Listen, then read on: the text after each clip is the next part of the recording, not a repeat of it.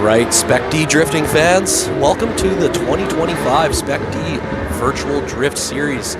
We've got the pro drifters getting going here. Round one is going to be brought to you at Raceway. We've got the pro track that we run every year. It's a good time.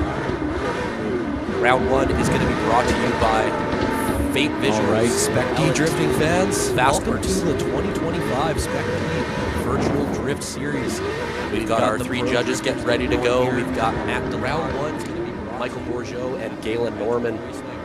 So we're getting set up here, just finishing up our practice session. We're going to get going with a driver's meeting at 7 p.m. Mountain Standard Time. And shortly after, we'll get started with our qualifying session and then get into our brackets. We've got nearly 40 drivers registered for today, so it should be a good one in store for you guys tonight. Should be a whole lot of fun here. This is going to be my first virtual drift experience. So far, really enjoying it. Really cool seeing the technology here on the back end. Dustin at Electric Media has done a phenomenal job. So super insane technology I get to see here, and really excited to get going with the competition. So like I said, we're going to finish up our practice session here. Got another 30 minutes or so. Let these guys get through the course, and then we'll get started with a driver's meeting and a qualifying session. Just to walk you guys through the course layout here, as we have a few drivers out on track. We'll give you a rundown of what we're going to be looking for on the track.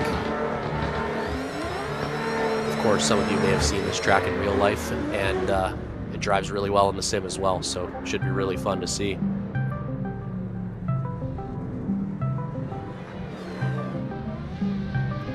So we'll walk you through the track here as we line up these two drivers. These two S14s will get going. So here we go. There's going to be a 3-2-1 initiation right here. First corner is going to have a big outside zone on the bank. The judge is going to be looking for a nice high line into that first inner clip with a first touch and go. Now shooting through this long straightaway as we get into the second outer zone coming up onto the wall here. And then what we're going to be looking for is this final outside zone here into the final hairpin corner. So that's going to be our track layout for tonight here at Raceway. So yeah, we'll let these guys get through some more practice, and then we will go into our qualifying session around 7 p.m. So let's enjoy this practice session, and we will have a fun night tonight.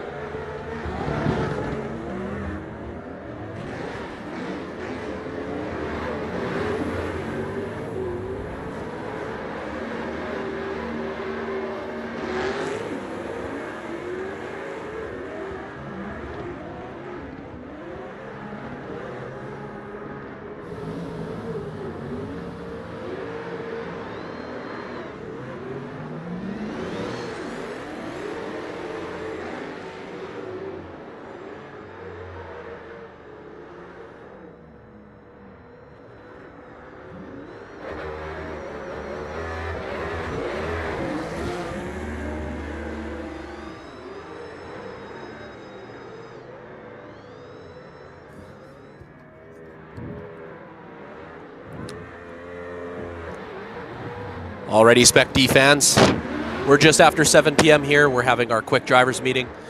So once again, welcome to the Spec-D Pro Virtual Drift Series Round 1, coming to you from Raceway in Edmonton, Alberta, Canada, of course, virtually. Round 1 of the Pro Drift Series is brought to you by Faint Visuals and L&T Fastworks. Of course, we've got Dustin at Electric Media behind all the technology here, doing a phenomenal job, of course. Beautiful live stream that we get here. Feed of all the cars, lots of great views, a lot of great telemetry as well. So looking forward to getting this started. So like I said, just finishing up a practice session here, and then we're going to get into qualifying right after this drivers meeting is done. And we've got a pretty full list of registered drivers. I think we're sitting at around 40 drivers today, which is really exciting. So should be a good, complete competition here. So we'll be getting started with qualifying right away. We've got our 3 judges. We've got Matt DeLang, Michael Bourgeot, and Galen Norman. So those will be our 3 fellas judging speed, style, angle, etc. Line, of course. Should be a lot of fun here, of course, through the qualifying session. We'll get some scores going, which will then place our drivers into a top 32 bracket where we will go 1 versus 1 until we have 1 man standing. So should be super exciting. Of course, a lot of familiar faces from the Pro Series.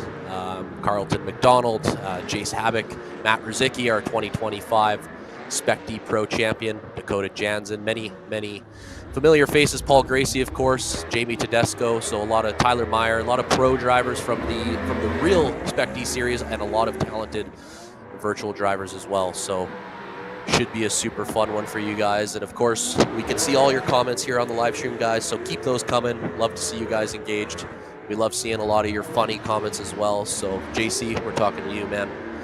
Pitch in anytime you want. Brett Alexander, we see you.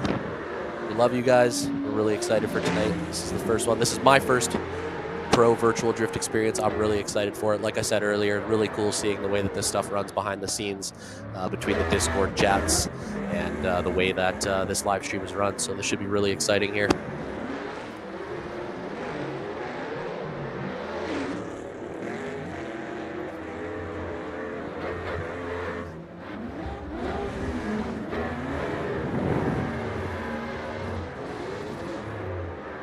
Of course, if you're into virtual drifting, haven't had a chance to get into it yet, check us out. Of course, you can follow Spec-D on Instagram at Spec-D Drift Series. Make sure you get into the Discord chat.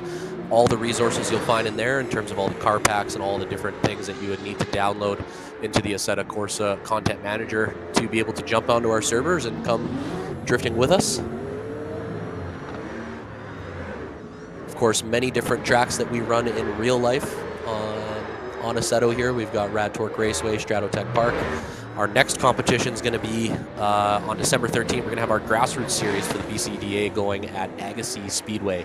And then I believe our next Pro Series event will be in January. So we got a jam-packed winter for you guys in terms of virtual drifting. For those of you that are from Canada, this is all we can really do. You're either snow drifting or virtual drifting. So of course, the beauty of virtual drifting is we don't have to replace tires. At least we don't have to pay for them. So that's a lot of fun as well.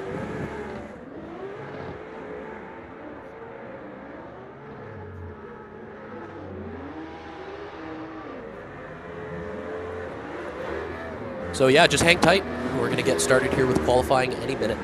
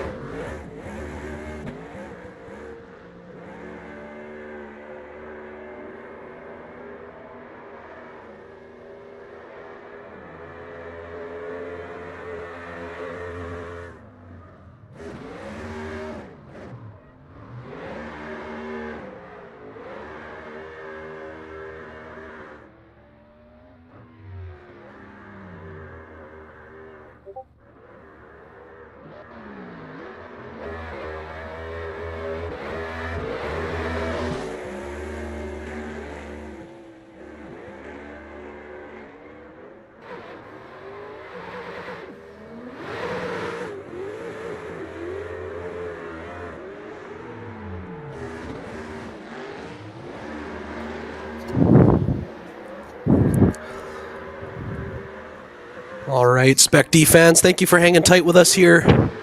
We're just finishing up with our drivers meeting, and we've got getting the server slotted right now, getting all the cars set up to get started with qualifying. So we're going to be getting going any minute now. We see you guys in the chat, so keep the comments coming in. Love to see the comments, love the interaction. It's a lot of fun. Cheer on your favorite drivers, ask some questions. I'll do my best to keep up with the comments and answer some questions as best as I can. Of course, make sure to give us a follow on Instagram at Spec-D Drift Series.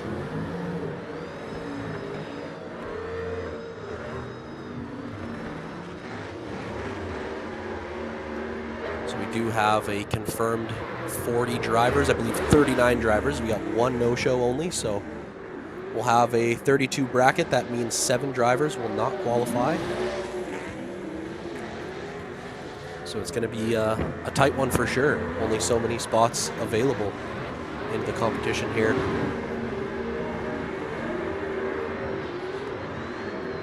See if we can get a virtual wave going. Is that a thing? Maybe, what if we throw some the hands up emojis in the comments? Let's throw some hands up emojis in the comments. Let's get a virtual wave going. That might be a first.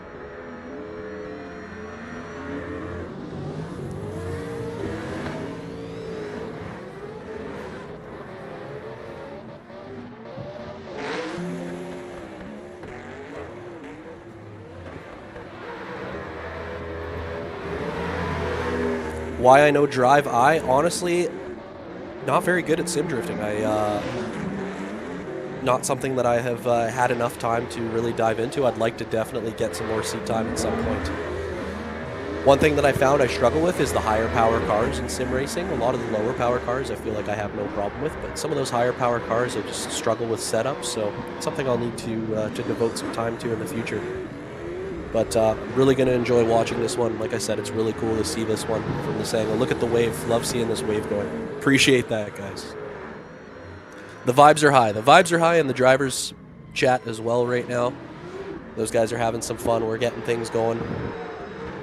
A lot of chirps. The comment section seems exciting. We've got about 76 viewers right now.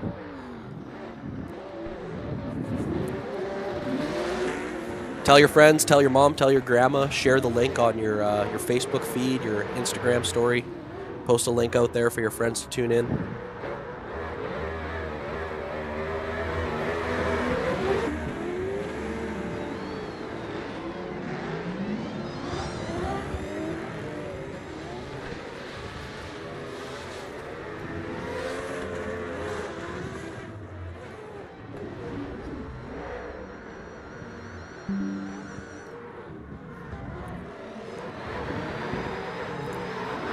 For those of you that are tuned in watching right now, do we have any predictions on who might win this event? Go ahead and throw that in the comments if you have a driver that you think has a good chance of winning this event. I'd like to see what everybody thinks.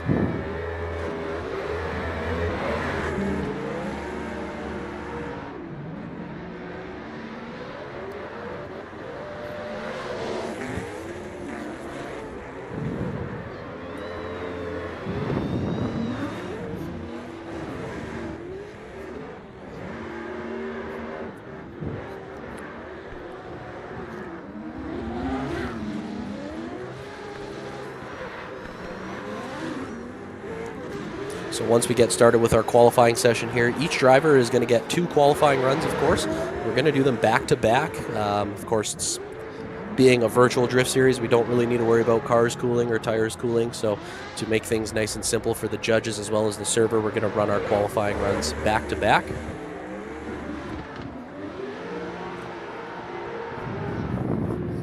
So we're going to have the 3 judges, Matt DeLang, Michael Bourgeot, and Galen Norman will throw their scores up. We'll see those on screen, of course. And once again, huge thanks to our sponsors. Specific to the Virtual Drift Series, of course, we've got Faint Visuals, L&T Fastworks. Electric Media, of course, runs the entire tech behind this whole thing. He's the mastermind behind it all, so huge thanks to him, of course, as well. We've got two former champions in this competition as well. Former champions from the Real Drift Series. So our last two champions, essentially, I guess two of our last three champions between Jace Habak and Matt Ruzicki. Matt Ruzicki being the 2025 champion, and I've heard that Matt and Jace are both incredible sim drivers as well. So those are going to be two guys that'll be difficult to beat as well. And seemingly have some guys from many different countries as well. There's obviously a lot of Canadian drivers, a lot of American drivers. I believe we've got somebody from Ireland as well.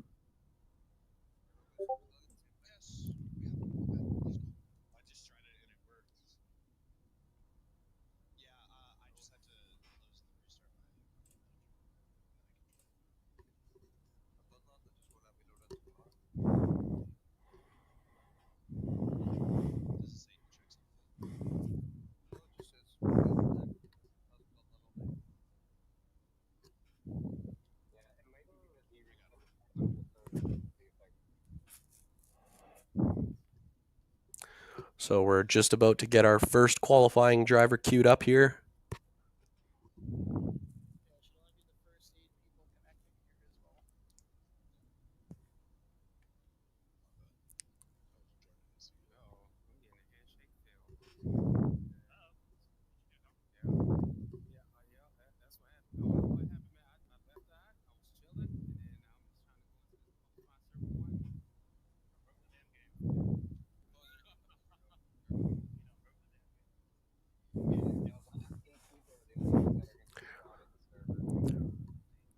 Bear with us here, of course, with 40 drivers.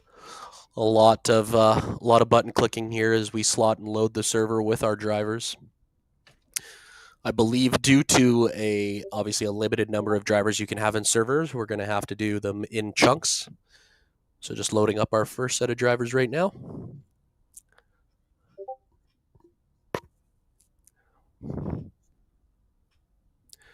So yeah, huge thanks for you guys for tuning in tonight. 7:22 p.m. local time here in Edmonton, Alberta. Of course, if I haven't introduced myself already, I'm Marco Tassoni, coming to you live from my headquarters here in Edmonton, Alberta. Who do I have my money on to win, Shelby? That's a good question. I mean, honestly, being a guy that has watched and competed in the Real Drift Series, I would have to put my money on Matt Ruzicki. I watched him damn near sweep the entire season this year, winning the first two events and almost winning the third event. So I've heard that his sim drift skills are as good as his real drifting skills. So that's who my money would be on. But there's some great competitors in this lobby right now. A couple of guys that I've heard are pretty well known in the sim drifting scene as well. So I think this one will be quite exciting.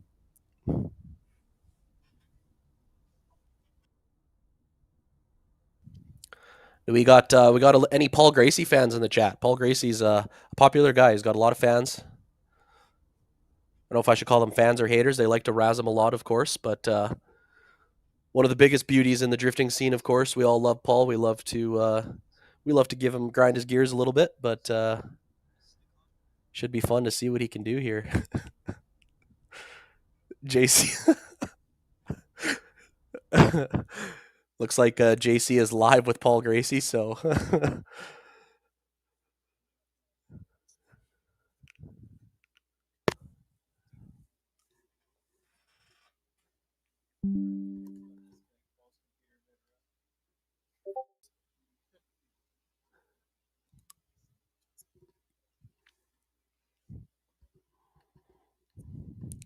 So I guess with this bird's eye view of the track layout right now, a good opportunity for me to give you a little bit of a rundown again of the way the track is going to work. I guess I said that too soon. Looks like we're just about to queue up the drivers here.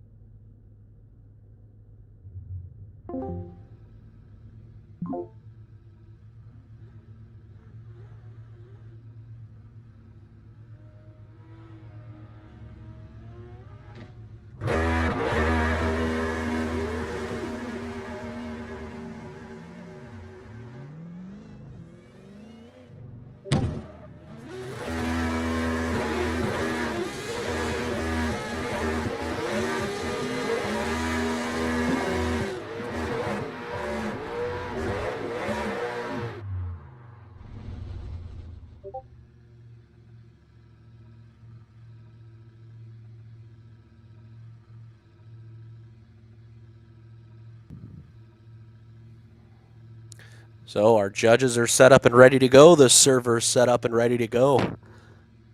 So we're going to line up our first couple drivers here.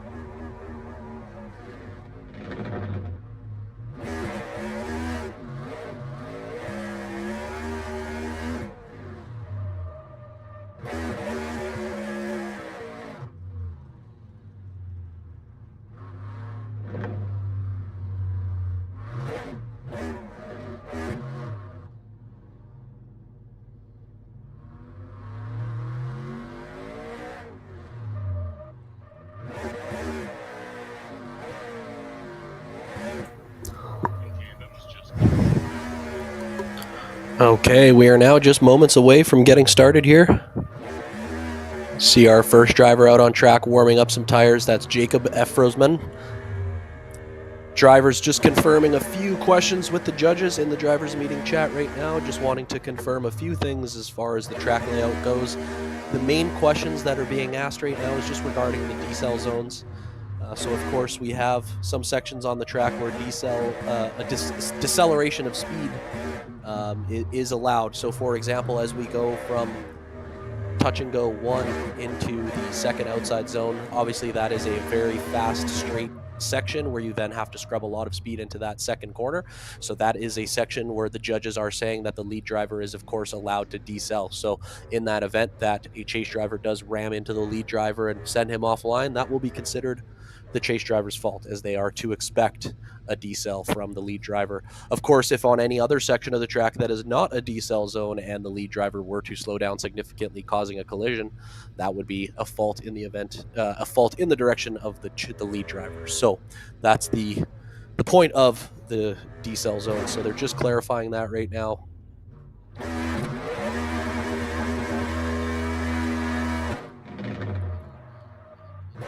So just dotting a few of those I's and crossing some T's, and then we will go into our first qualifying runs here for Jacob in that S13.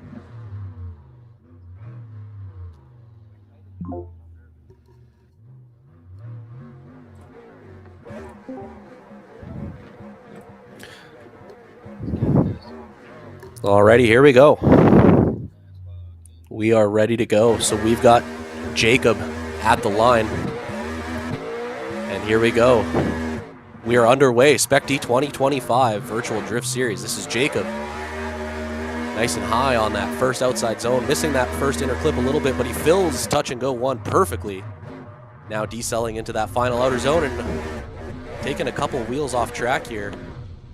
Very wide on this wall, and unfortunately, he's going to have to shut it down right there.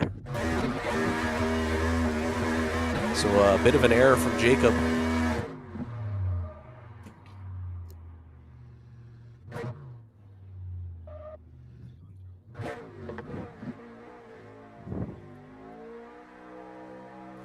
So of course he will get a chance to go again as we run our qualifying runs back to back. So Jacob's going to get his second chance right now.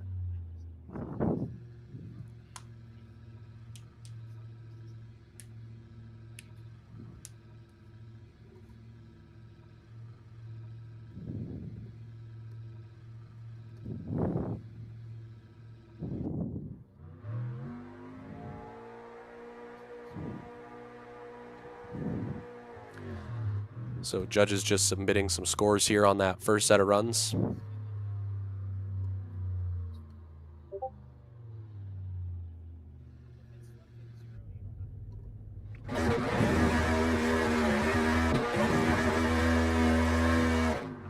And now we're going to queue up Jacob for his second run here.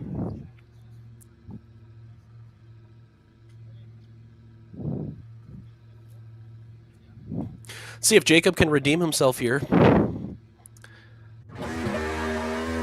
Run started off super smooth. Just a little bit of an error into that second outside zone here. So here we go. Big snappy initiation. Not quite as high of a line as he had on the first run, but still touching that zone. Nice fill on touch and go 1 here as he comes into that second outside zone. A little more conservative than the first run, but nice, consistent, smooth line here through outside zone 2 as he flicks it into the final outside zone. Nice deep line, just touching that wall. And he just kind of has to pull it over the line here. A little bit hectic at the end there for Jacob. Those outside zones proving to be a little bit tricky. So he scored a 23 on his first run. And the judges are now going to submit some scores for the second run.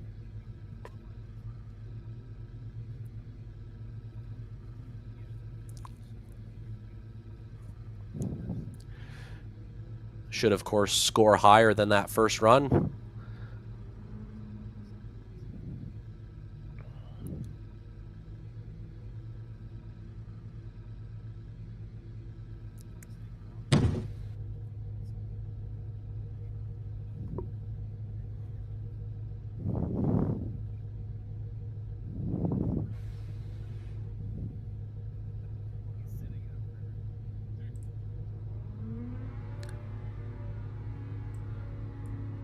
So Jacob's going to score a 32. It's going to be a 32 on his second qualifying run.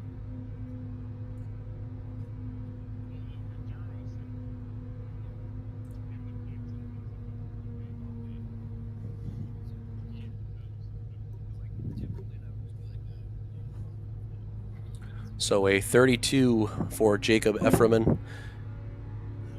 So to answer the question in the chat regarding the zeros, so they are judging based off of sectors. So the track is going to be split up into 3 sectors, just for qualifying, of course. So he did 0 in 2 of the sectors on both runs, so that is where he got the low score. Of course, we have only 32 qualifying spots and 40 drivers, so there's that to take into account, of course, as well. So here we go. Now I'm going to bring on our second driver. This is Levi Adland. So this is Levi Adland looking good on that touch and go into that second outside zone. Fills the second outside zone perfectly. That rear tire dragging that line. That is just a smooth, beautiful outside zone 2. Nice, beautiful snap into outside zone 3. Touching that wall. Massaging it a little bit.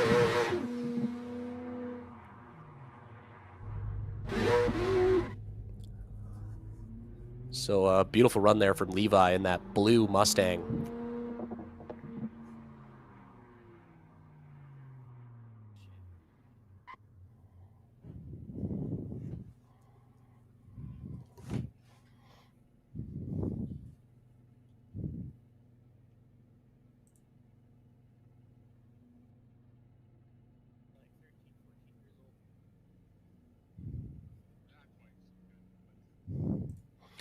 Okay, so that's going to be a 61 for Levi Adlin on his first run.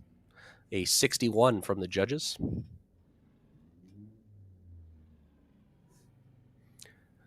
So we'll go ahead and send him for his second run here.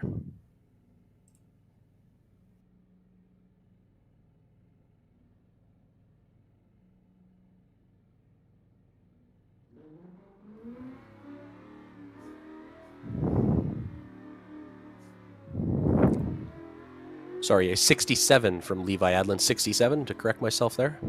68, my apologies.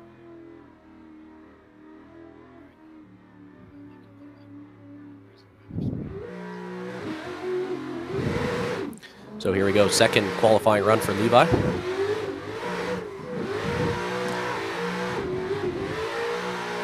Look at that, beautiful big angle on first outside zone. Phil's touch and go 1 beautifully. Smooth transition into outside zone 2. Filling it a lot deeper than the first run.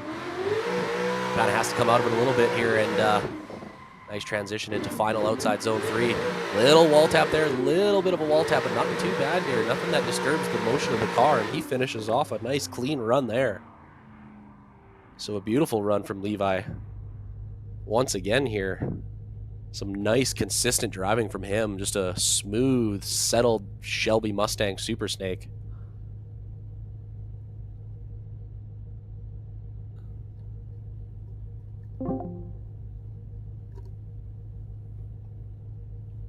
So we love to see that from Levi.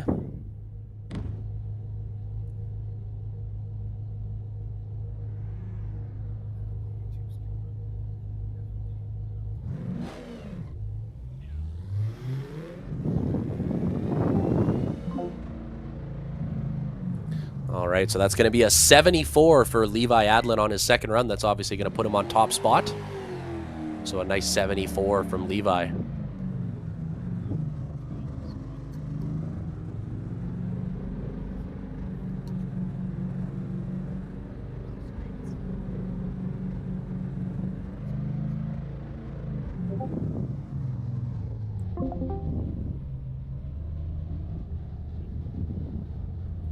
So a 74 from Levi. And we will queue up our next driver. That should be Chaz Bush in the LS swapped S14.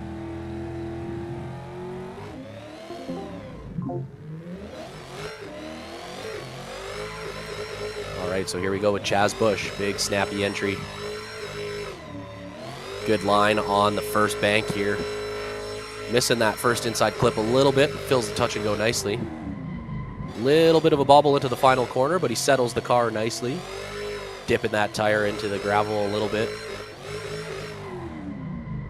Good smooth transition to the final corner. Bumping that car across the finish line. Little wall tap. But that looked like a good score on the board for Mr. Chaz in that S14.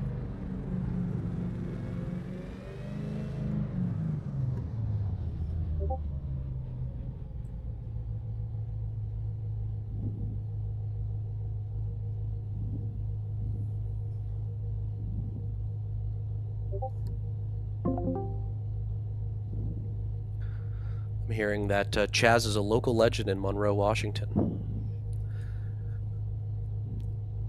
I believe we've got quite a few drivers in here from the Monroe area. I think between the Habish brothers as well as Carlton McDonald coming to us from Monroe, Washington.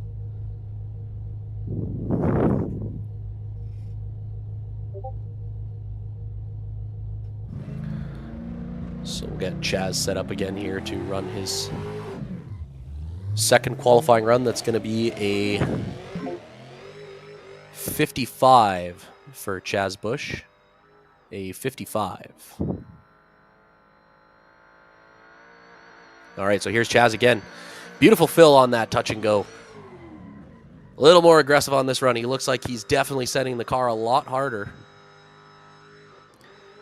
Nice big smoke, good consistent line, not wavering the car too much. A little bit of a wall tap here. As you know, walls are not so forgiving here, so you can only touch them ever so slightly. But he does get the car across the line here.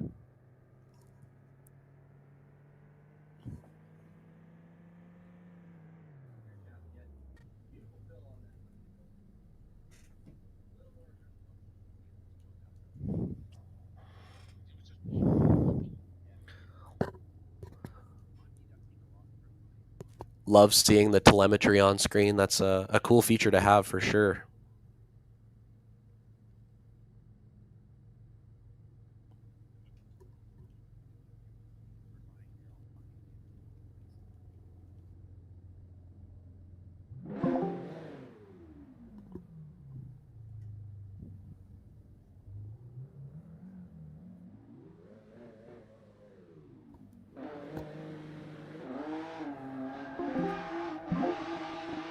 Just getting some scores for Chaz's second run. And we're going to send our fourth qualifying driver here. This is Matt Spies in the E36. Big angle into outside zone 2 here. Huge angle. Almost backwards, 90 degrees of lock. Looking really sorted in this E36. Oh, and unfortunately, rotates the car into the wall.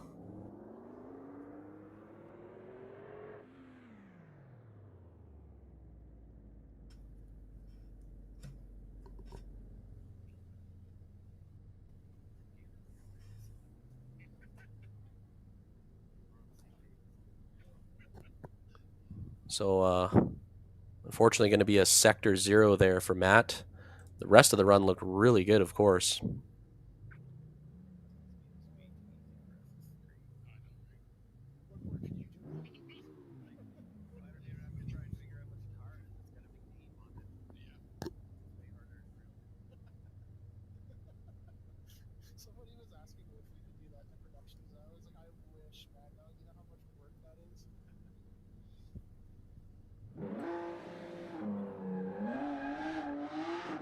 So we're going to have a 39 for Matt Spies on the first run, a 39 as we'll send him again for his second run.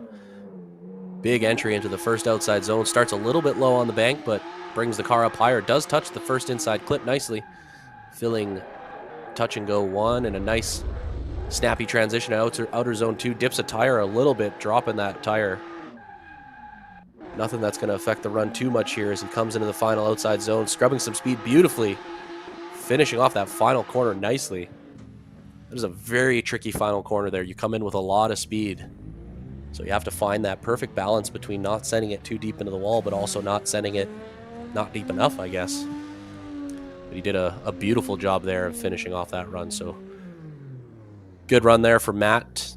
That should better his his first score, of course.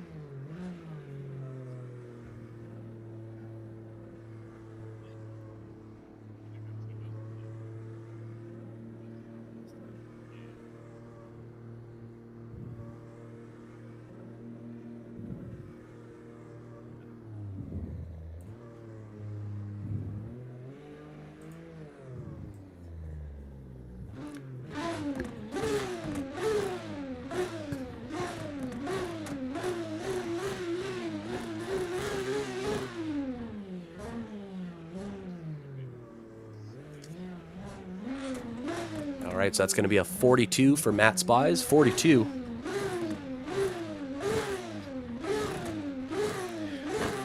And this is going to be EJ Radke here in that RB30 S15.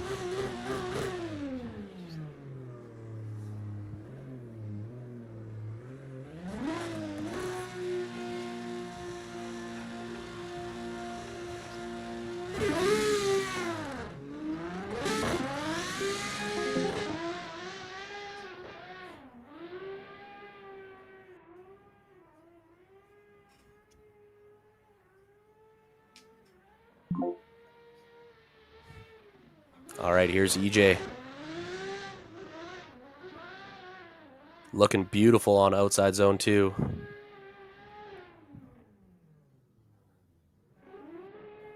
Looking really smooth here. Nice smooth transitions. Nothing too aggressive in that final corner, but probably a smart play considering how many guys we've seen overcook it into that corner.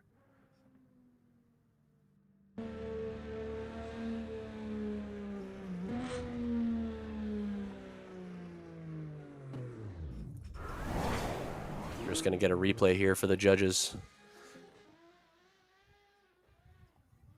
So big, snappy entry there. Running that high line beautifully. One of the better inner clips we've seen as well, filling touch and go 1 nicely. Right, here's EJ. A little bit of wavering here, nothing too crazy. On outside zone 2. But overall, a nice, consistent run from Mr. EJ Radke. Really smooth here, nice smooth transitions. Nothing too aggressive. We've got a lot of EJ fans in the chat, so any of you EJ fans, make yourselves be heard.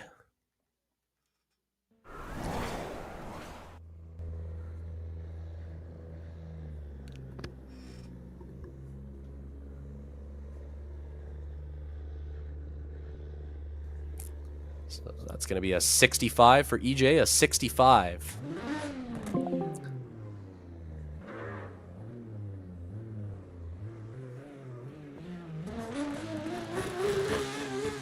Get him queued up for his second run. All right, here's EJ. Another big snappy entry. More consistent on that first outer zone, a lot more consistent. Beautiful on the inner clip as well as touch and go 1. Filling outside zone 2. Really nice. Nice consistent angle on those front wheels. You don't see those front wheels moving too much at angle. That's what we want to see. Another good smooth transition here from EJ. Nice finish to his second qualifying run.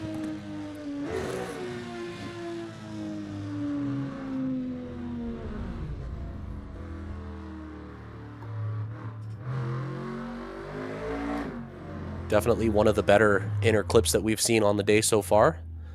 That might be something that the judges like, of course. Seen a few guys miss that inner clip, so love to see that.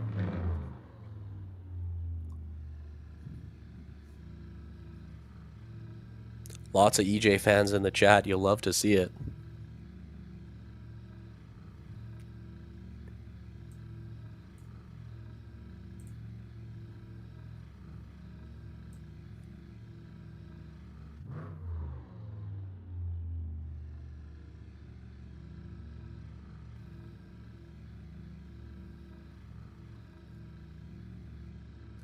And we've got a 73. That's a 73 for EJ Radke. That's going to put him on the second spot currently in qualifying. So nice 73 there for EJ. As we're going to send Cody Smith here. So this is Cody Smith. Absolutely filling outside zone 1 beautifully. And he fills touch and go 1 beautifully as well. Wow, this is a nice heater here. Nice, consistent, smooth angle. Just barely grazing that wall here. Dragging the bumper along this wall as well. Another beautiful run here. Just some top-level driving we've seen so far from everybody here.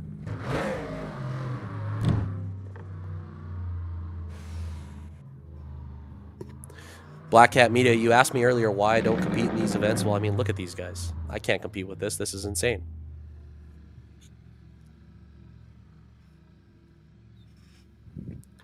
So a beautiful run there from Cody coming to us from the United States. That Rocket Bunny S13.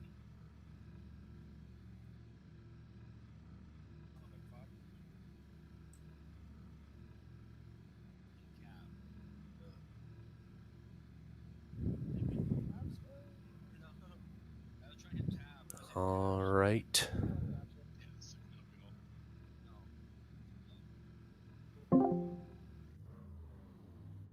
That's going to be a 77 for Cody Smith, a 77. That should be good for top spot for now. So he is our new qualifying leader at the moment with a 77 for Cody Smith. And we'll send him again for his second run. Big snappy entry again. Looking smooth, looking consistent. Dipping a tire off there. Pushing that car nice and deep. He's got a good score on the board, so no reason not to push it here. He's got to score. See if he can do better. Grabbing some handbrake there. Moving that car across the line. So 2 good back-to-back runs there from Cody Smith.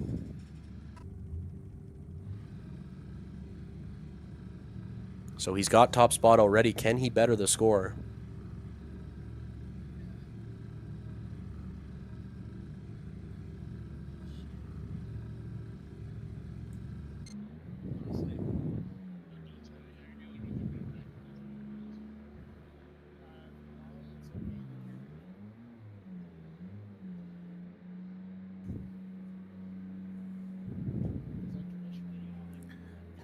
So that second run is going to be a 75. That's a 75 for Cody Smith. So it doesn't quite best the first run. That first run just a little bit better for him. But still 2 good scores nonetheless for Cody Smith.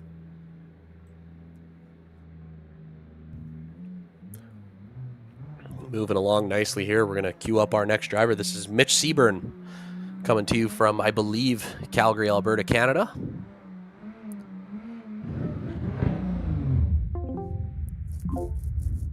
So here we go with Mitch Seaburn. Big flick entry. Throwing a lot of angle here. Maybe compromises the high line a little bit. Good inner clip and a nice touch and go, of course, from Mitch. Looking really smooth and dialed in this S15.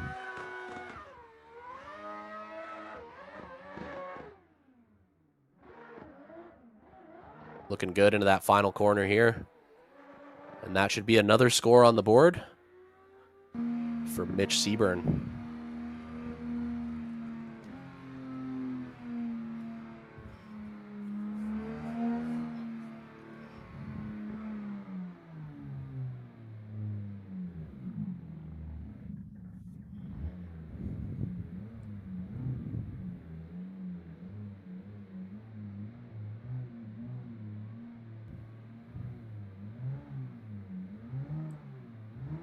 So Mitch taking it nice and easy there. Just a smooth, consistent run. Gets a score on the board. Looks like it's going to be a 70. That's a 70 on the board for Mitch Seaburn. And now going to get a chance to improve on that score.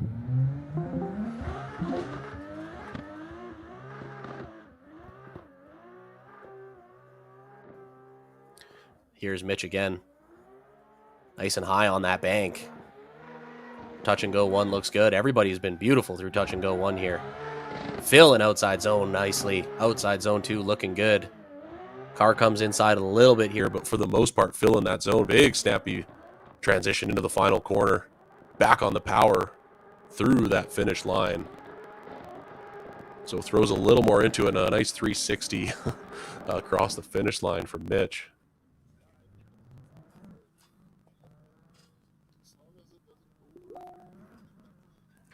So will that be better than the first score? See what the judges think. But another really good, smooth run from Mitch there.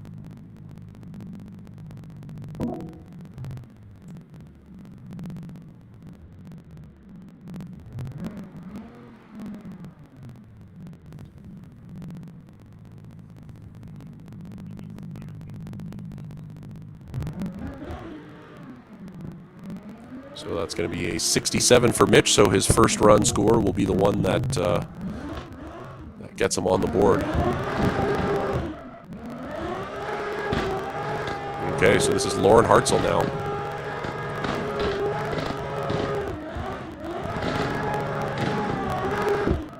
Nice transition into outside zone 2 from Lauren here.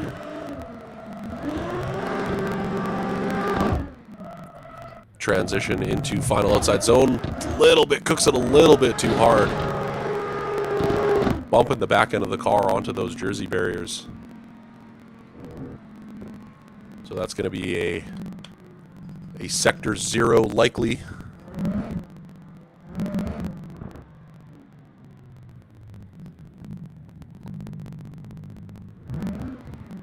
So as we mentioned before, we are judging sectors here, so there are sections of the course that will be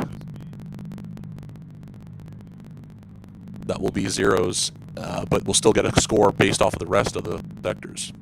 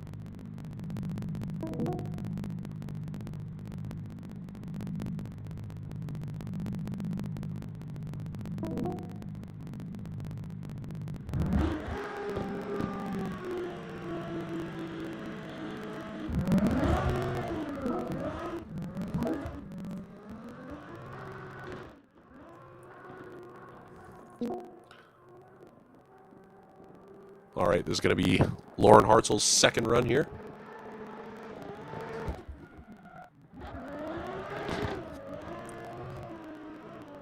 So here's Lauren Hartzell again.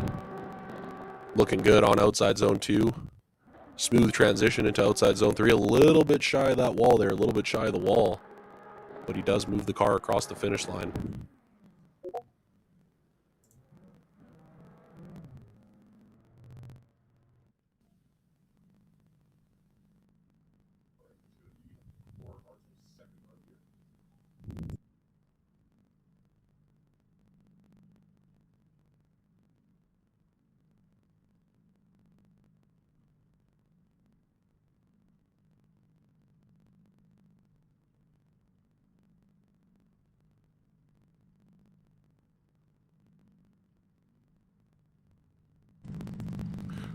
Gonna apologize for the mic issues, folks. We're just working on that right now.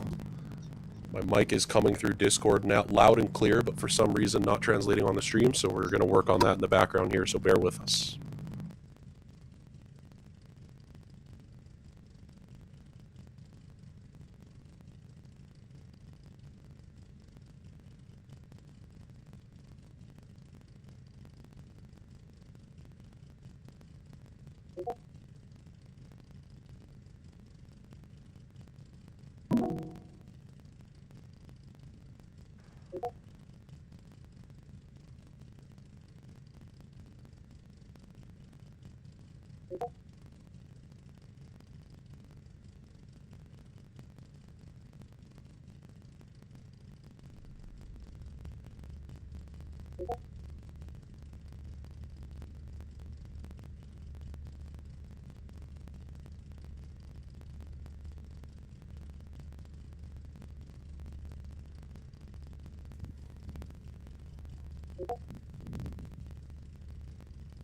All right, so we're going to queue up Trey Mua next.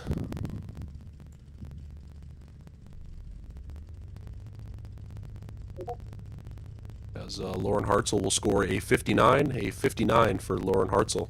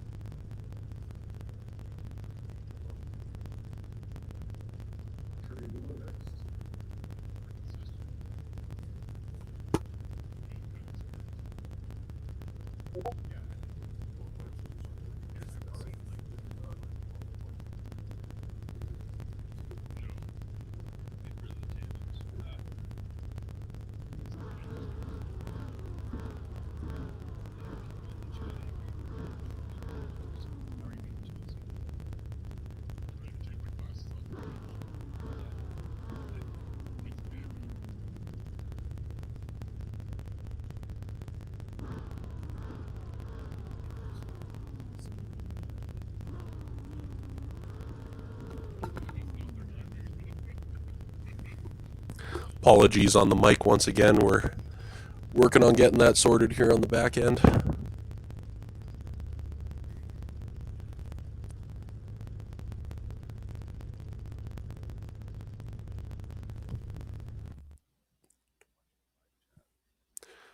To answer your question there, Shredded Mental, yes, there will be more virtual drift events. Our next scheduled event is going to be on December 13th.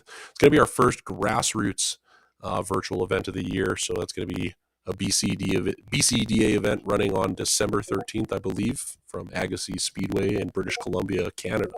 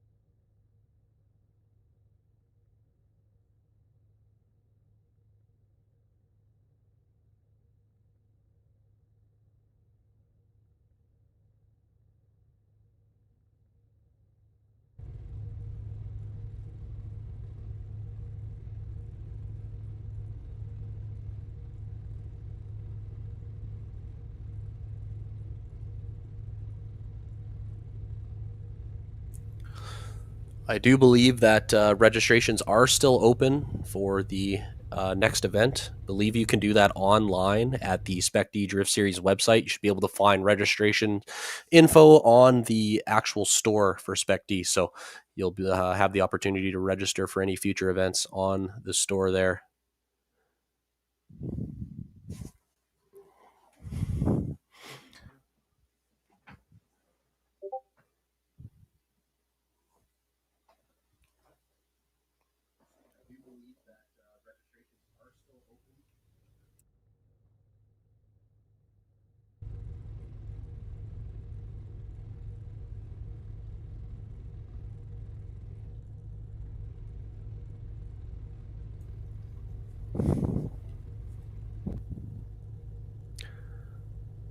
Thank you, Paul. You look gorgeous as well, my friend.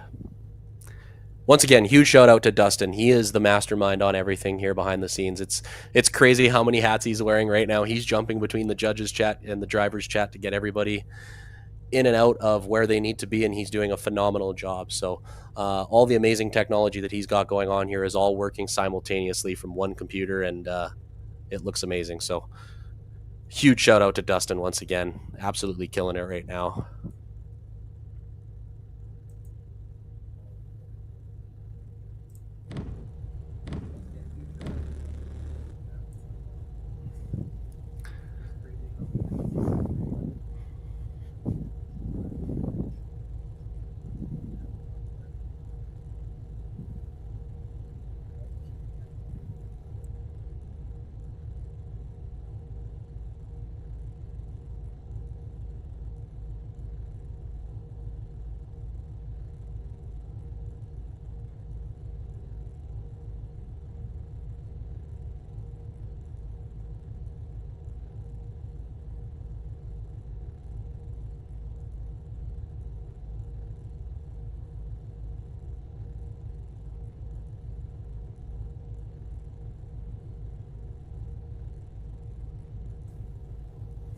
So Trey had a little bit of technical difficulties there for Trey, but he's getting connected again here, and we'll get his qualifying run underway.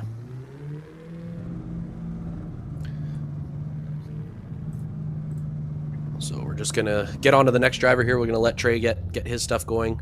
So we'll get Matt Lloyd queued up next instead. So it's gonna be Matt Lloyd in the Silvia S14.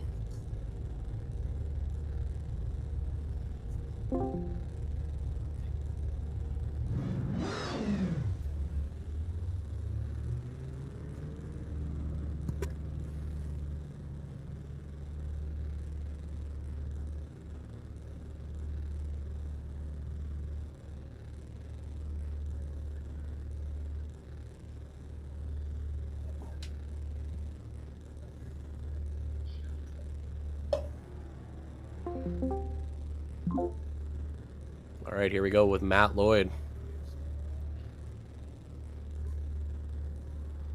Big angle entry. Having to pull some angle out of the car there, though. A little bit too high on the line. And a bit of an opposite drift there as he has to reinitiate, and unfortunately 360s the car off track.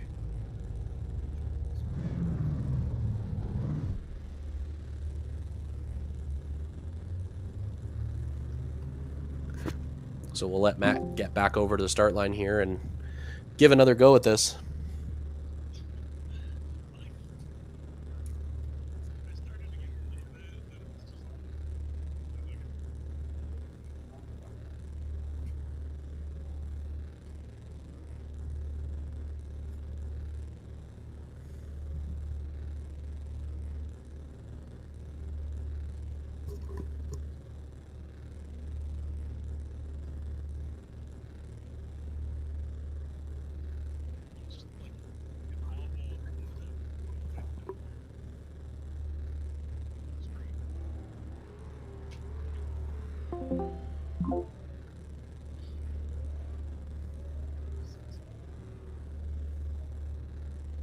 All right, here's Matt's second run. Big entry, initiation.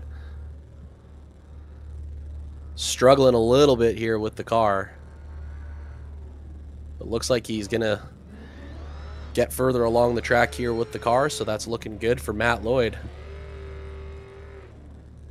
Little bit of wavering here, but he is going to get through the course, it looks like. So good job for Matt Lloyd to improve on that first run.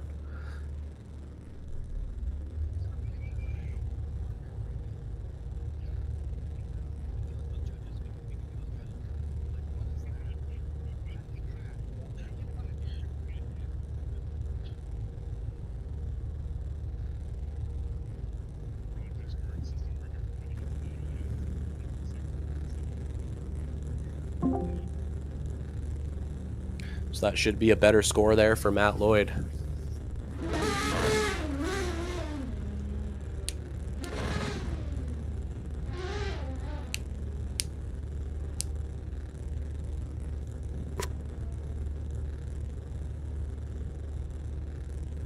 So that is going to be a 15 for Matt Lloyd. And apologies, we are getting our qualifying standings back up on screen here shortly for you guys, just getting everything back into order for that so that you guys can keep track of who is leading as far as qualifying scores go.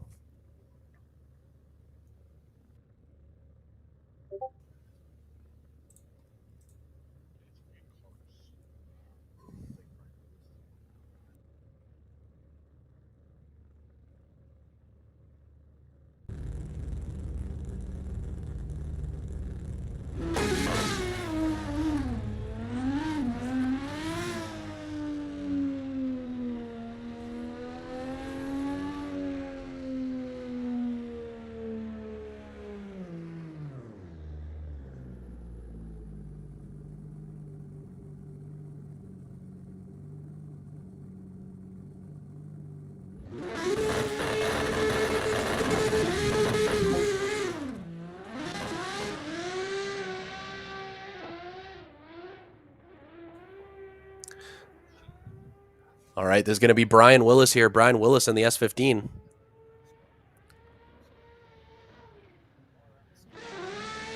good on inner clip 1 and touch and go 1 through into outside zone 2. Not quite as deep into outside zone 2 as we'd like to see from Brian Willis.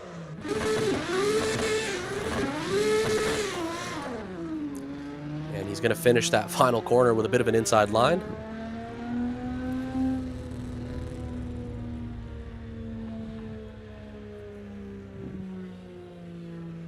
So that will be a score on the board for Brian Willis.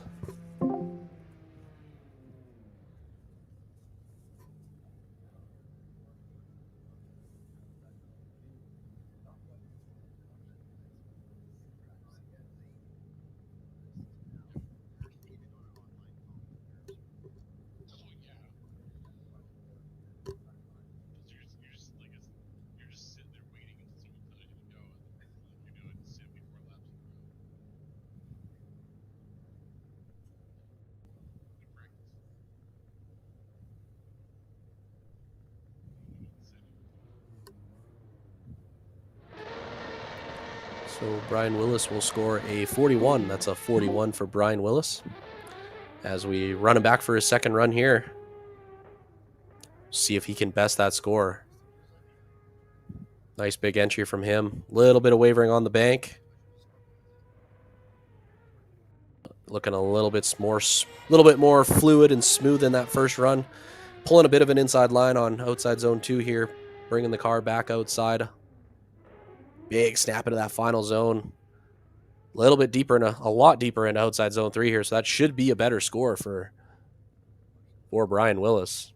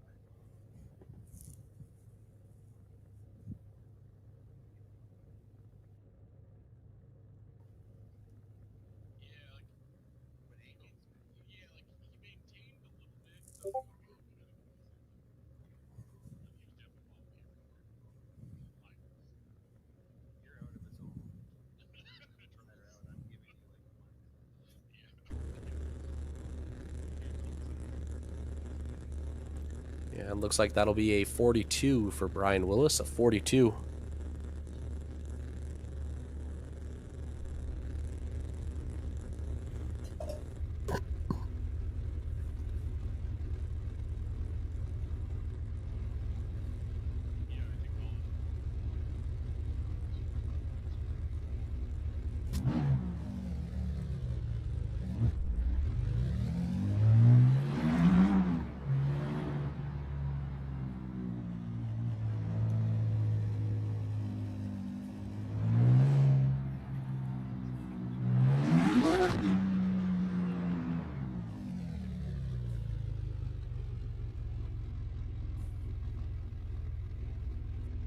So this is going to be Drake Burke up next. Drake Burke in the C6 Corvette.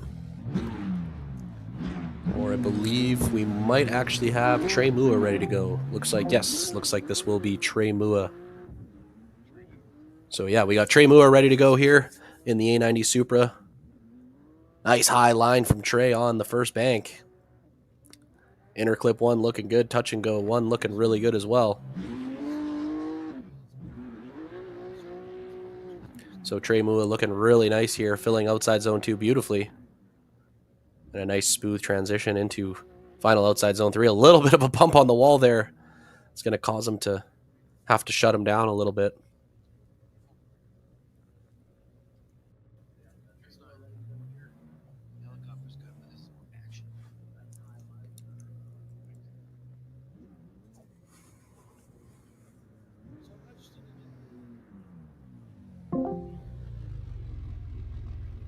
So that should be a score on the board for Trey.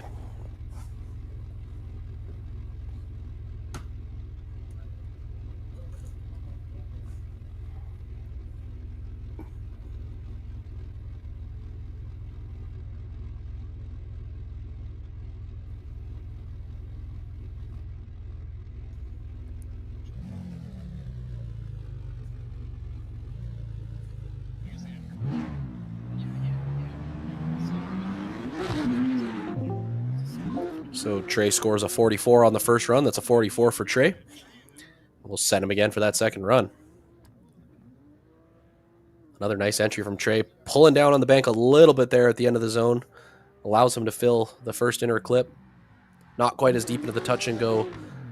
And has to cut the line on outer zone 2 here and sort of shut it down off of the track. And I think that's going to be it for Trey. He's going to take that 44 on the first run as he just kind of pedals the car across the finish line.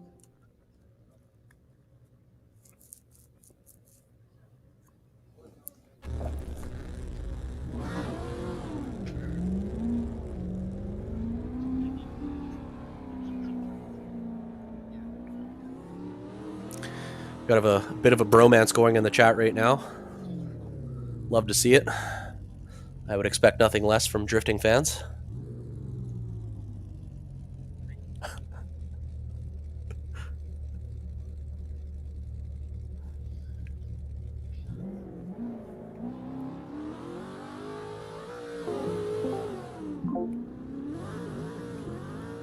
All right, this is going to be Drake Burke here. Here's Drake Burke in that C6 Corvette.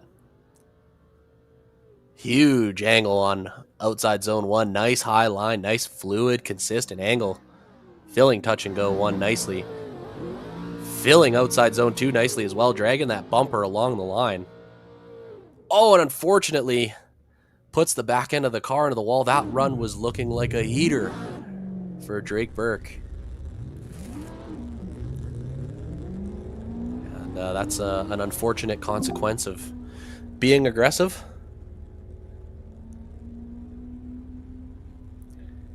Huge shout out to Tony Kosh in the chat. Good to see you, brother. We love you as well, the legendary Tony Kosh. I'm just copying you tonight, brother. I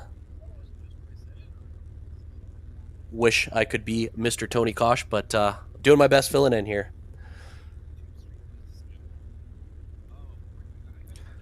So we're going to let Drake Burke take another stab at it here. Fortunately, with that error, he will score a 19 due to the sector 0. Quite the beautiful run up until that point. So a little bit unlucky there for Drake. But based off of what he threw down on that first run, I think he should be able to put a really nice score on the board here.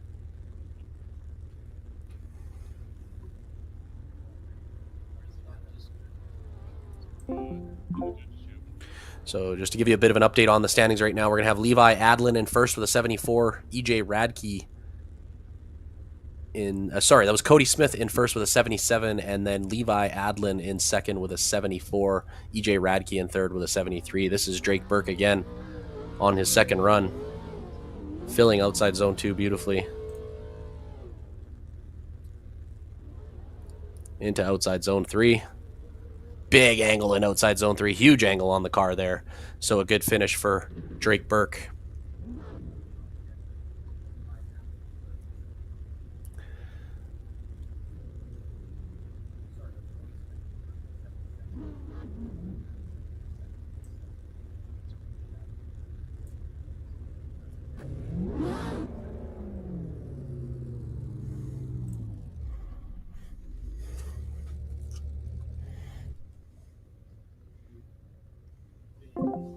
So huge thanks to all of you for tuning in again.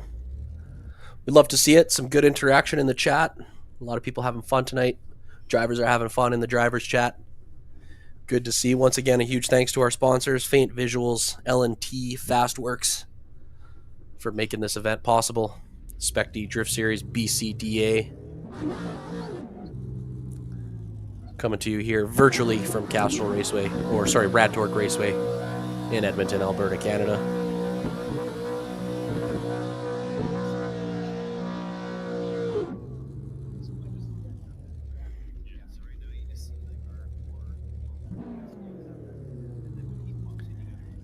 We're going to load up our next qualifier. That's going to be Andrew Mazeral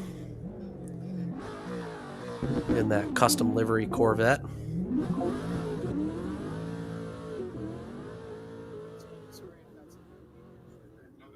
All right, here's Andrew Mazerall. Nice high line on outside zone 1.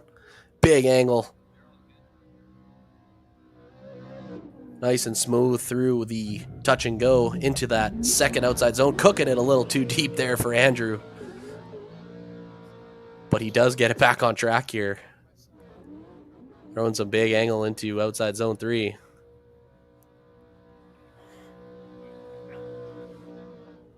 So Andrew on for a heater there, just unfortunately cooked it a little too hard into outside zone 2.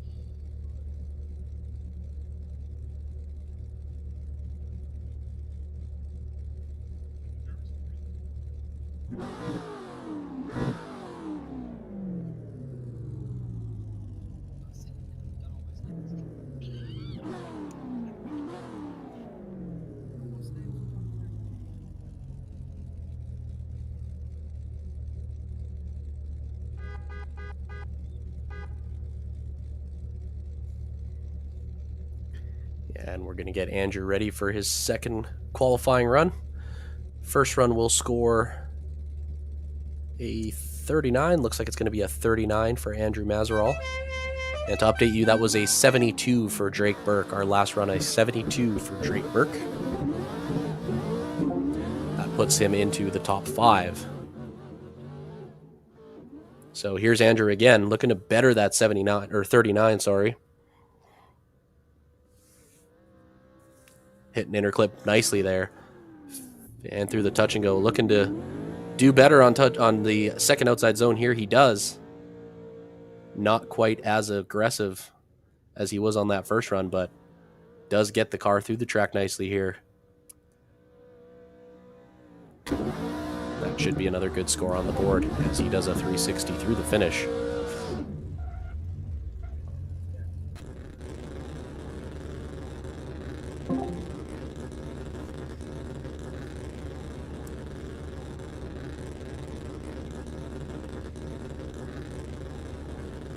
So a good improvement there from Andrew.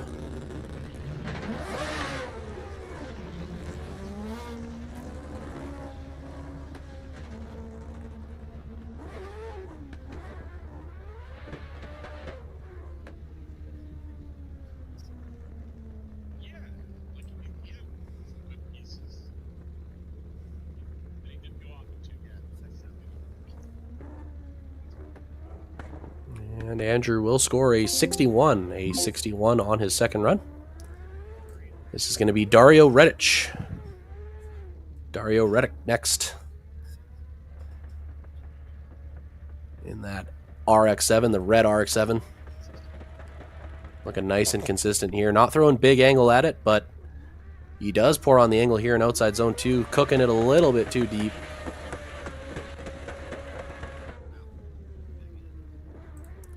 But he does pull it together here into outside zone 3.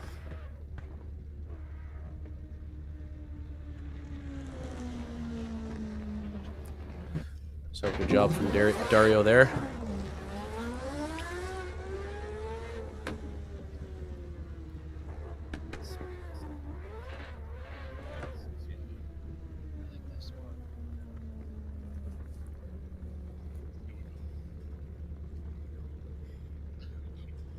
The scores are out of 100, so nobody quite perfect yet, of course. Our highest score on the day thus far is Cody Smith with a 77. And we're going to run Dario back for his second run here. A lot more speed into the course, it looks like here. He's cooking with some speed on outside zone 1. Exiting that touch and go a little bit early there. Causes him to not quite fill that outside zone 2 as well, but now he's in the zone beautifully.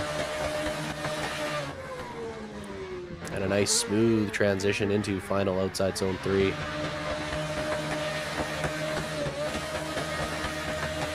So a little bit better of a run there by the looks of things. We'll see what the judges say.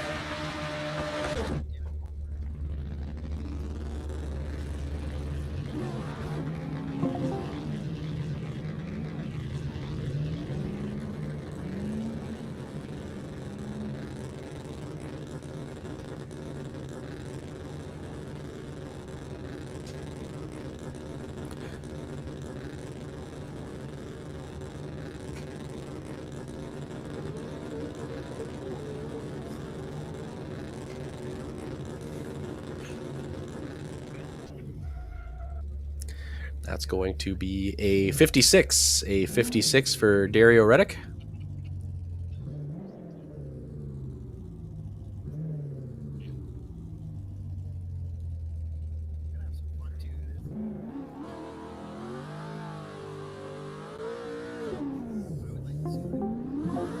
So this will be Dakota Jansen. Dakota Jansen up next. A little bit of left foot brake on outside zone 1. Nice smooth angle for him here. Big angle into outside zone 2. And unfortunately, clips the wall there. Was pushing that outer line nicely, but unfortunately overcompensated a little bit too much. Catches the back right quarter of the car there and loops it around. So we will see a bit of a sector 0 there from Dakota. I believe Dakota is a local of the British Columbia area. Had a hell of a coming out party this year in the Spec-D Drift Series at Agassiz Speedway. Absolutely killed it out there. So some good driving from Dakota, and his family makes some incredible pierogies. I will throw that out there right now. Just some of the best pierogies you've ever seen.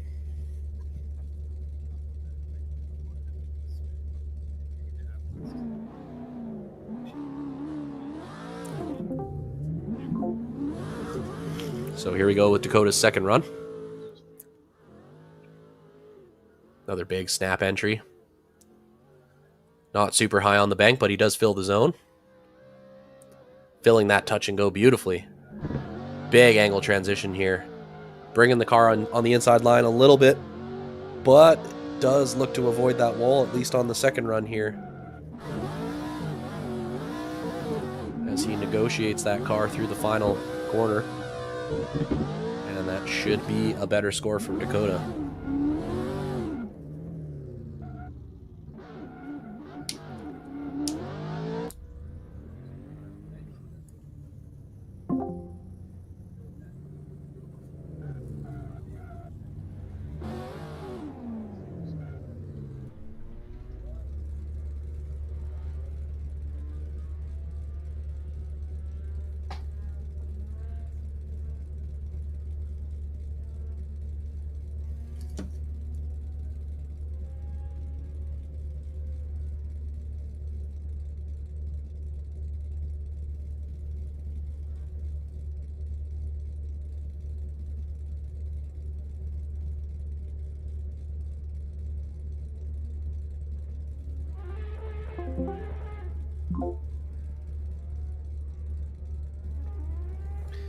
Huge thanks to Critically Canadian in the chat there, putting up our qualifying standings on screen. Appreciate that. Still working on getting ours fixed here, having some glitching issues with it. This will be our next driver here. This is Walter Uceda in that S15, the D-Max S15. Beautiful livery on that car. Throws a backy into the final corner, unfortunately. Oh, a little bit too much there from Walter. We're seeing a lot of guys throw it hard on their first runs, not the traditional strategy. Typically, you'll see guys go a little more conservative on the first run and then throw down hard on the second run. But you do love to see that kind of excitement in qualifying. So these guys are leaving it all out on the table.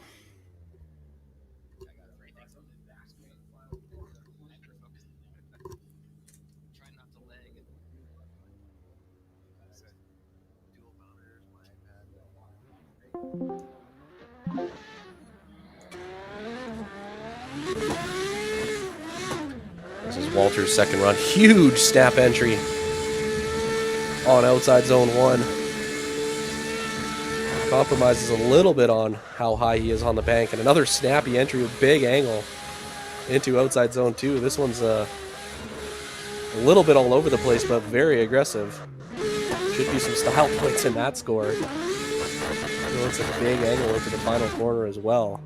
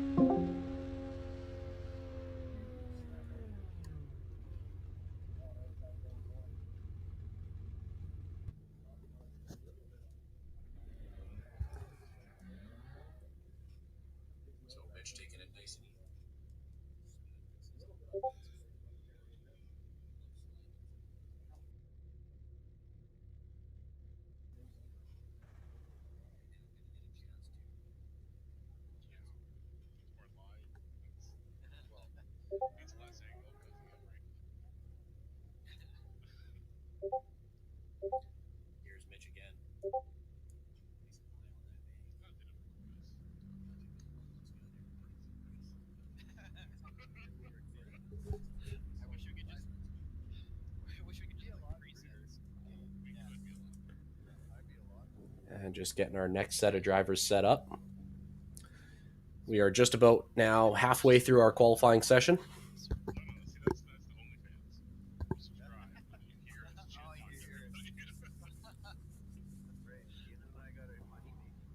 And we do have some big names coming up on the next set of drivers here. See if this shakes up the qualifying standings at the moment.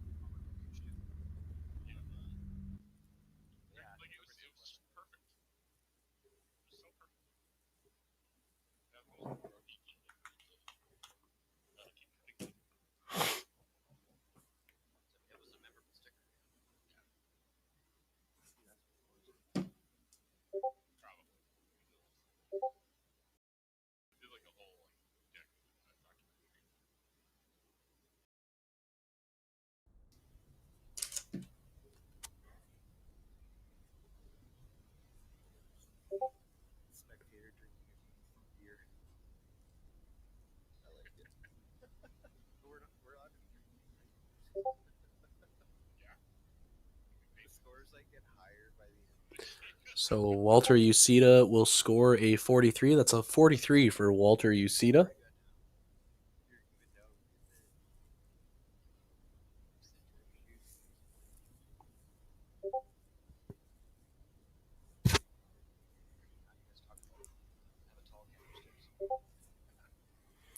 So top 3 still sitting the same in the top 3. We've got Cody Smith with the 77, Levi Adlin with a 74, EJ Radke with a 73, Drake Burke with a 72, and Mitch Siebert with a 70. That's your top 5 currently.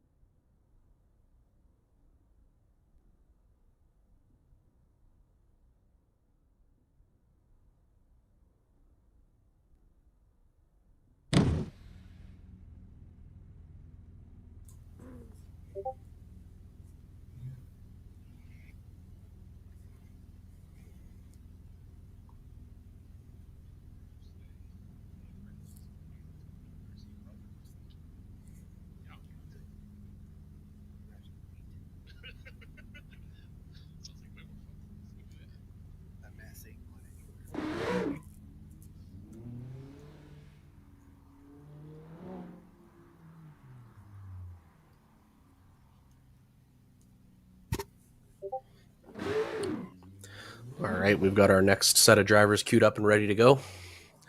Slotted into the server. We should have Avery G up next in that red Shelby you see on screen.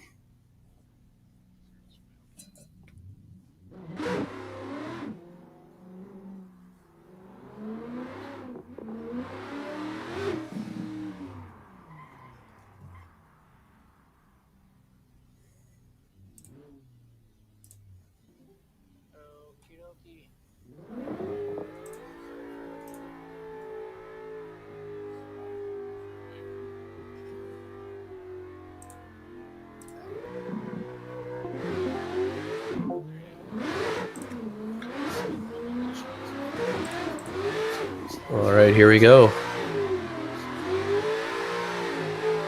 This is Avery G. This is the red Mustang.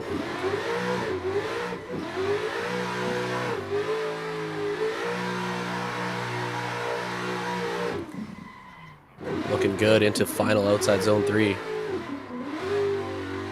Good job there from Avery.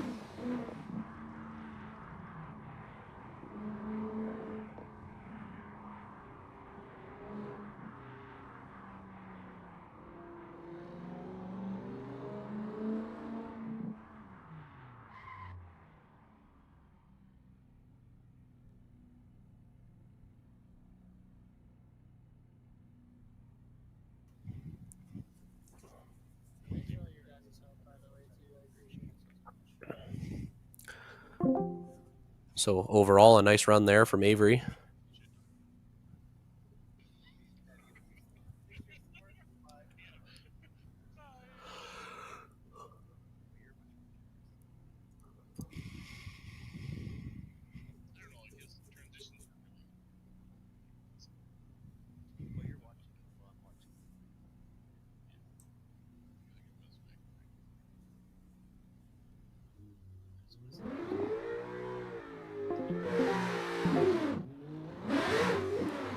So that's going to be a 52 for Avery on the first run, a 52. See if he can do better here.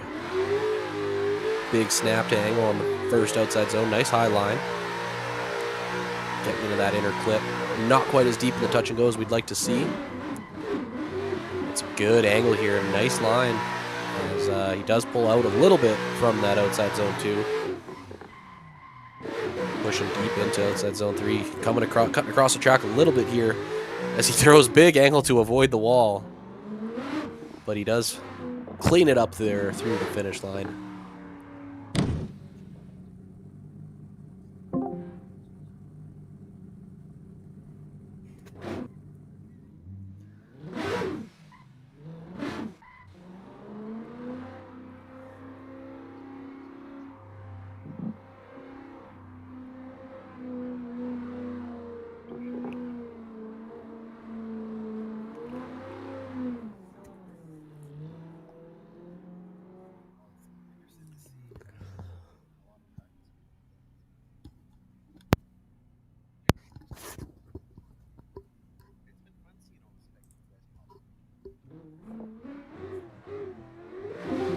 We're going to queue up the next driver here.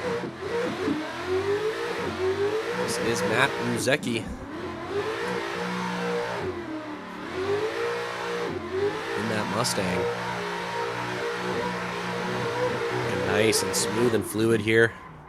Smooth transition into outside zone 2. Big angle on the car. Not quite as deep in outside zone 2. But very smooth nonetheless. Expert in car control here. We're seeing it on screen.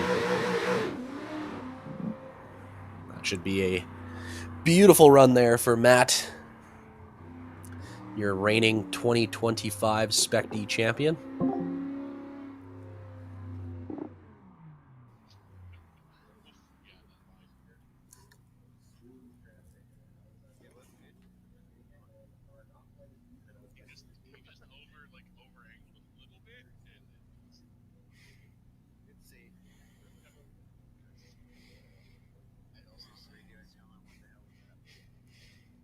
So that will be a score on the board for Matt.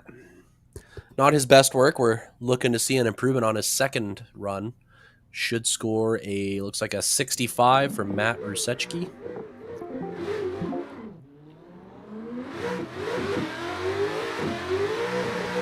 Here we go, second run. Look to see some more aggression here from Matt. He's higher on the bank. Beautiful on the touch and go there. Big angle into outer zone 2. Filling it a little bit deeper than the first run. Narrowly missing that wall that has been a problem for many of the folks so far today. And looks a little bit better there on that second run, so good improvement from Matt. We'll see what the judges have to say about that one.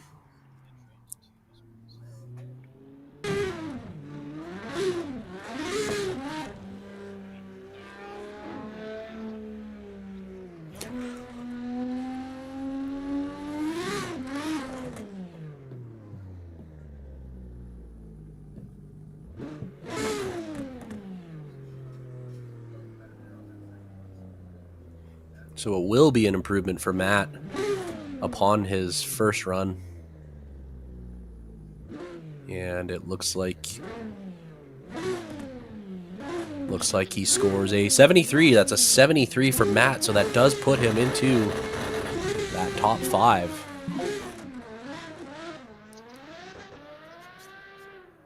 And this will be Tyson Stevens-Kral.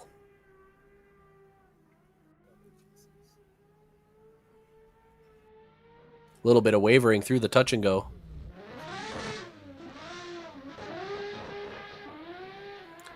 Looking nice through outer zone 2.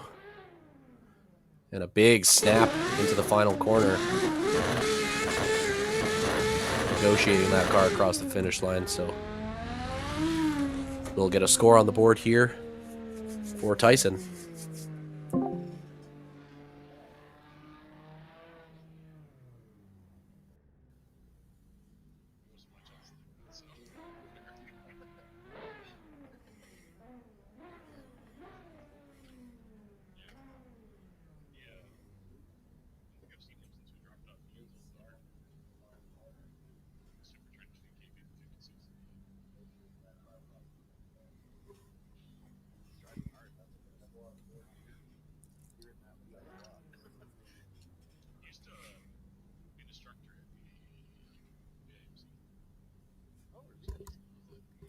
So Tyson will score a 43. That's a 43 on the first run.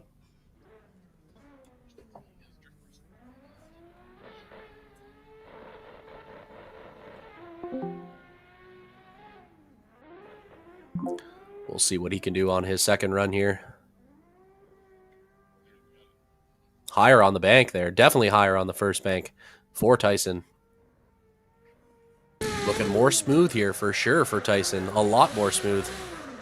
Outer zone 2 looking good here from Tyson Stevens-Kral. He does avoid that wall there. Good wherewithal from him. And a big, big snap into the final corner. Wow, that was a near backwards entry into the final corner.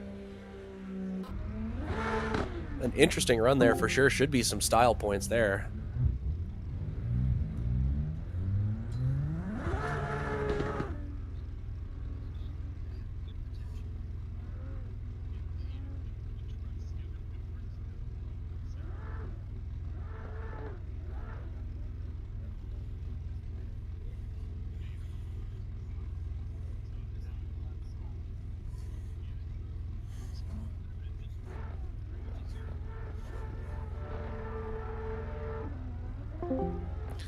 So he will score a 50 on that run. As we get ready for our next driver, this is Jace Habich, a current Formula Drift Pro Spec driver, representing the Spec-D Drift Series. Looking absolutely dialed here. So much speed through the course. Lacking a little bit on outer zone 2 here. Tapping that left foot brake, trying to push the car outside. Nice transition to the final zone here. Not quite as deep in that zones as we like to see, but a smooth run nonetheless for Jace. Also coming to us from that Monroe, Washington area.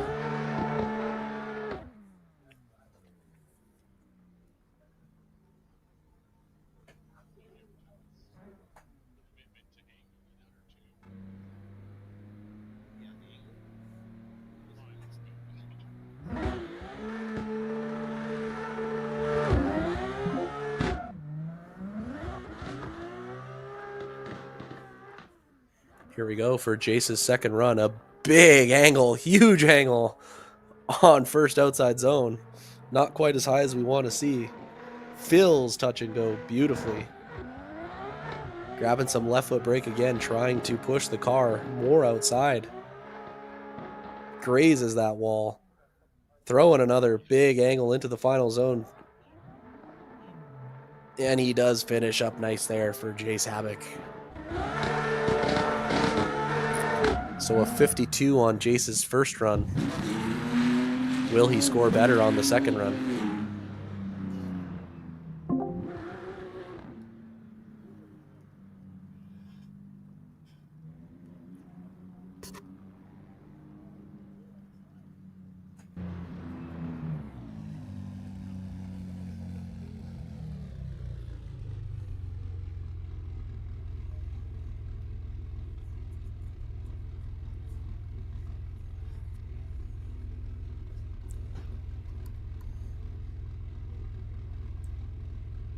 So the second run, he scores a 46.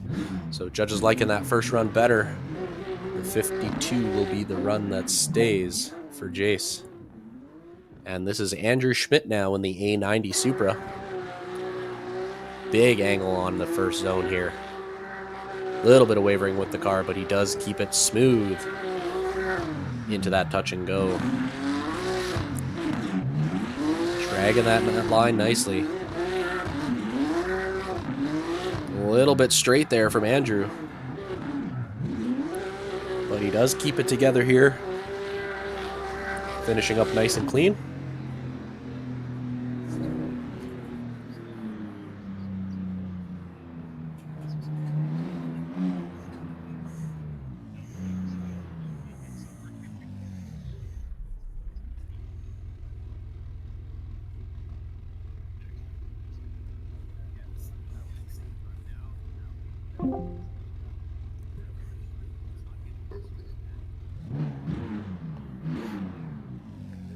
So Andrew Schmidt will score a 51.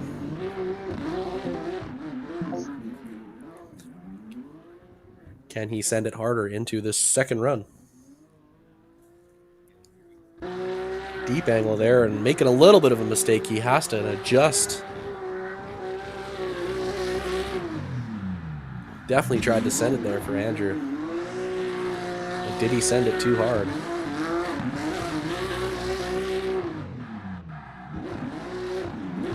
Massaging that car through the final zone. Nice little tap with the backside of the car. And he does finish up nice there. Will that first outer zone hurt him though? Seemingly cooked it a little bit too hard.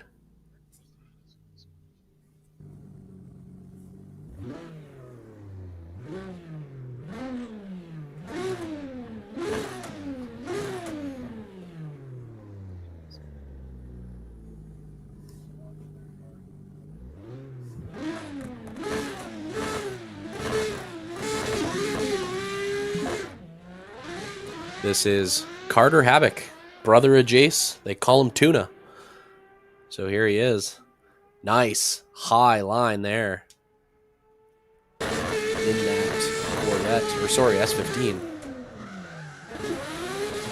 Carter looking really nice here. Outer zone 2.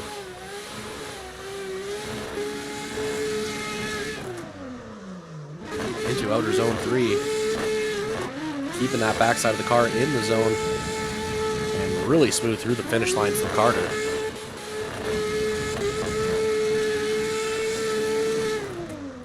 Carter says, "Who's Jace? I am Carter."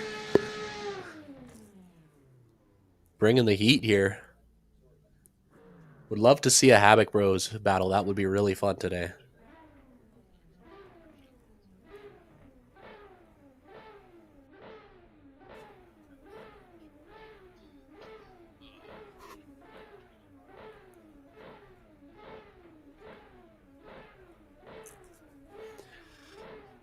So Carter will score a 68. That's a 68 for Carter Havoc. That puts him above his brother Jace on the scoreboard. And into that top 10. So a good job from Tuna there, and he still has a second run to use. as we go back to back here for Carter.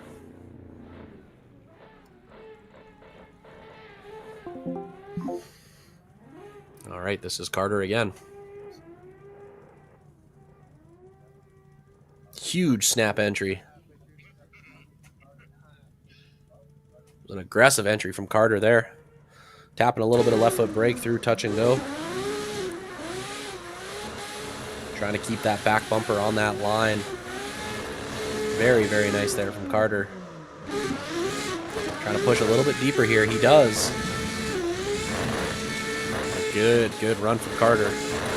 Two very consistent runs from Carter. Nice, similar runs back to back. That's what you like to see.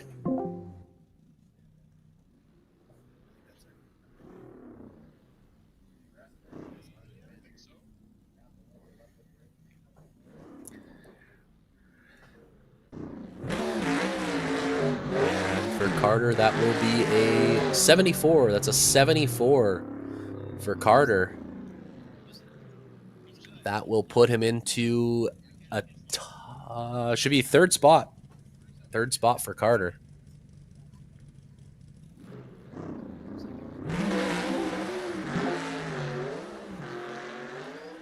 All right, up next is going to be Bruce Monroe. Bruce Monroe in the E46. Super smooth here, looking really smooth. Trying to push that car through the zone here. Rocking some nice angle, not quite as deep, but a very fast run. He is cooking through this course. Definitely one of the faster runs we've seen as he clips through this course. If lap time had some points, that would there'd be some extra points for lap time there for Bruce. It's a fast car there.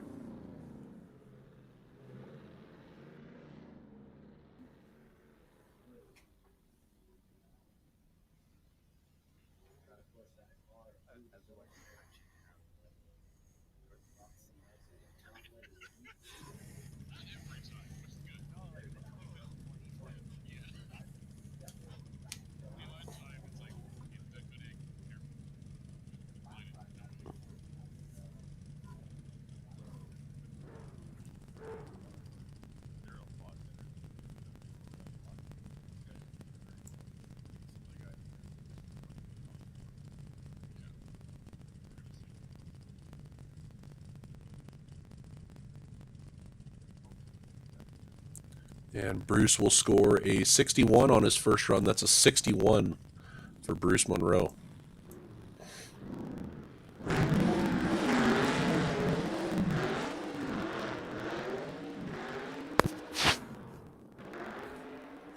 Here's Bruce again.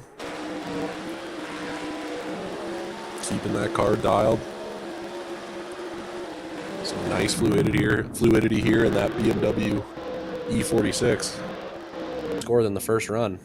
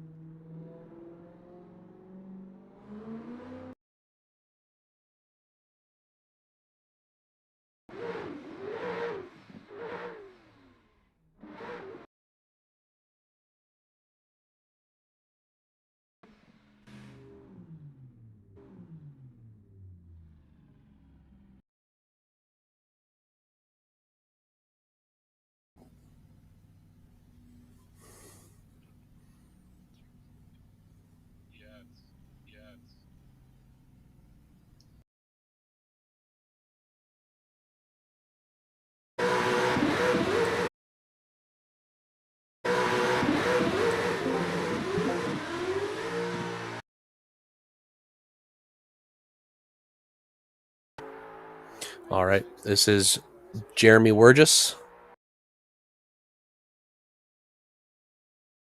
Mustang. Getting in.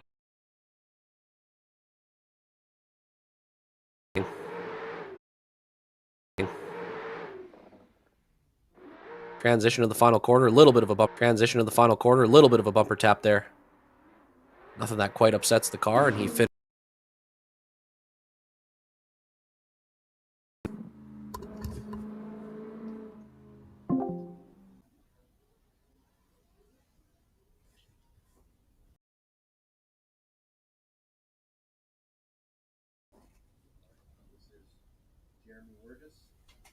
And Jeremy back to the start line here for the second run.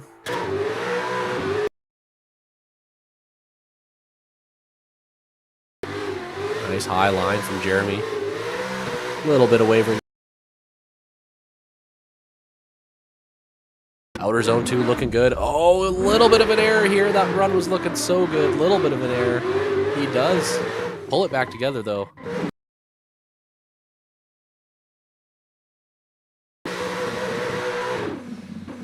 So he kind of makes it work. From there, but will that error on outer zone 2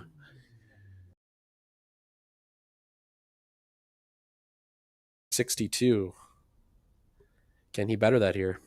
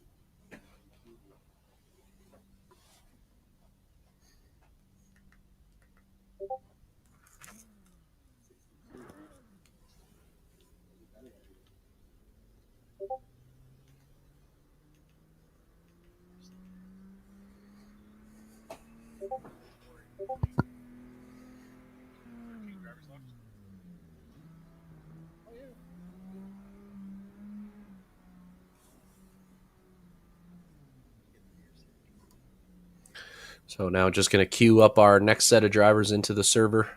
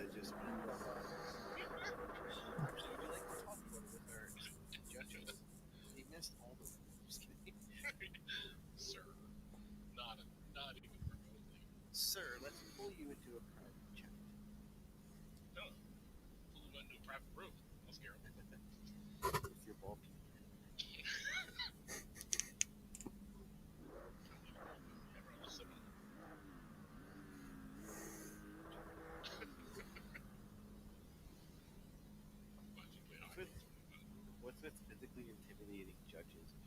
You admit that's the goal. Or the least scary.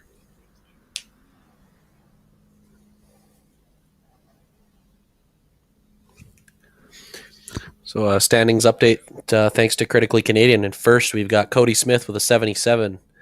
In second, that's Levi with a 74, Levi Adler.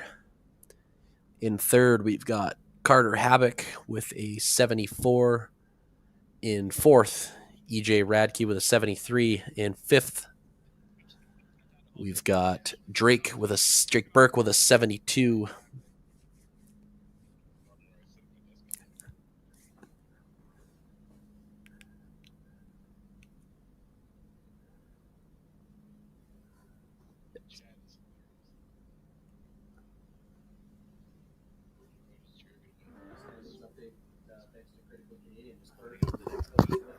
Yeah, it would have been Matt Ruzecki would have been fifth, I believe, with the 73. And then we would have had Drake Burke with a 72. Mitch Seaburn with the 70.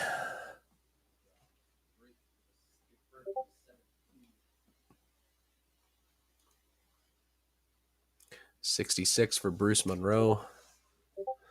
62 for Jeremy Wurgis. 61 for Andrew Mazerall. 59 for Lauren Hartzell.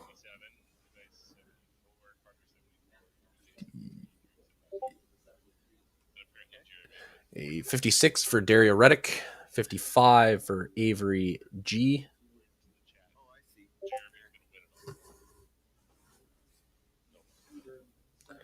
A 52 for Jace Habak. 51 for Andrew Smith. 51 for Dakota Jansen. And then we've got 44 for Trey Mua and a 42 for Brian Willis. And a 43 for Walter Uceda. So just a handful of drivers left to go as we get our next set of drivers slotted into the server.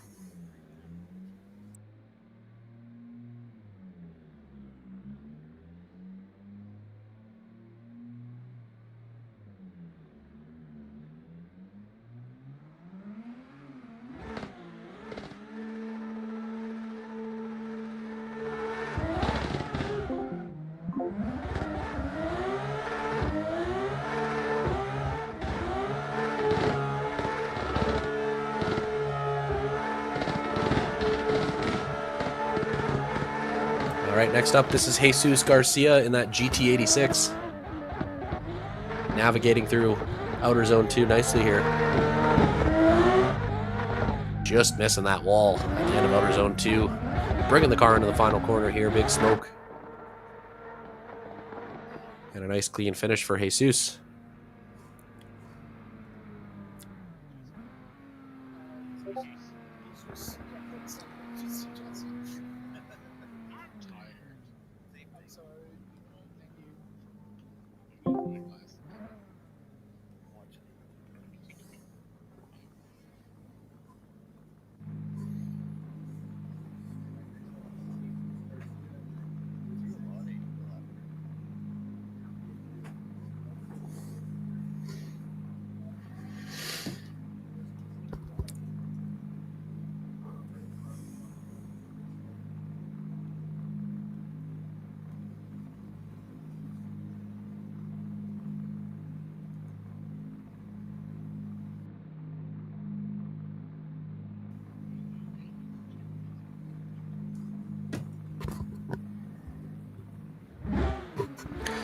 So that's going to be a 53 on the first run for Jesus. A 53. We'll send him again for his second run.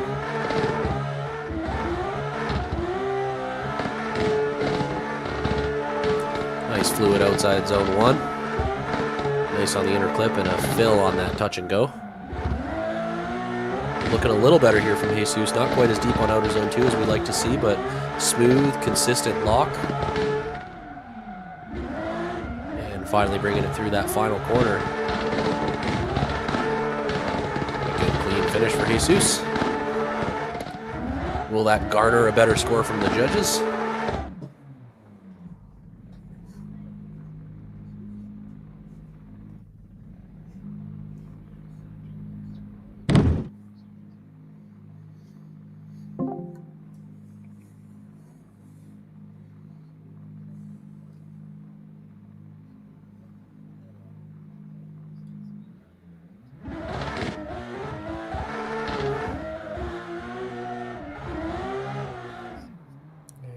He does improve on his first score, it looks like.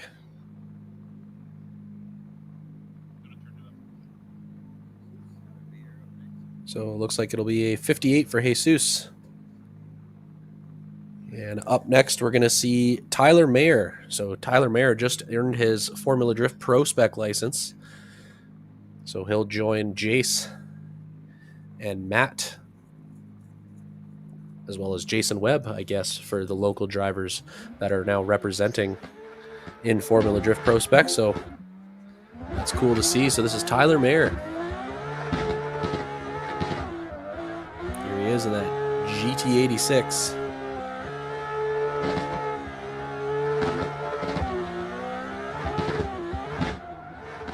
Nice and smooth here through that inside section.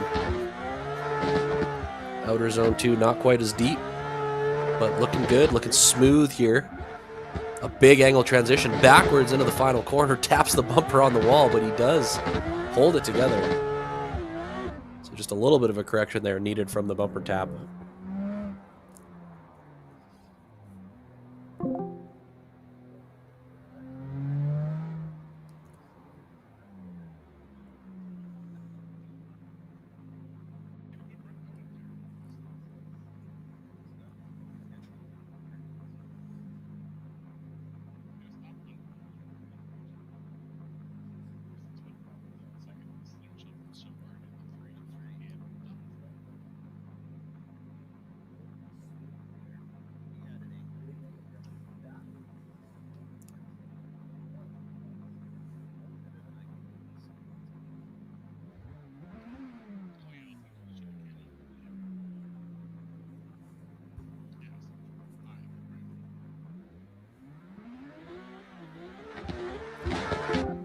So with that little error on the final section, it's going to be a 52 for Tyler.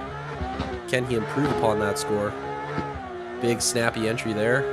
Nice high line on the bank. Moving through that touch and go nicely here. Looking for some big angle into outer zone 2. Just grazing that wall there. Throwing some big angle into the final corner as well. Not quite as deep as he was on the last run, but he does avoid the wall.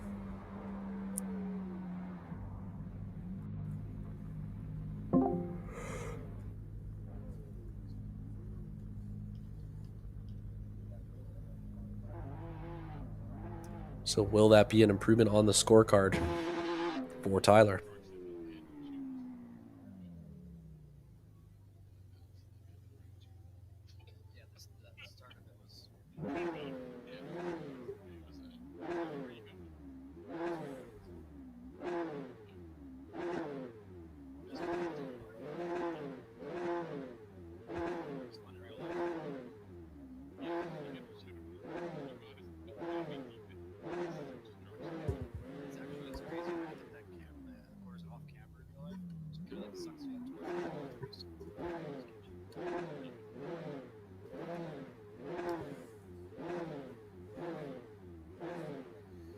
And it will be a slight improvement for Tyler Mayer.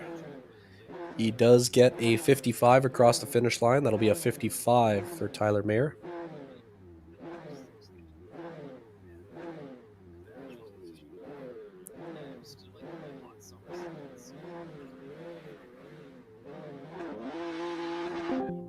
Correction, sorry, a 56 for Tyler Mayer. That was a 56 for Tyler Mayer.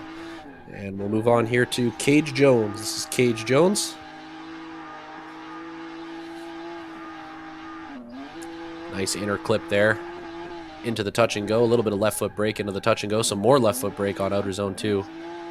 Not quite getting that car deep into the zone, but he does finish up nicely on the zone. Checks up a little bit into the final corner and brings it across the finish line for Cage Jones.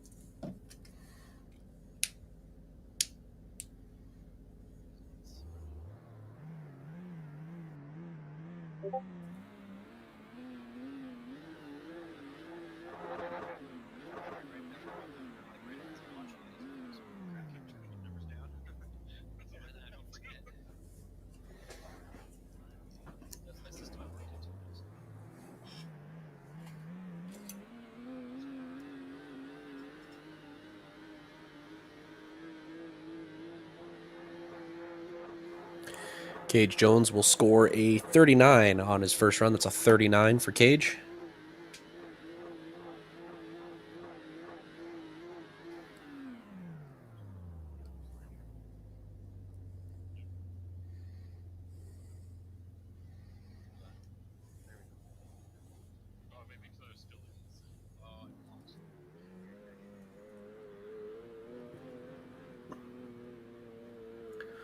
Correction, a 45 for Cage Jones. It was a 45.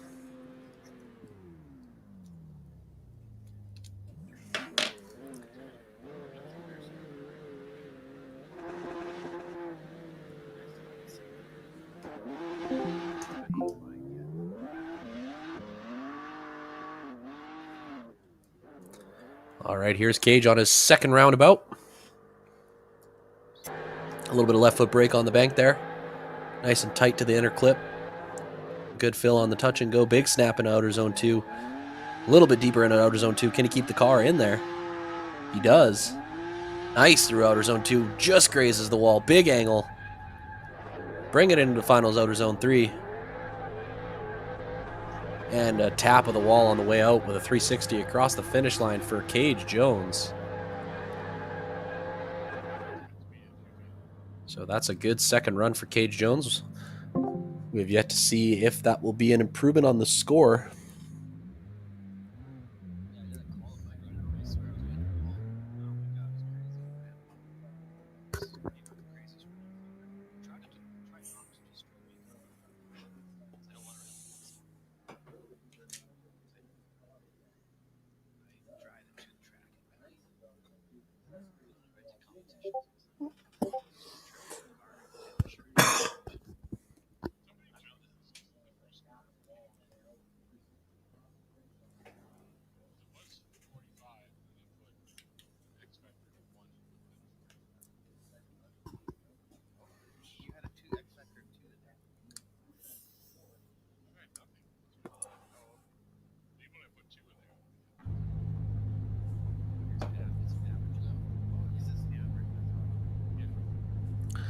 And Cage will improve on his second score. It's going to be a 54 for Cage Jones, a 54.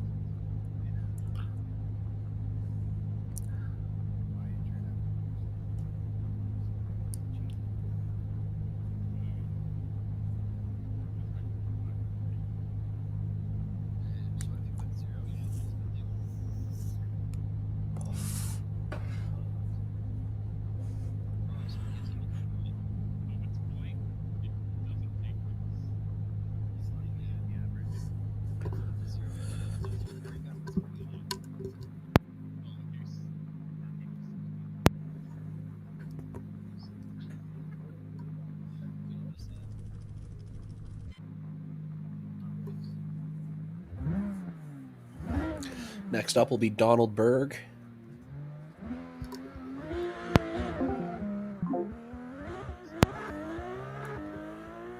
All right, here we go with Donald Berg.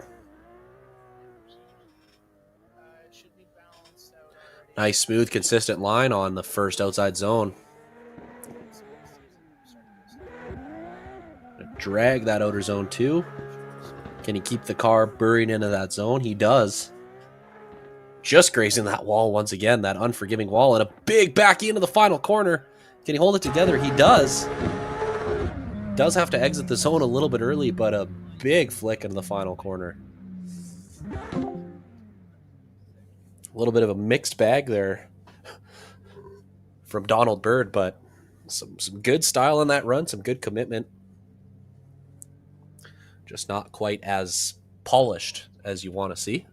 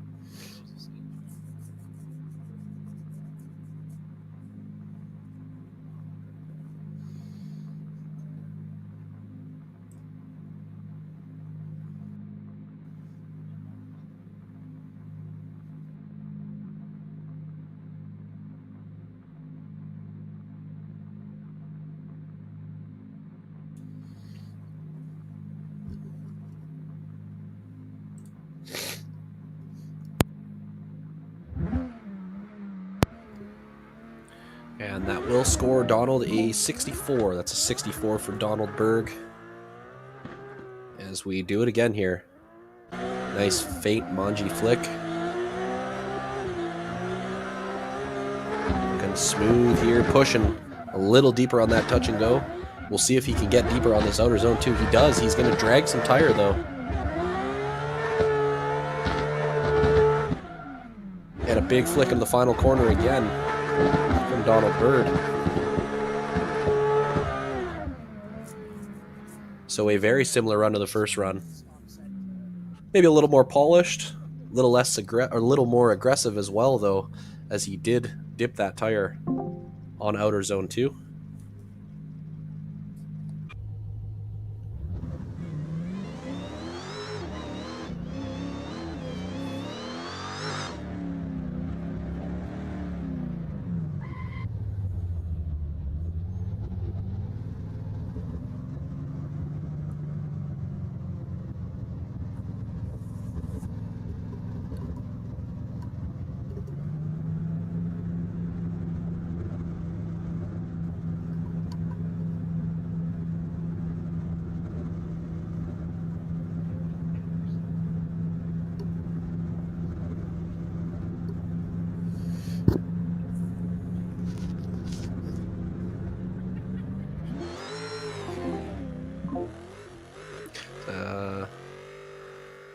Up next, Daniel Anderson. This will be Daniel Anderson.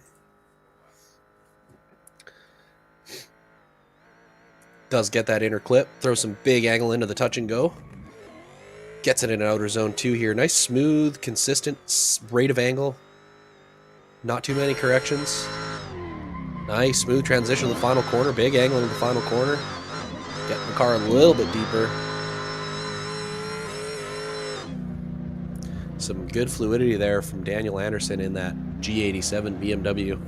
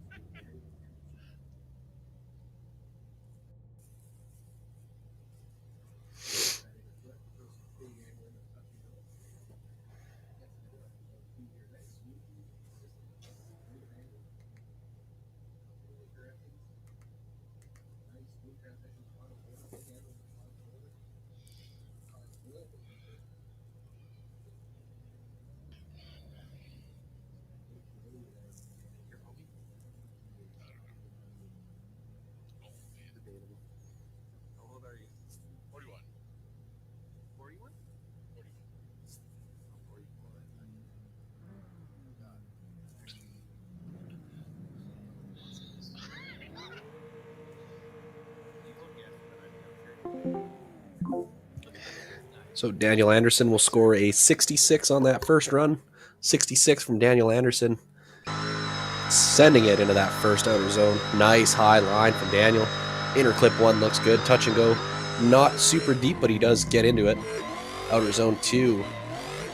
Nice consistent line. Once again, not making too many steering adjustments. He pushes a little deep though, and no, unfortunately, that does not work out. The judges were getting excited on that run, but unfortunately disappointed as it didn't come to fruition, but it was looking really good there from Daniel Anderson, so a good effort from him.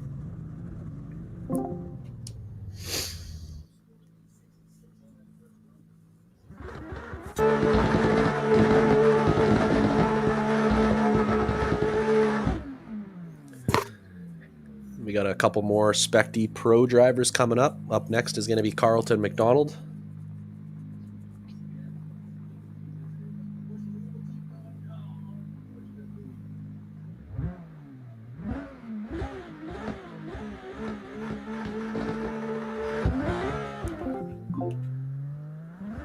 Here we go with Carlton McDonald. Had the pleasure of battling Carlton before in real life. An epic driver. Looking really dialed here. Nice and smooth, nice and consistent on the bank. Touch and go is beautiful. Beautiful transition here. Filling zone 2 nicely. Bringing it a little more mid on the line, but he gets that car checked back nicely. Some good speed here through the course. Looking like he's really fast through the course in outer zone 3. Really nice in outer zone 3. One of the better outer zone 3s we've seen today. That's a really nice clean run from Carlton McDonald. Nothing too flashy or crazy, but really pretty much hit the checkpoints that you need to be hitting on the course, so that's good to see.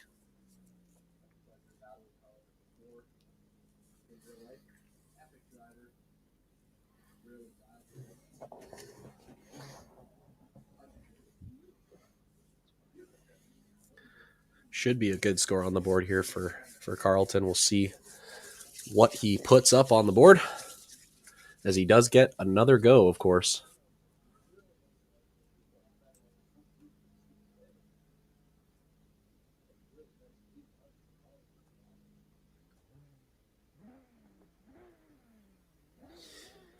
Carlton will score a...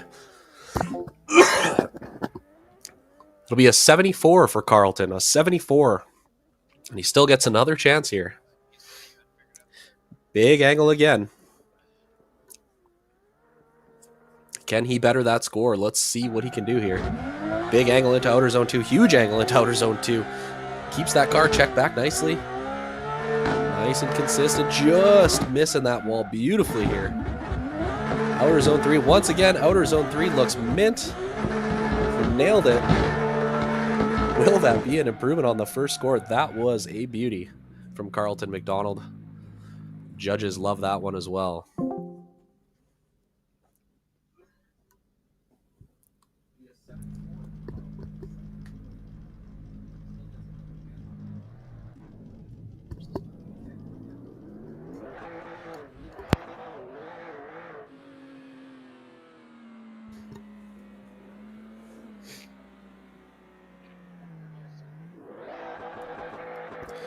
Will that be enough for top spot?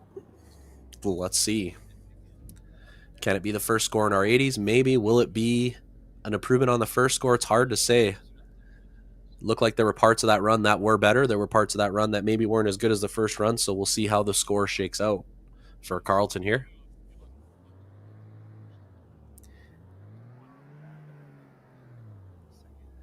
And it looks like we will have a new top spot qualifier. It's 82, a first score in the 80s. It's an 82 for Carlton McDonald.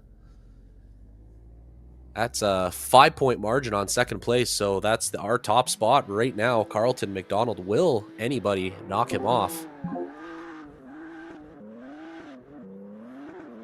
So that one was exciting. And here is Jamie Tedesco. I hear that he is currently not wearing pants, so he is drifting in his ginch. So this is Jamie Tedesco into that touch and go. Big angle into outer zone 2. Huge angle. Unfortunately, too much, though, as he has to run an inside line on the track. Unfortunately, cooked a little too hard there.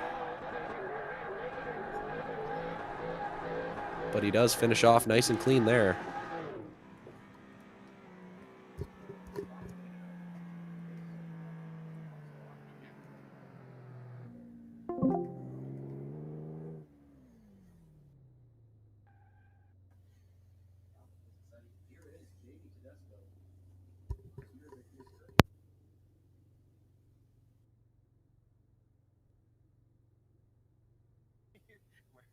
He's drifting in his kitchen.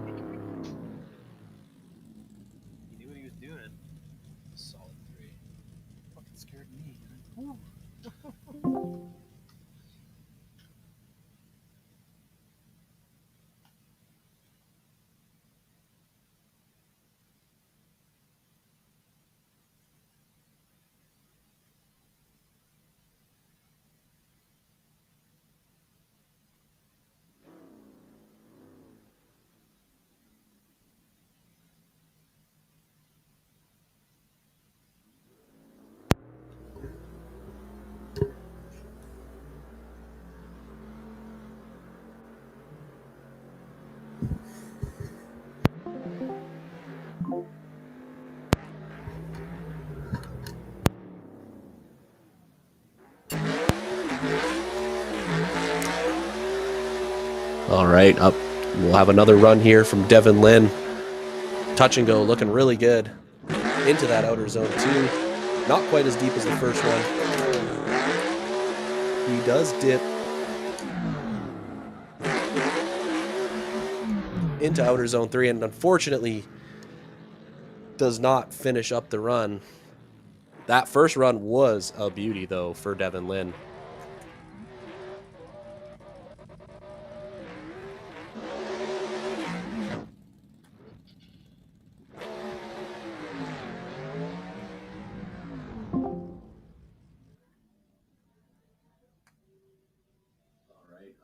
We'll have another run here from Devin Lynn.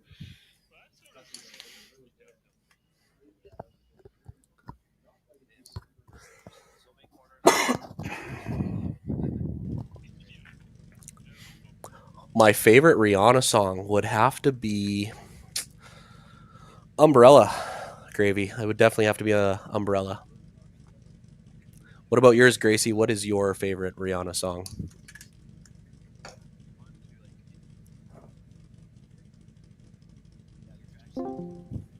It's too small. I don't think that's right. Making corners too.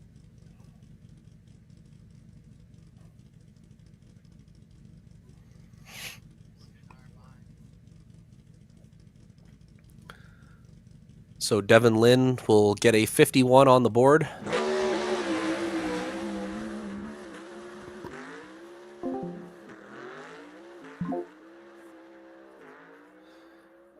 And on to our next driver. This is Garrett Theriot.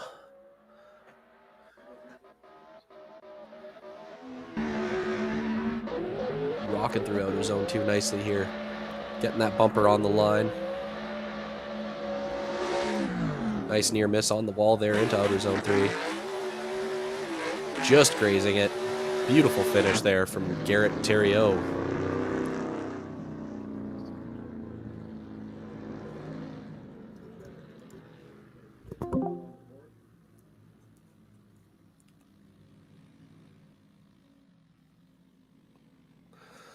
My favorite position, Mitch, would have to be goaltender in hockey.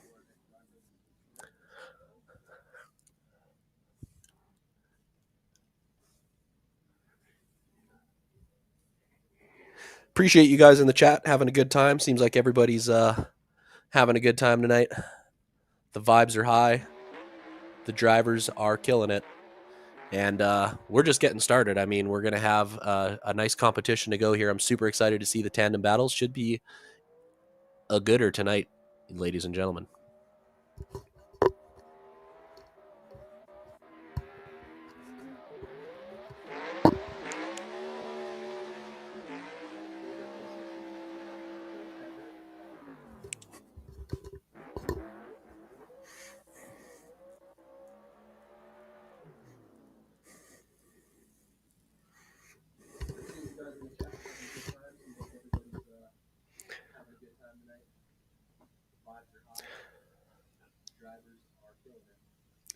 Stephen Kwan, I don't know what to say, man. I would direct you over to the bar, but unfortunately, this is a VDC virtual event, so get those vibes up, my friend. Kobe, nice to see you in the chat, my brother. You should get on the mic next time with me. I could use a backup guy. It'd be a lot of fun to have Kobe on here.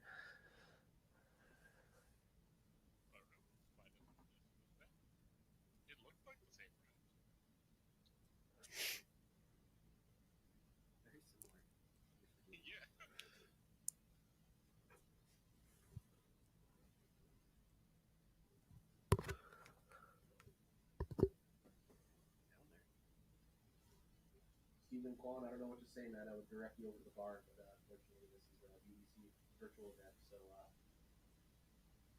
get those vibes up, my friend. Cody, nice to see you in the chat, my brother. You should get on the mic next time we do that. So, Buddy just went and did his second run, even though I was like, judges are reviewing your first run. I don't think you can hear me. I'm trying to get through it, but. So we just lost a little bit of communication with Garrett Terrio, trying to get his second run going here, but seems to have disconnected, so we might be moving on to the next driver here. He does have a score on the board for his first run, though. It's going to be a 58. 58 for Garrett.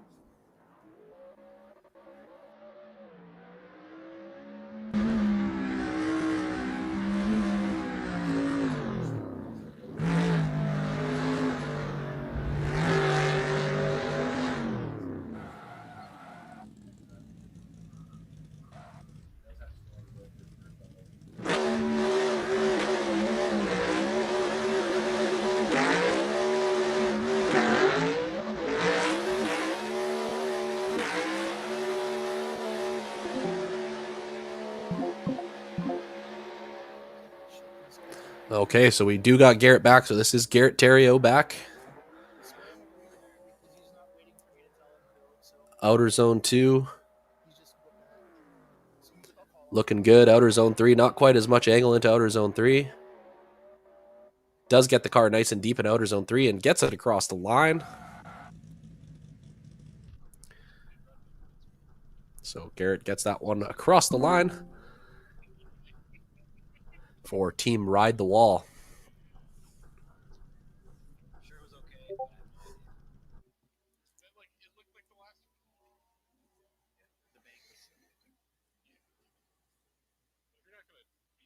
We do got Garrett back. This is Garrett Terrio back. He will suffer the consequences. RIPs in the chat for Kobe, who has just been fired, unfortunately, from 881 crew.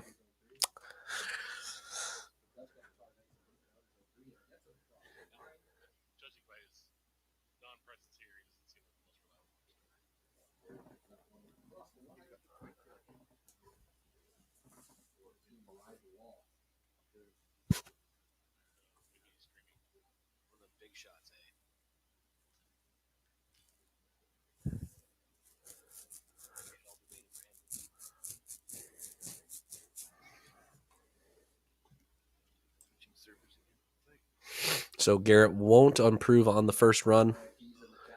He'll get a 47 on the second run. The 58 will hold.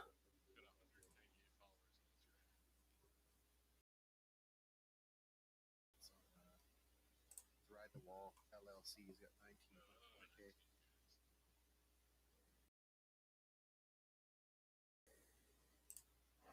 Formula D Pro Spec licensee.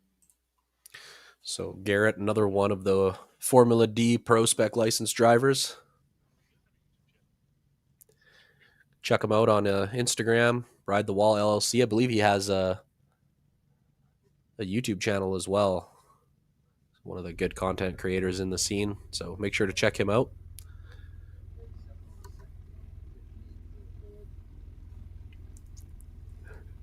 Shelby, my bad. I did not know you could hear my beard scratches. That is hilarious. My apologies, folks. I am still dealing with a sickness as well, so I'm trying to mute myself when I cough, but don't always see it coming, unfortunately. But it is working so far tonight. Having fun here. Just getting super stoked. We're coming down to our last couple drivers, so we're going to be getting into some tandem battles right away, and that is where the fun will be had tonight.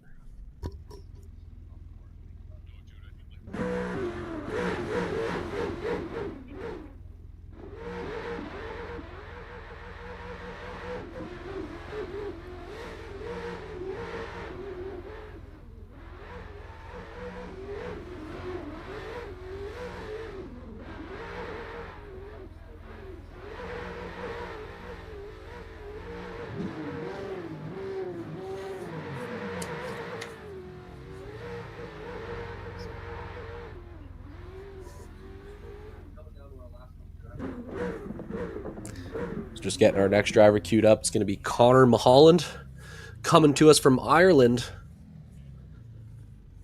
or at least originally from Ireland. He's got that E92 M3.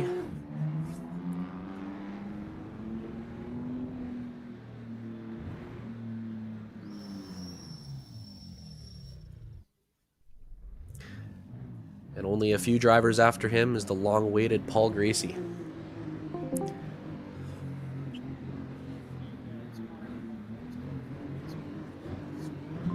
So this will be Connor up next.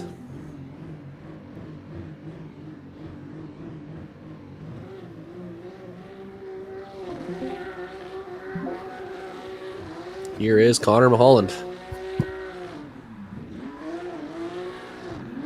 Nice flick into outer zone 1. Looking good through the clip. Getting into that touch and go. Nice transition across the straight into outer zone 2. Just giddying up through outer zone 2. In a nice big transition into outer zone 3. Dipping those tires into the zone. It's a big angle to finish off across the finish line from Connor Mulholland.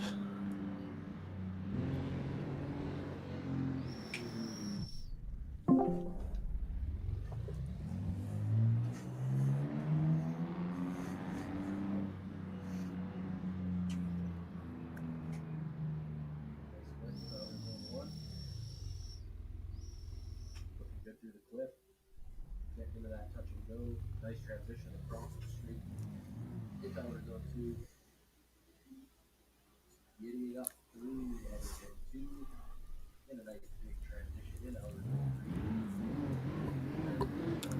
3. And Connor throws down a score of 58. That's a 58 for Connor Mulholland, and he will have another go here to improve on that score. Looking good here on the bank. Definitely deeper at outer zone 1. Not quite into that touch and go though. However, that's going to be a bit of a deduction there. He does get in outer zone 2 nicely. Looking consistent here. And then a smooth transition into outer zone 3 with some big angle across the finish line. Will that touch and go hurt him though? That's a pretty important part of the track for the judges, so we'll see what happens on the score side.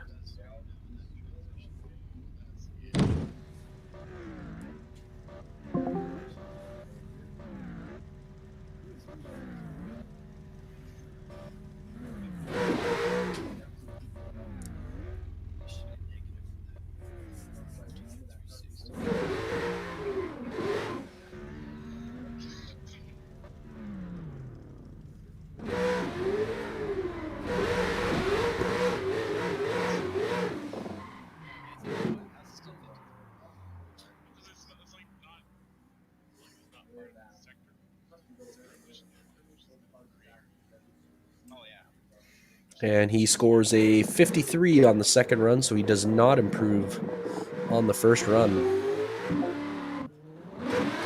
And this will be Hayden Cash in the Super Snake. Looking super smooth and consistent on outer zone 1. Nice front clip there. Beautiful front clip there. Just grazes it. Phil's touch and go. Outer zone 2. He's filling it right up. Bumper deep in outer zone 2. Throughout the entirety of the zone, and a nice snap in outer zone 3, big angle in outer zone 3. He's on that wall. That is a money run there from Hayden Cash. No pun intended. Should be some X factor there. And yeah, it was a beautiful line there from Hayden Cash.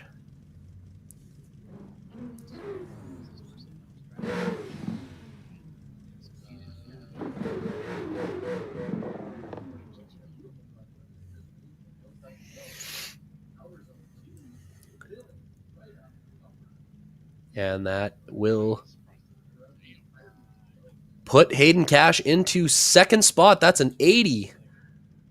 That will be an 80 for Hayden Cash. Good enough for second place currently. Right behind Carlton McDonald.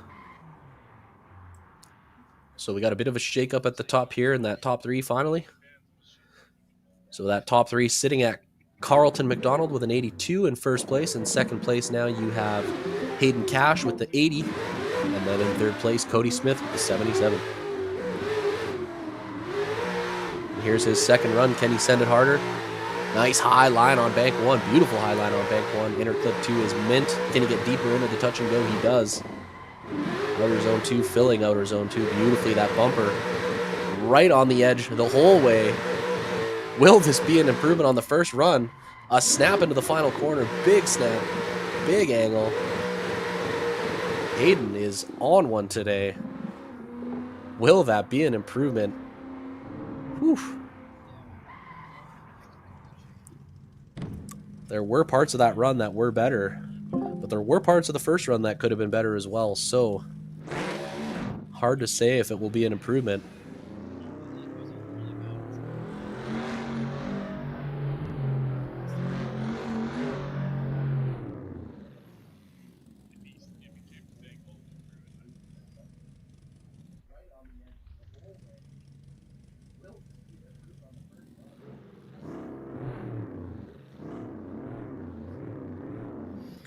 And he does not improve on the first run. He actually matches it. He gets an 80. So consistency is a good thing as he gets another 80. Definitely maybe our highest average score on the night. So this is now our next driver.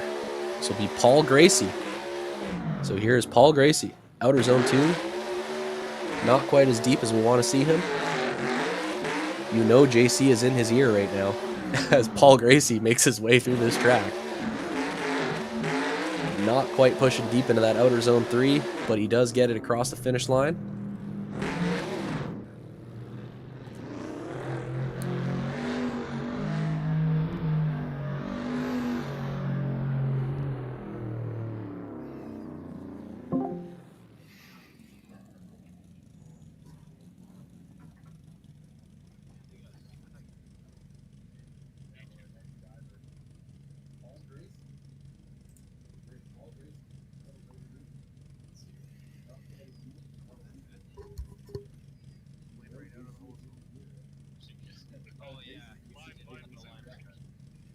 And that'll be a 27 for Paul Gracie on the first run, a 27. Definitely left himself some room to improve.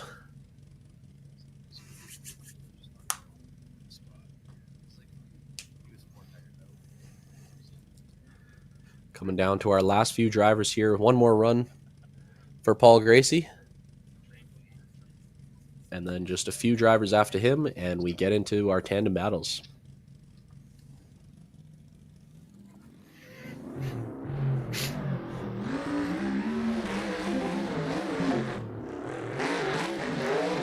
Correction, that was a 43 for Paul Gracie on the first run, a 43. And here he is on the second run. A little bit better on that bank. Good on the clipping point and the touch and go. This is the second half of the track where he struggled, and he looks a lot better here. Can he keep it in his zone? He does. Nice proximity to that wall. A good snap in the final corner. Big angle in the final corner. And taps that wall. More than taps that wall across the finish line. Will that affect you? Hard to say. Kind of spun him across the finish line, so we'll have to see how the judges weigh it out.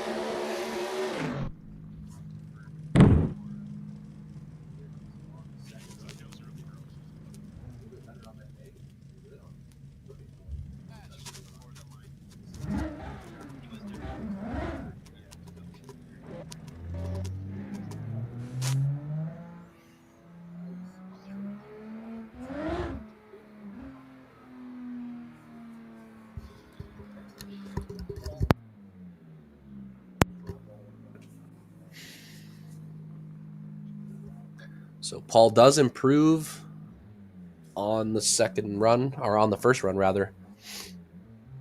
Looks like he will get a 48.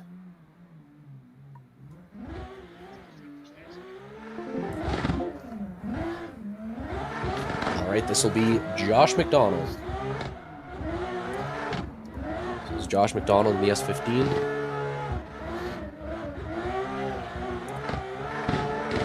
Beautiful on that touch and go, fills it to the fullest extent in outer zone 2 now.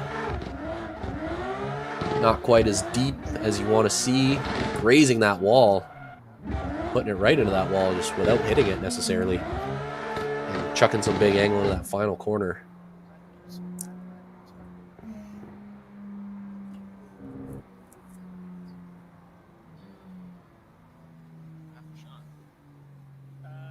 He was going through all his chemo stuff there, and we went to drift on him. He got some sort of allergic reaction, so I ran him up to the hospital. Canada? Or He's from Seattle, he come to Adams for a drift. yeah, I was gonna say he didn't go to the States. He already came built. No, he drove back up. Oh, fuck.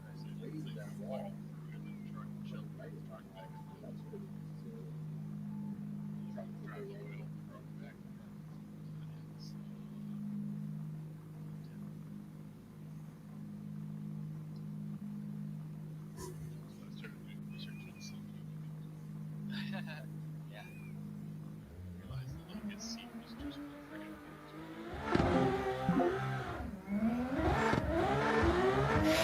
And this now is Josh McDonald's second run. Looking better on that first outer zone. Fill in the touch and go once again. Now the second half of the track where you want to see that real good deep zone on zone 2. He makes it work though. Outer zone 3 not quite as deep as we want to see, but he gets it nice and clean through the finish line for Josh McDonald. So a 48 on the first run.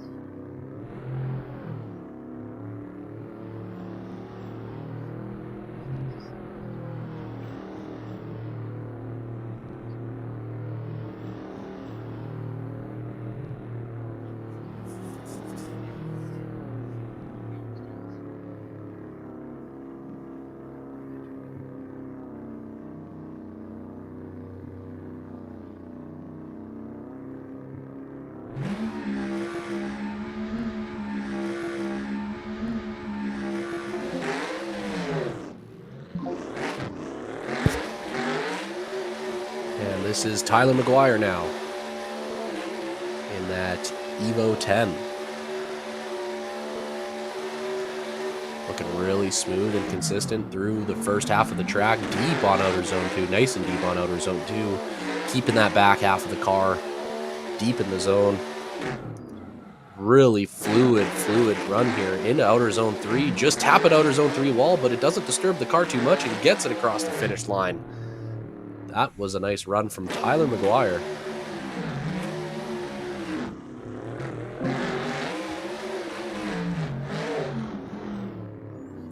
Wasn't anything too crazy or flashy, but really smooth, really dialed.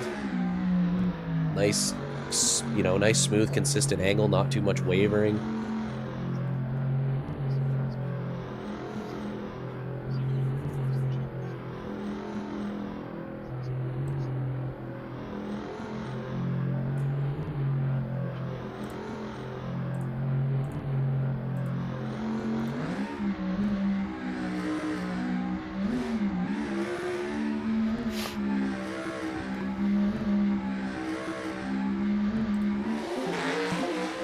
McGuire will get a 70 on that first run. That's a 70 for Tyler McGuire.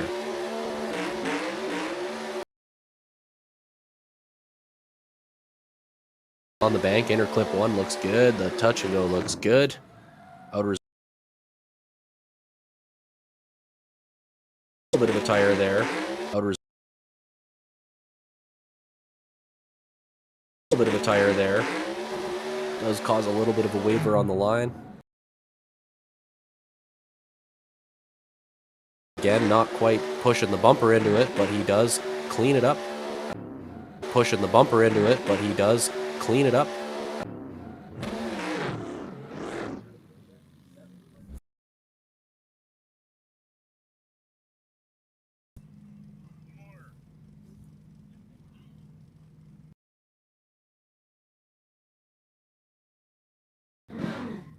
And here we go. This will be our final driver in the qualifying session as we get to 10 p.m. local time. Our 39th and final driver, Tyler McGuire, with a 71 on his second run. That's a 71 for Tyler McGuire. You don't know your name, bro. Nobody knows who you are. That poker. No, bro, you don't know.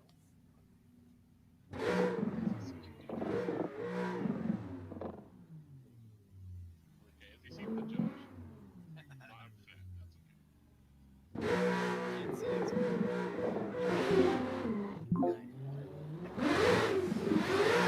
So this is Alex Steins here. Looking really good on first outer zone, nice and high on the zone. Touch and go is really good, as well as that inner clip into the second zone.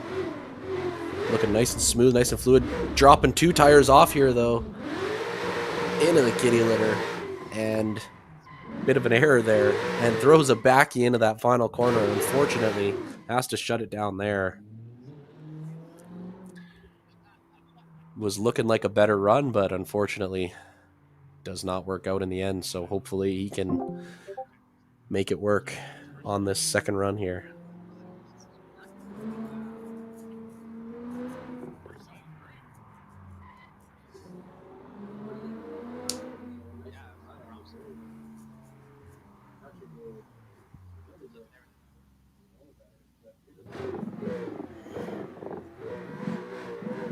So it'll be a 24 for Alex Steins on the first run, a 24. As we will see now our last qualifying run of the day. A good snap up top on the bank. Not quite as high as he was on the first run, though. Does fill the zone nicely, or the touch and go rather, into the second zone now. Running that mid line on the zone.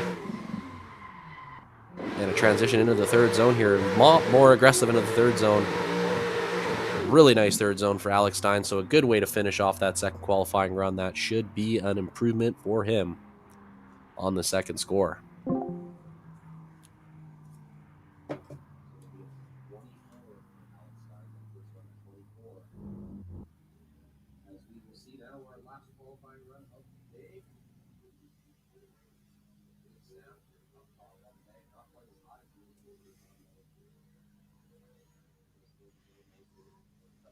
And Steins does improve. That's going to be a 64 for Alex Steins, a 64.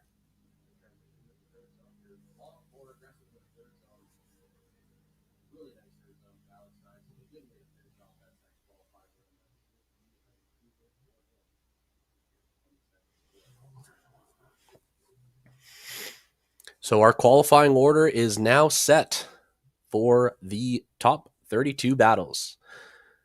So we will take a quick break shortly here.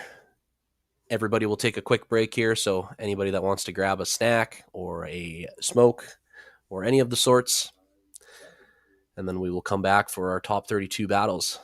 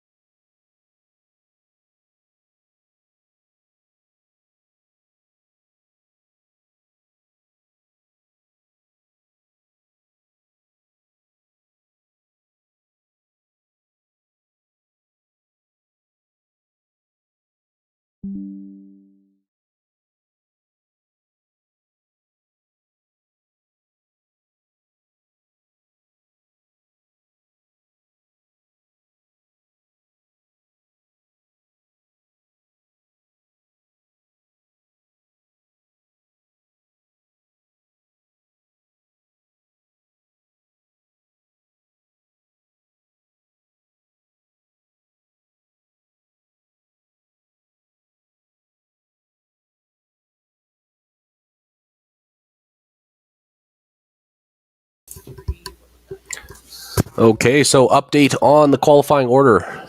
Your top three will remain Carlton McDonald in first with an 82, Hayden Cash in second with an 80, and Cody Smith with a 77.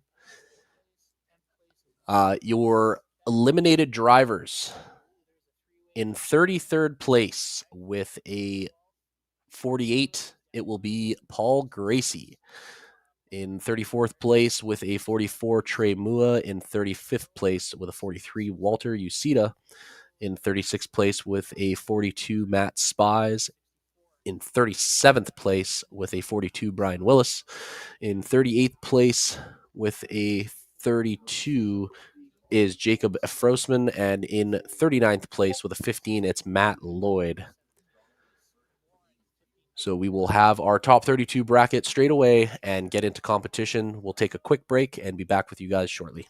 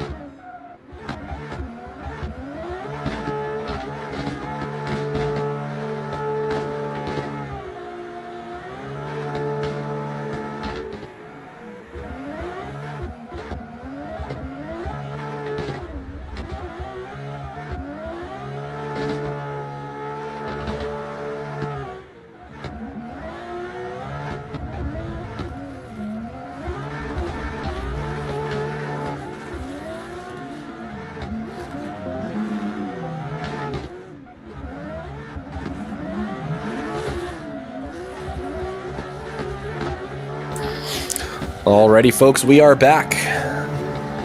We're going to get our first battle queued up here for top 32.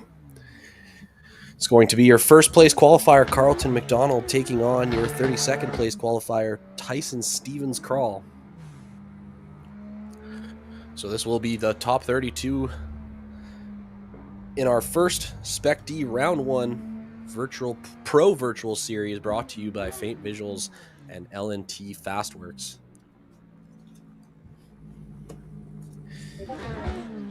Rad Torque Raceway here for round 1. A fun track, of course, in real life, and just the same in the sim. So we've had some pretty good qualifying runs so far today, some good excitement, so really excited to see what we get for battles. We have ended up with an exciting one as well. We got the Battle of the Brothers later on in the top 32, so we're going to see Carter Habich going up against Jace Habich. And here we go. This is our first battle now. This is Carlton leading. Tyson falling back a little bit here. Carlton looking good out front. Tyson playing a little bit of catch up, but Carlton's lead run looking super smooth and consistent.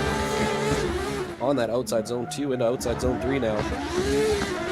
Bit of a wall tap there for Carlton. Nothing too bad though in terms of setting up, disturbing the car, but Tyson looks like he's gonna hit that wall right at the end. So a nice smooth lead out front from Carlton.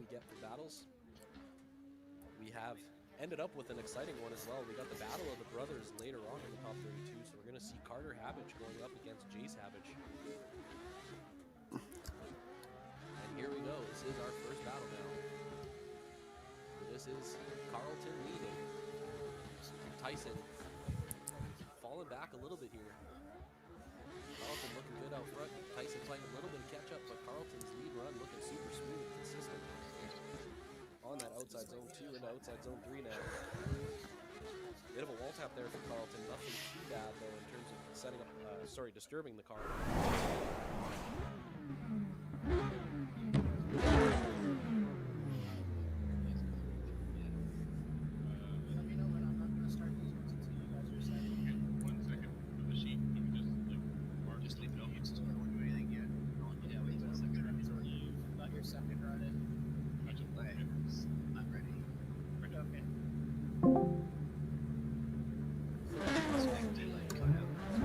And here we go.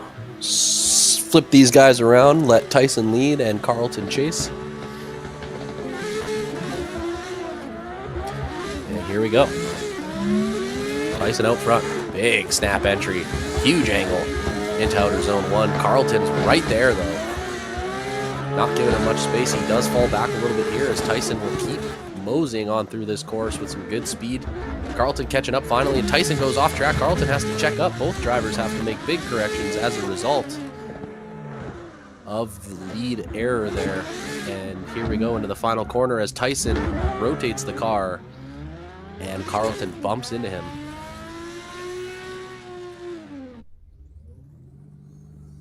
So a little bit of a clunky run there.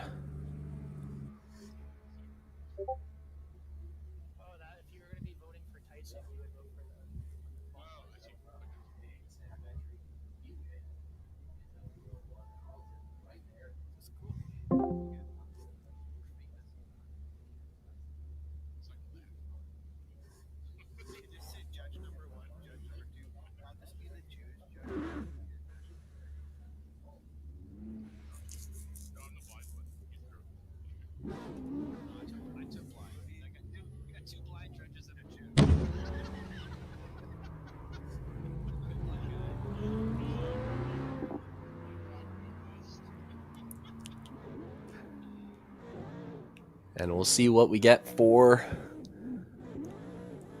the judges moving on to the next round between Carlton, and Tyson. And it looks like it will be Carlton getting the win. It's going to be Carlton McDonald moving on to the top 16 as all three of Matt and Galen and Michael go in the direction of Carlton.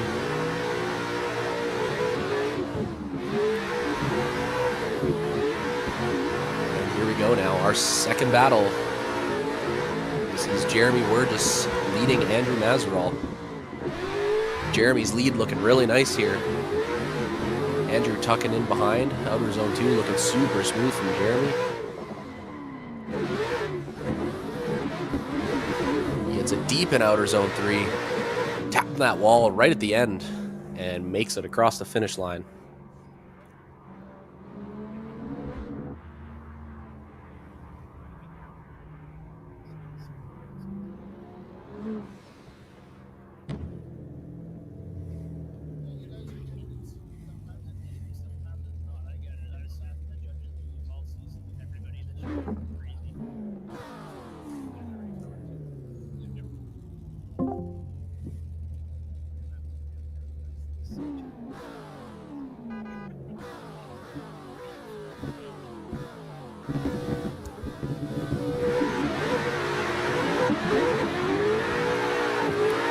Here we go, second half of the battle. Andrew Mazerall leading. Huge, snappy feint. Chucking some big angle in the first corner. Jeremy is right there, though. Keeping that proximity. Both guys filling that touch and go nicely. Jeremy transitions early, trying to duck into Andrew. He washes out a bit, though. Andrew getting away here as Jeremy washes out. Andrew now into the final corner. Big angle. Taps the wall. Jeremy tucks in, and they finish off the run clean now.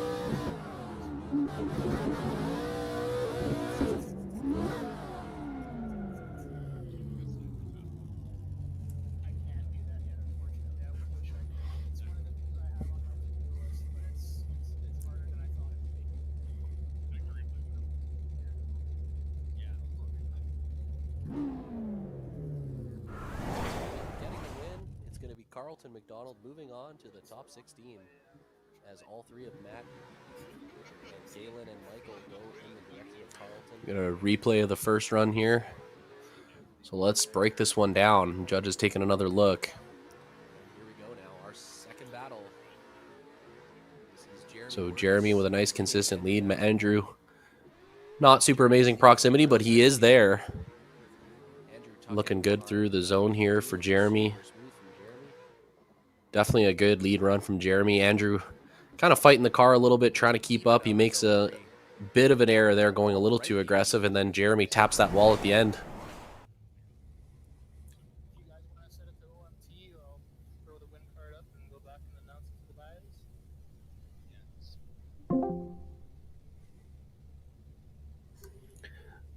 So it looks like the judges will have to come up with a decision here. We'll see what they say.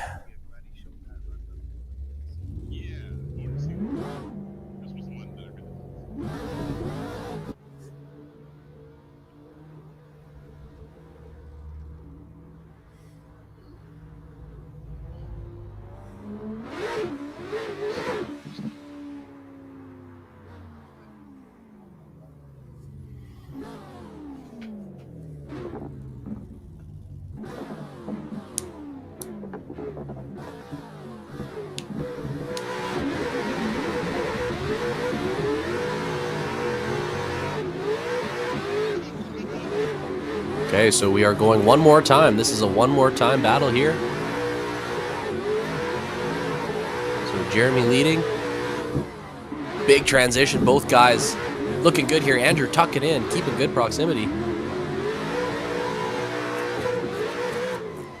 Jeremy transitioning across here. Andrew right there. This is looking like a cleaner battle for these guys, a much cleaner battle. And they finish up nice and clean there.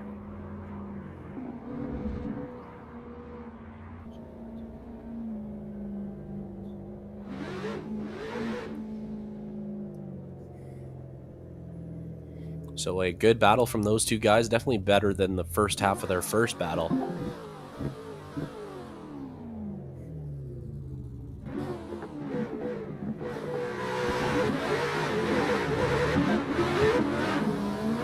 Here we go, Andrew now leading. Big snappy entry.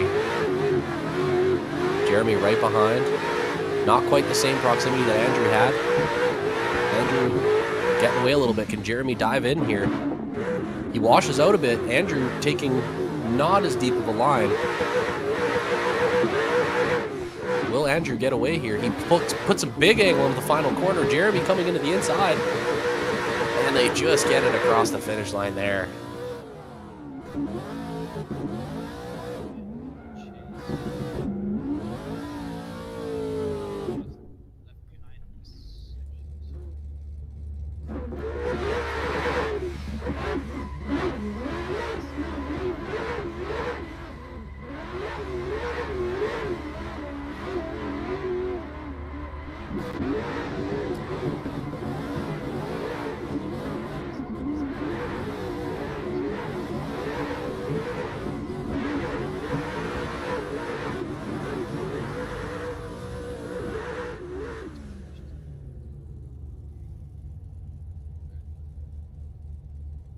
So we'll see what the judges have to say.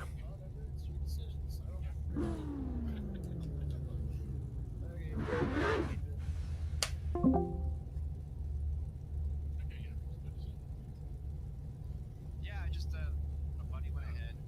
Yeah. I don't gotta explain much. No? No, I like it's there's like no, it's such a small amount of errors, but like yeah. They both know.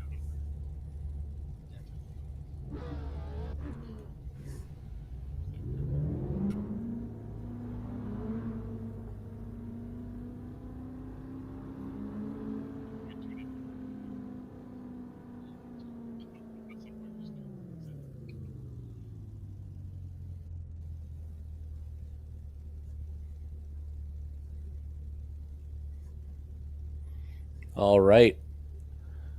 Judge's decision. It's going to be Jeremy Wurgis. Jeremy Wurgis moving on to the top 16. It's a split decision. So Matt and Galen going in the direction of Jeremy. Andrew will get the vote from Michael, but it will be majority rules, so Jeremy moves on. The judges really liking the lead of Jeremy a lot more than they like the chase of Andrew. That's essentially what it came down to for them. So here we go now. This is Drake Burke leading Avery G. Drake on a heater right now out front. That second zone looking really good. Unfortunately, Avery washes out, and he's nowhere to be found here as Drake finishes up the course. So you'd have to think here will be an advantage for Drake.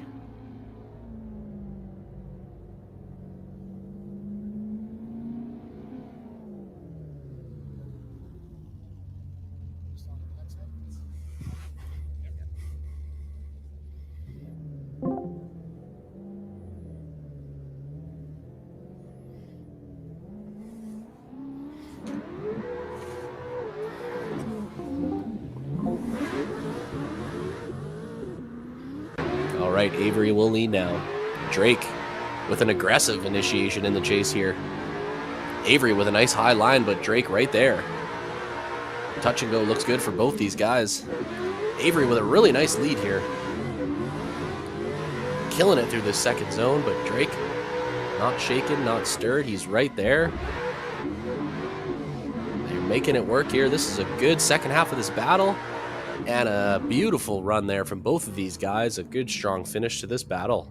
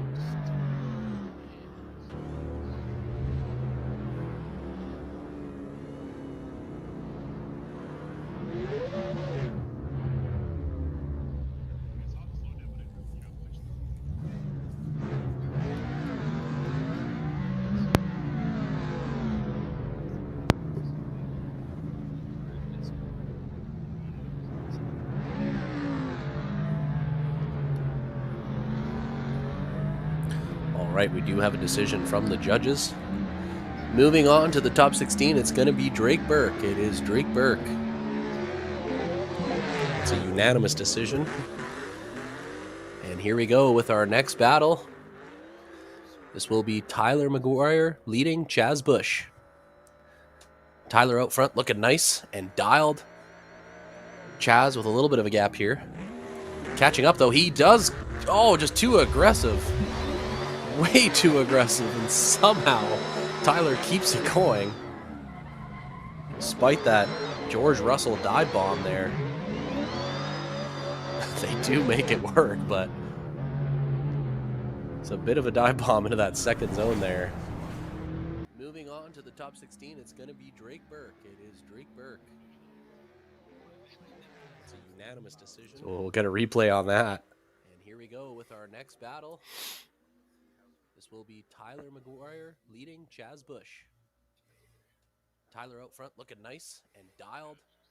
So like we said earlier, the lead driver is allowed to decel here. He does. Oh, just too aggressive. Way too aggressive, and somehow. Just a matter of how much, of course, and what sort of happened. So the judge is just making sure that they saw that all correctly. Getting that replay. Do make it work, but.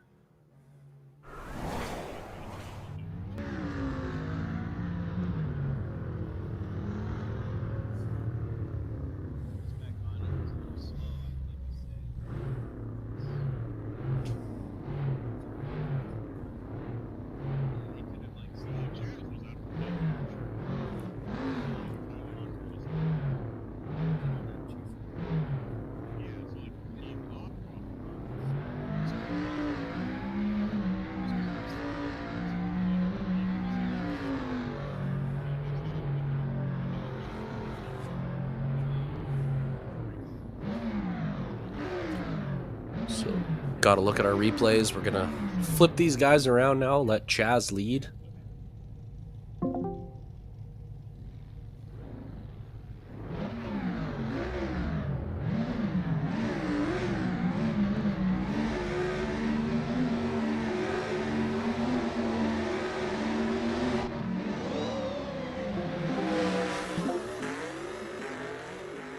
Okay, here we go. Chaz leading now. Nice high line on the bank. Tyler right there. Chaz looking really nice here. Touch and go is mint. Tyler tucking in, looking to tuck into that outside zone. Chaz running that nice outside line. Tyler matching that line beautifully. Good transition to this final corner for these guys. Tyler still maintaining decent proximity as Chaz with a good lead across the finish line.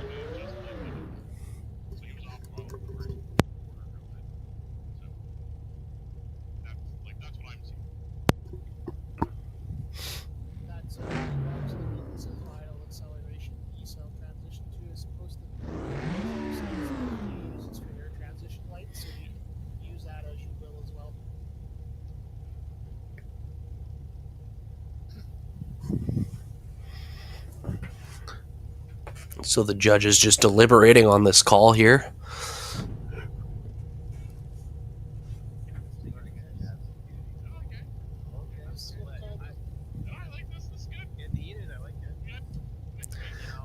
Judges are in a bit of a disagreement trying to figure this one out.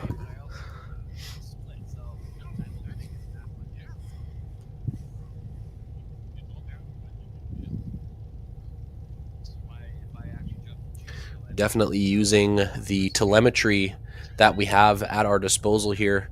Of course, big thanks to Dustin at Electric Media for setting that up. So they're looking at the telemetry, trying to understand when drivers are on and off throttle, as this does, of course, influence things when it comes to contact especially. So taking all that into account and coming up with our final decision here.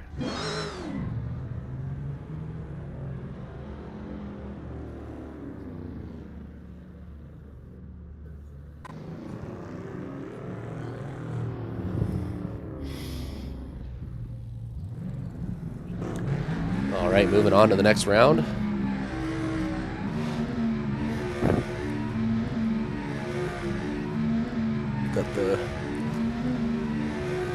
That's the last battle for Drake Burke. So this will be Tyler McGuire. We have, looks like it's going to be at one more time. Completely split decision. So Tyler McGuire and Chaz Bush with a completely split decision are going to go one more time. And here they are again. So Tyler McGuire in the lead. Chaz sticking with him. Cutting that line a little bit to keep proximity. Nice, deep outer zone 3 for Tyler McGuire.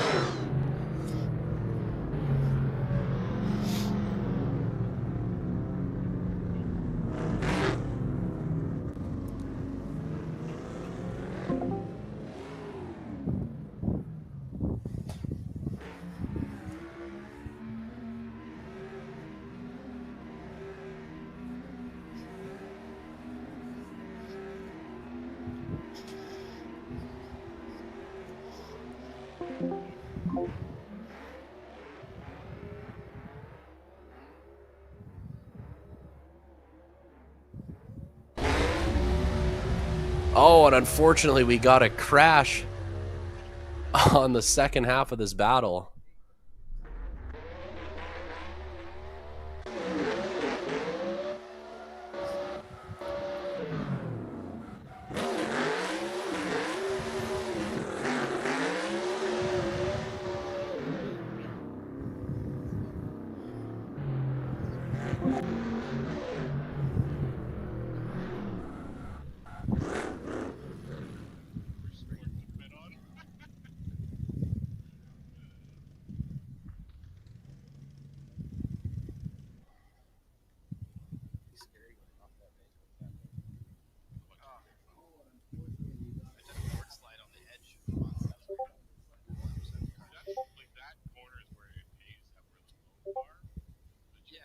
You can't go far enough to the wall. No, and the momentum you carry into that, you just get flung out into space. Like the kid spinning and the go-kart thing.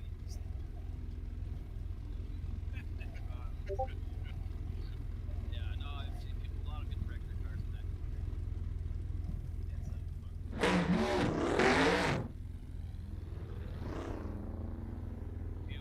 Back when that track just got built, they had the barriers right up against the edge of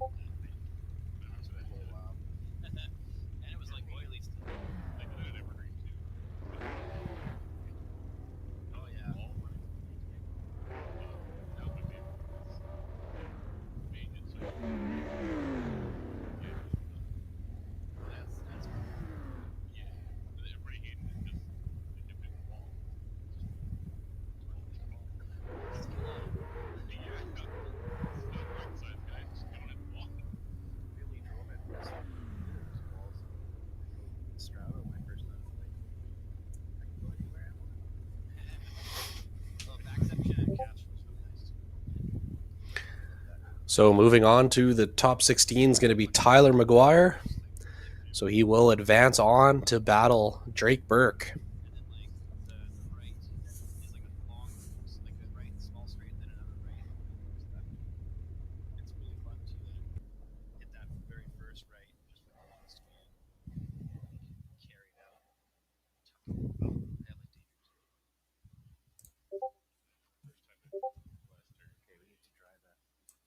Didn't have any rules really. I was doing PD at the time, standing on the track taking pictures of the bubble because they changed the layout and nobody knew. Oh, what? Nobody told me. Like I'm standing on the dead track section, and all of a sudden 3 cars come 2 inches from my knee. Oh shit! That's my technology. So we'll get our drivers slotted into the server and queue up our next battle. It's going to be Levi Adlin and Devin Lynn.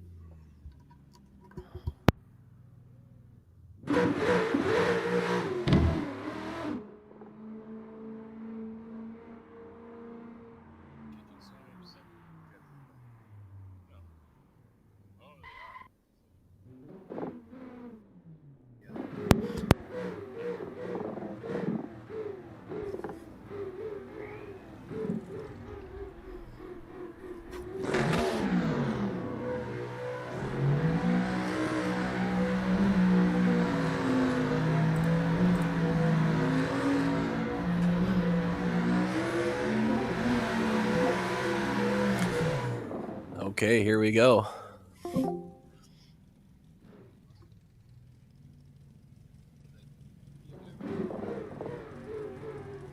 So this will be Levi and Devin.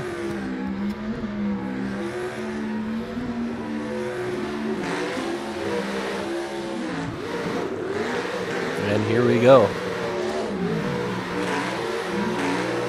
So a nice lead here from Levi. He's high on the bank. Devin right behind him. Got some good proximity here. Falls back a little bit. Levi still looking good out front in that lead position.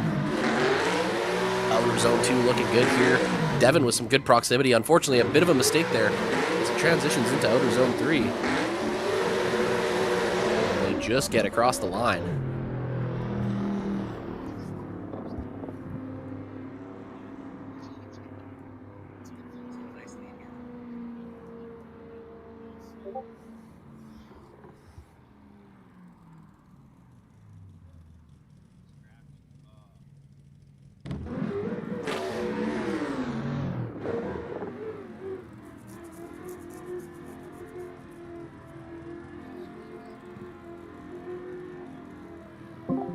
All right, second half of the battle.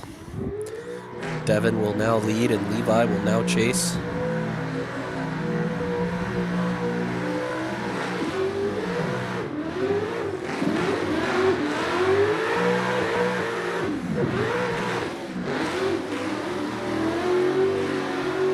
So this is Devin in the lead now. Levi giving chase. Oh, and unfortunately we have some contact. So we have some contact there between the two guys. And we're going to want to see a replay there to see what went down and why.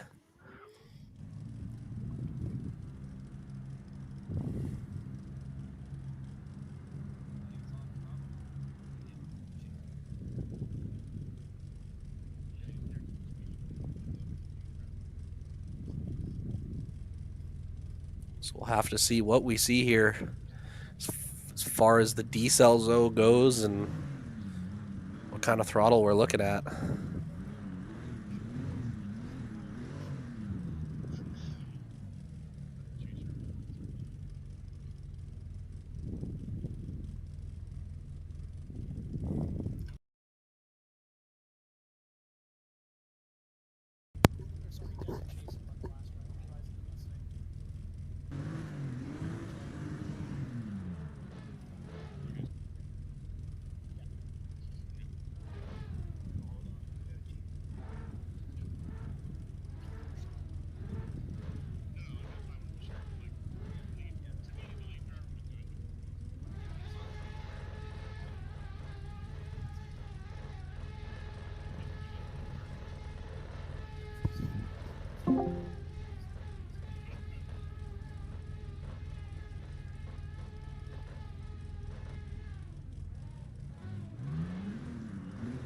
Shout out to my brother Mateo in the chat. Thanks for tuning in, buddy.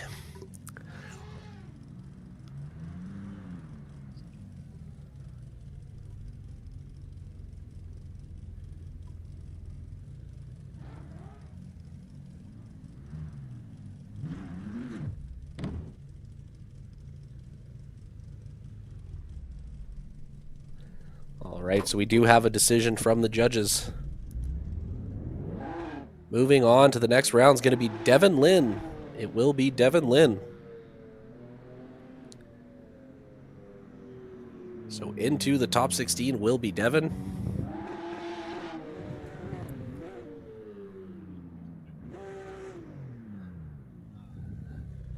And we'll get ready for the next battle. Looks like it will be Jamie Tedesco and Connor Mulholland.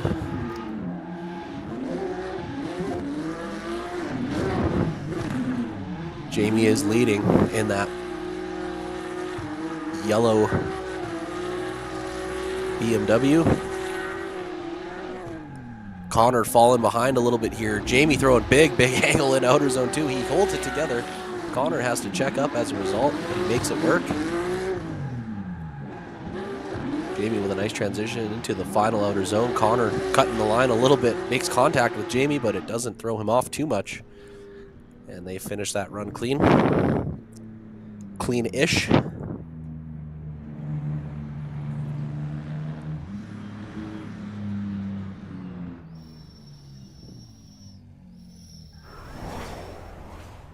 like it will be Jamie Tedesco and Connor Mulholland. So we'll get a replay of this now.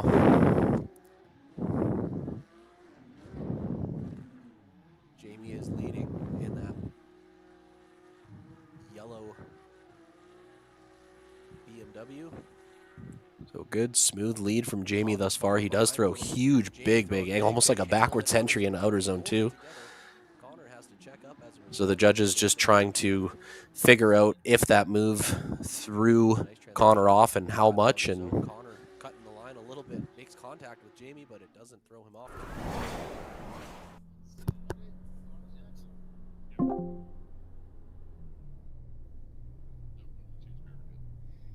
So now we'll flip these guys around and run the second half of the battle.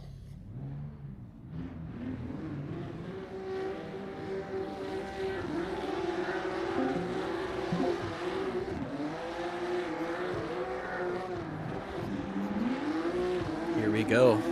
6 in the morning for Connor Mulholland in Ireland, and he is out front leading right now. Jamie Tedesco chasing. Sun is coming up, and he is still drifting.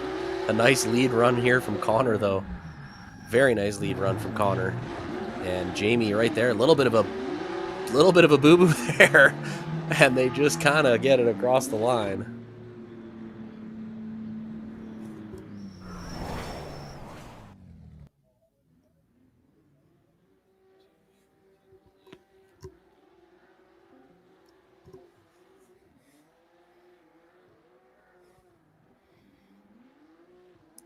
So we'll get a replay of this one as well. For Connor Mulholland in Ireland, and he is out front leading right now. Jamie Tedesco chasing. Sun is coming up, and he is still drifting. A nice lead run here from Connor, though. Very nice lead run from Connor. And Jamie right there, a little bit of a boo-boo there, and they just kind of get it across the line.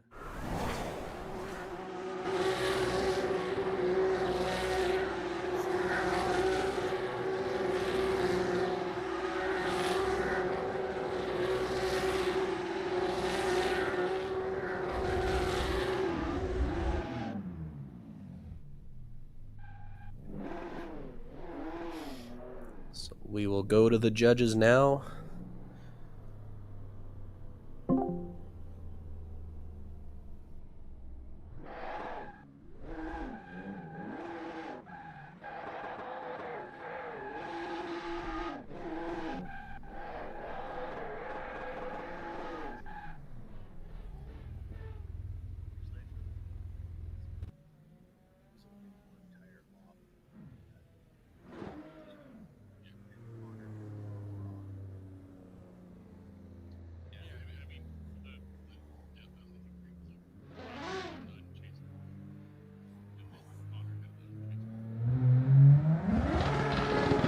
Moving on to the top 16. It will be Jamie Tedesco, a split decision Jamie Tedesco. Moving on to the top 16.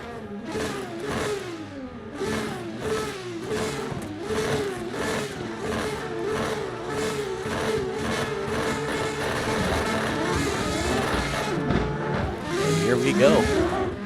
This will be a good one. This is the battle of the brothers. Carter Havoc versus Jace Havoc, leading his Carter.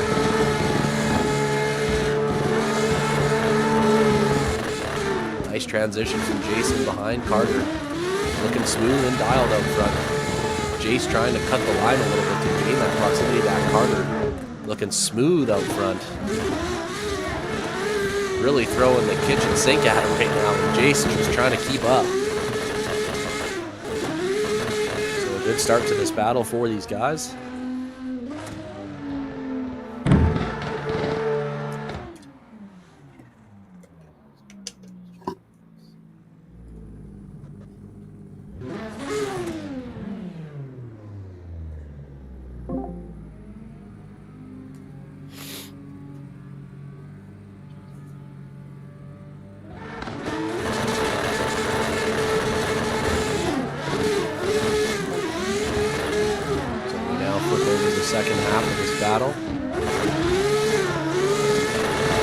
Jace will lead Carter right there on the door on the bank here. Falling back a little bit. Jace's lead looking really good though. You can't have a good chase without a good lead. A little bit of left foot brake for both of these guys. Smooth and consistent here. Carter keeping up with Jace though. Good proximity. And look at that tight transition from Carter. Jace throwing it in. And Carter's right there bumping him. And that was a beauty as they 360 into each other over the line.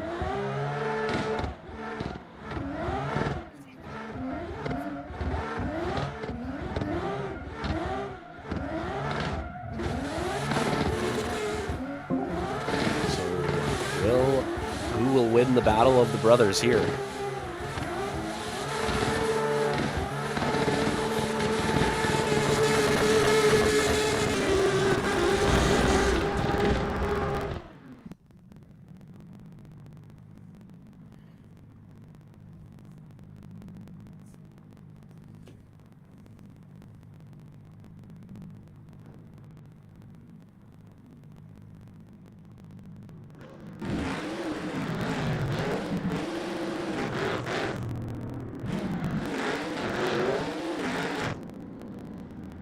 Moving on to the next round. It is going to be Carter Havoc. So Carter Havoc does move on to the next round. He takes down his brother Jace. What a beauty of a battle that was.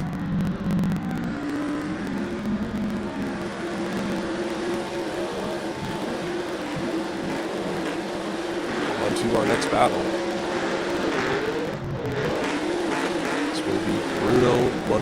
Bruce Monroe leading Garrett Theriot.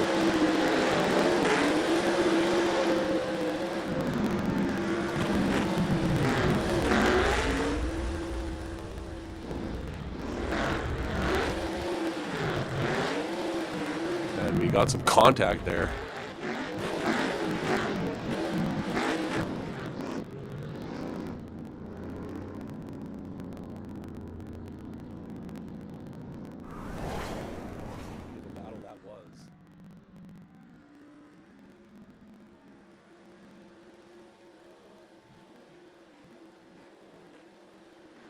Our next battle. This will be Bruce Monroe leading Garrett Theriot.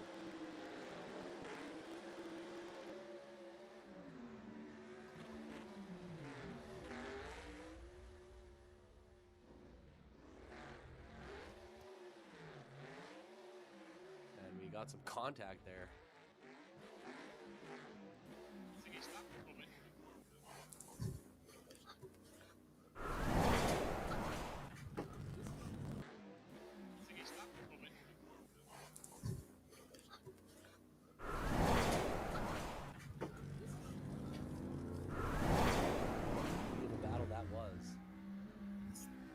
This is going to be a good debate.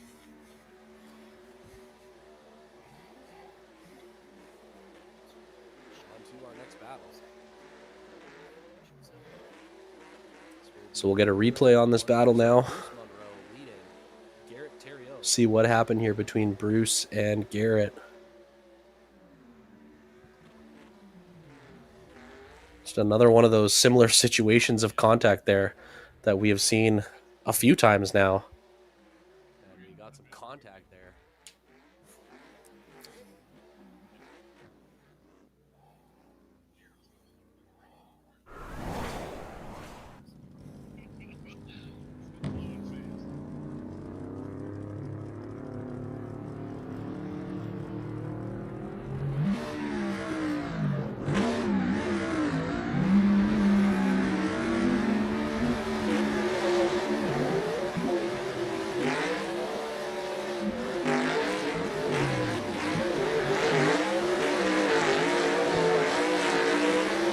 Okay, here we go, second half of this battle.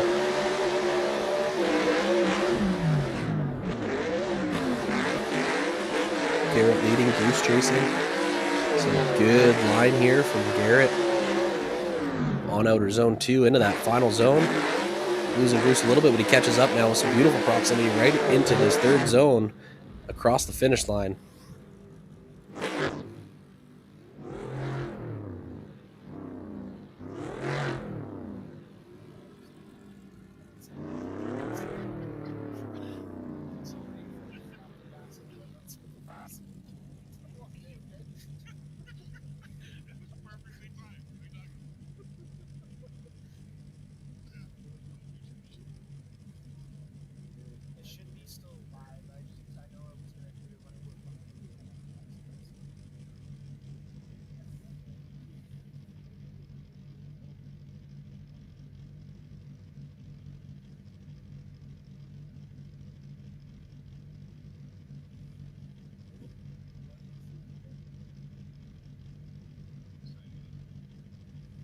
So going down to the judges.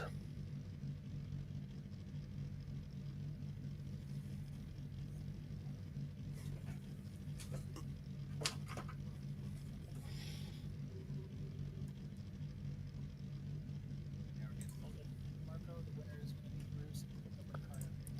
So we've got, moving on to the next round, it's going to be Bruce Monroe. Bruce Monroe will move on to the top 16.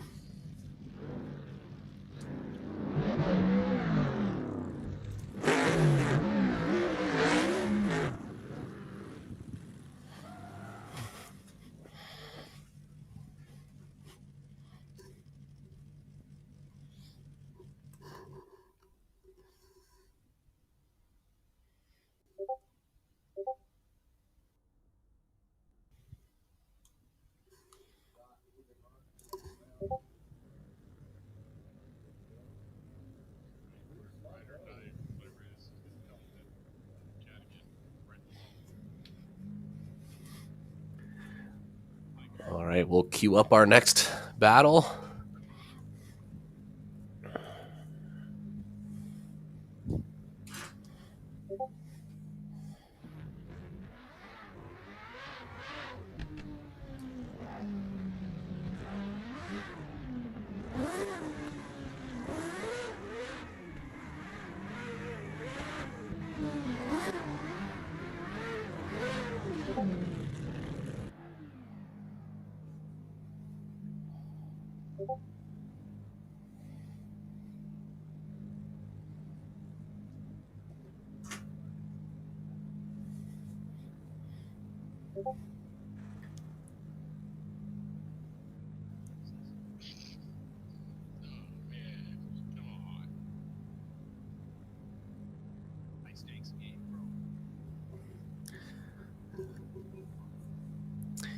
The game is called Assetto Corsa. This is Assetto Corsa that we're running for drifting using Content Manager and a bunch of virtual drifting packs. Currently using the VDC car pack.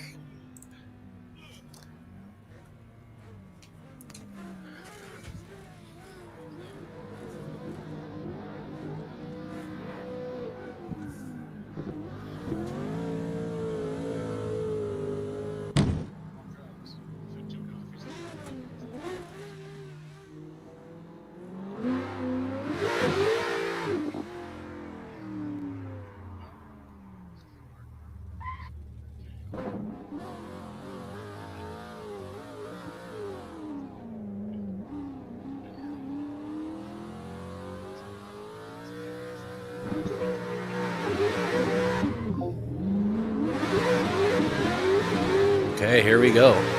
Hayden Cash, second place qualifier, leading Dakota Jansen. Look at Dakota Jansen on the door, Hayden Cash on the bank. He's pushing under the door. Look at this chase run from Dakota Jansen. Big transition into the second zone. Dakota loses the line a little bit, but Hayden's line is perfect into that zone. Nice transition across here into zone 3. Can Dakota keep that proximity? He does there. But a good, clean lead run from Hayden Cash. Beautiful run from those two guys.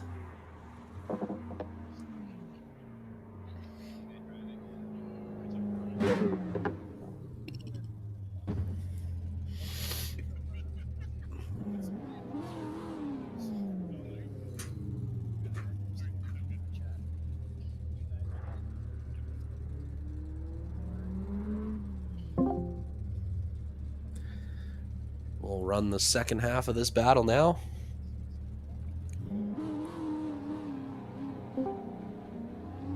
Here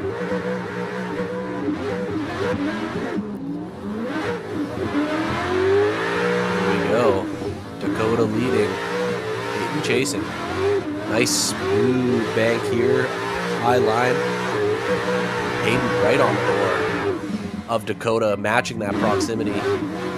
Really good lead line here from Dakota. Same from Hayden in the chase. He's tucked right into the pocket there. Right into the pocket of Dakota.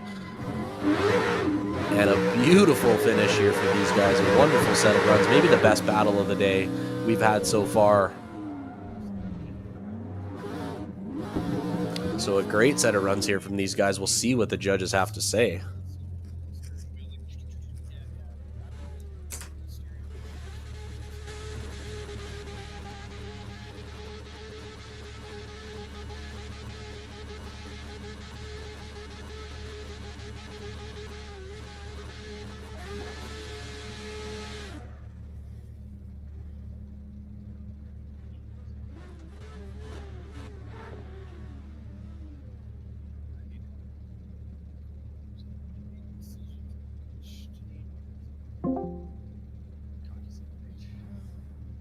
So we do have a decision. And it looks like moving on to the next round, we are going to have Hayden Cash. It's going to be Hayden Cash moving on to the top 16. So a good effort there from Dakota, but unfortunately not enough to knock Hayden off.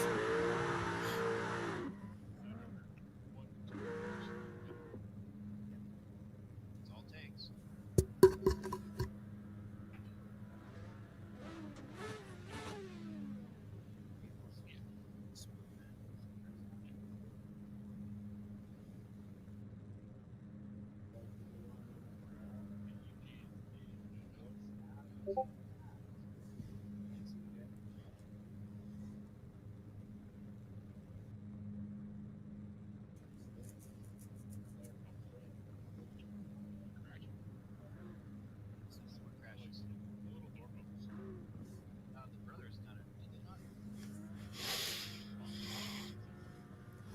So we got the next battle ready to go.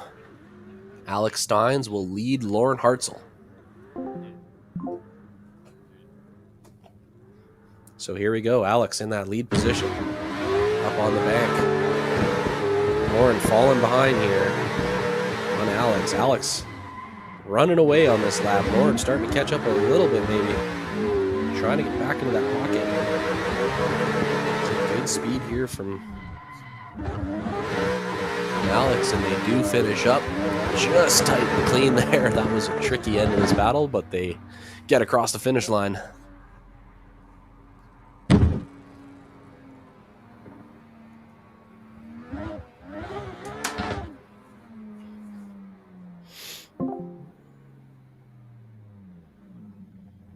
So let's flip around and go with the second half of this battle.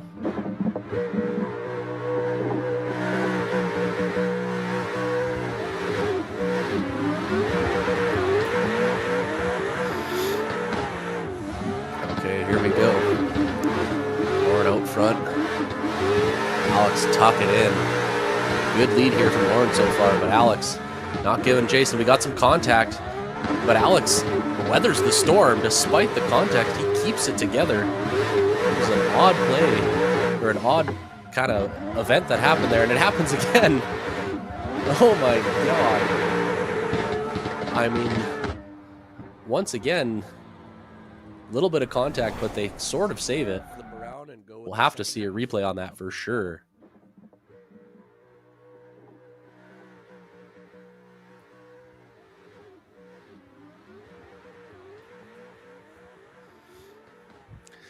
So let's see what we got here. Absolutely solid lead from Lauren, like very high on the bank, big snap to angle. Alex staying right there. And then right here, we have that contact, which kind of throws Alex off, but I mean, not a decel there, so that's sort of on him, you'd think. But a lot that happened there for sure. And then once again there into that final outside zone. So, I mean, Hayden doing everything he needs to do out front in the lead. And then Alex in behind, just trying to be aggressive. So we'll see what the judges will say for a decision here.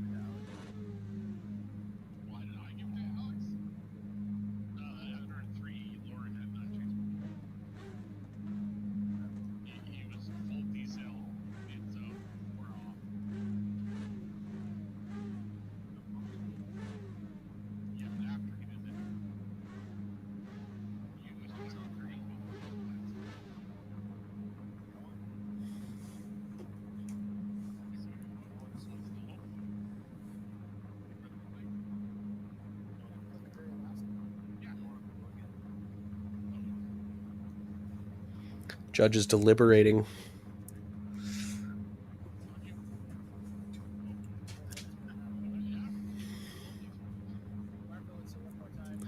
And it looks like we do have a decision.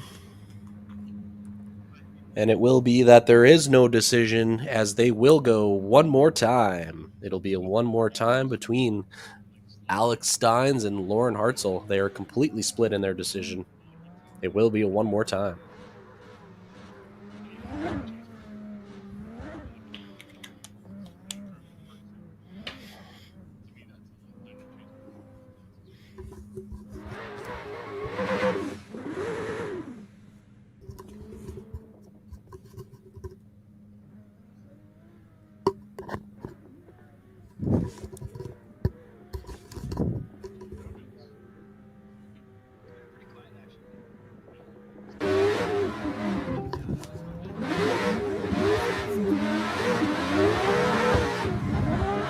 Okay, here we go. One more time.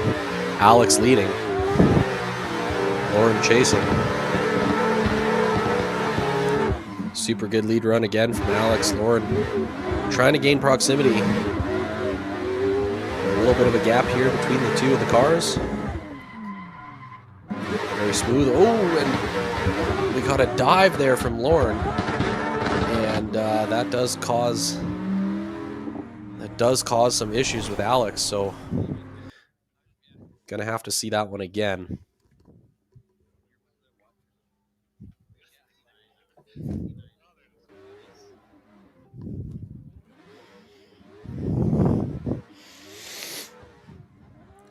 Thank you to all 69 of you watching, tuned in today. Nice.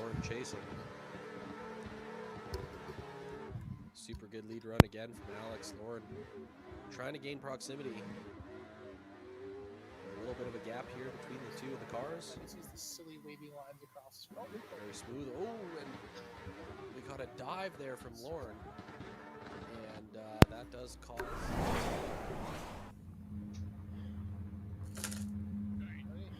Okay, here we go. Second half of this one more time battle.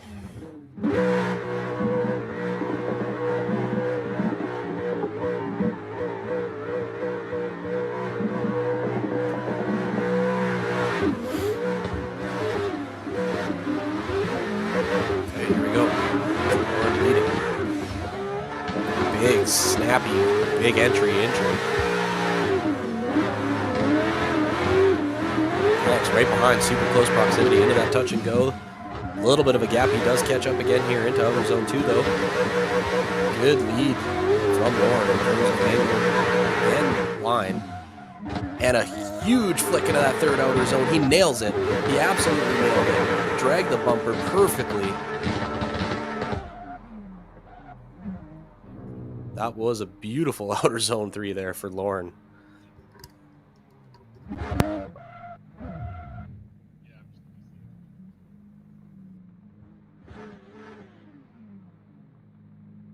filled the whole zone really good. Where was Alex going? Where was Alex again? Like, where was he going?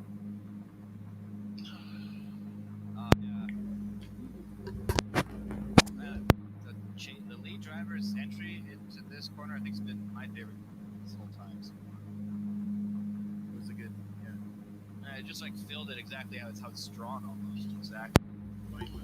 Oh, okay. I didn't vote on it last time.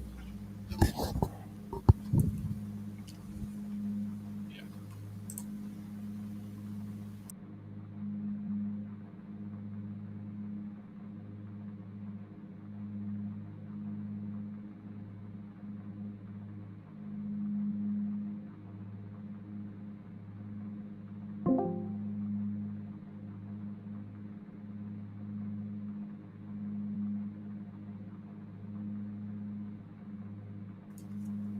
We do have a decision. Moving on to the top 16, it's going to be Lauren Hartzell. Lauren Hartzell will move on to the top 16.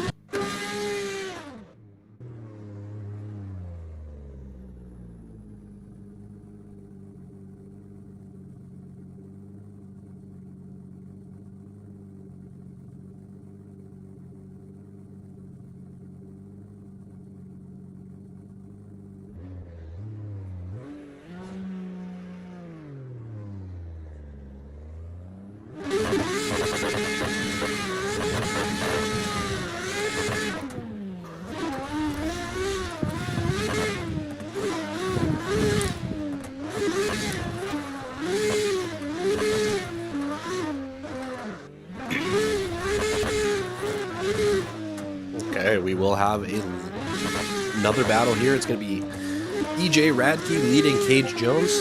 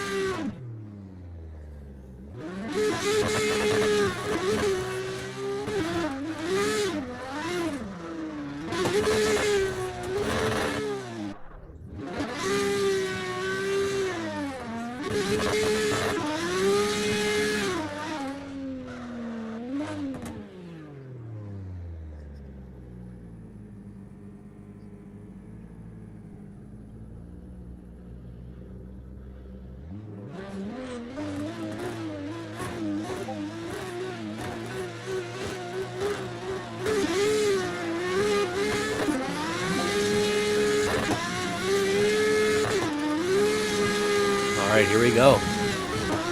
EJ Radke leading Cage Jones.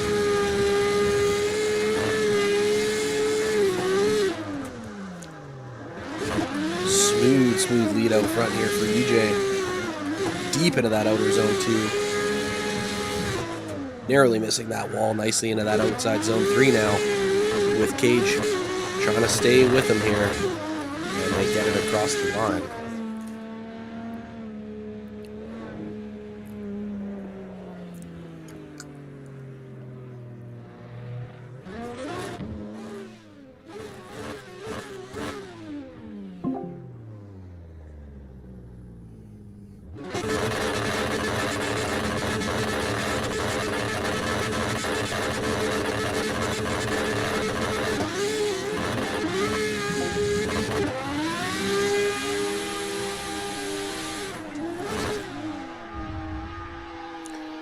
Oh no!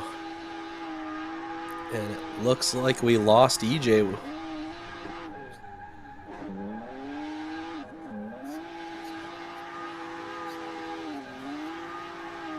Unfortunately, EJ got lost there.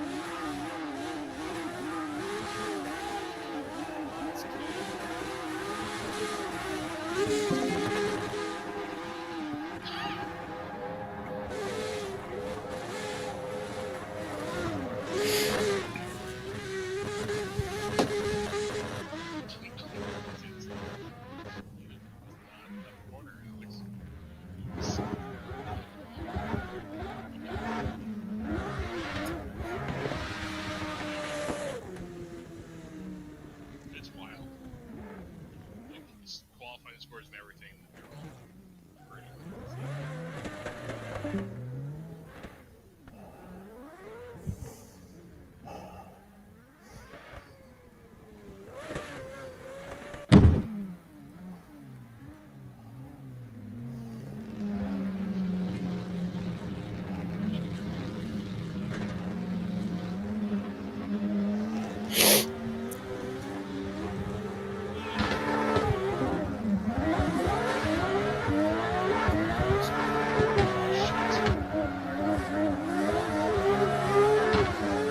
Okay, here we go. Next battle. Mitch Seaburn leading Dario Reddick. Mitch out front. Looking fast, looking dialed. Deep into OZ2 here. Reddick trying to keep up with him. Mitch just cooking through this course here into the final outside zone. Beautiful lead run from Mitch, who has been sitting out for a little bit as we got through our long qualifying session of 40 drivers, so he jumps right back in the seat and kills it here.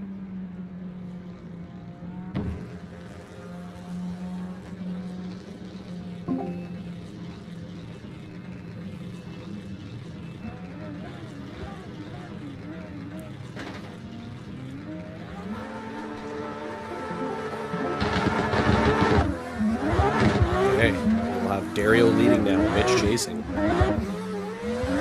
So here's Dario, not quite as high on the beginning of the bank. He does get up there for the second half of the bank. Mitch is literally right there with a little nudge. And here we go. They're looking good on this outer zone. Dario still up front with a nice deep line. Mitch not allowing him to get away, but he's right there, right into the door of Dario into the final corner.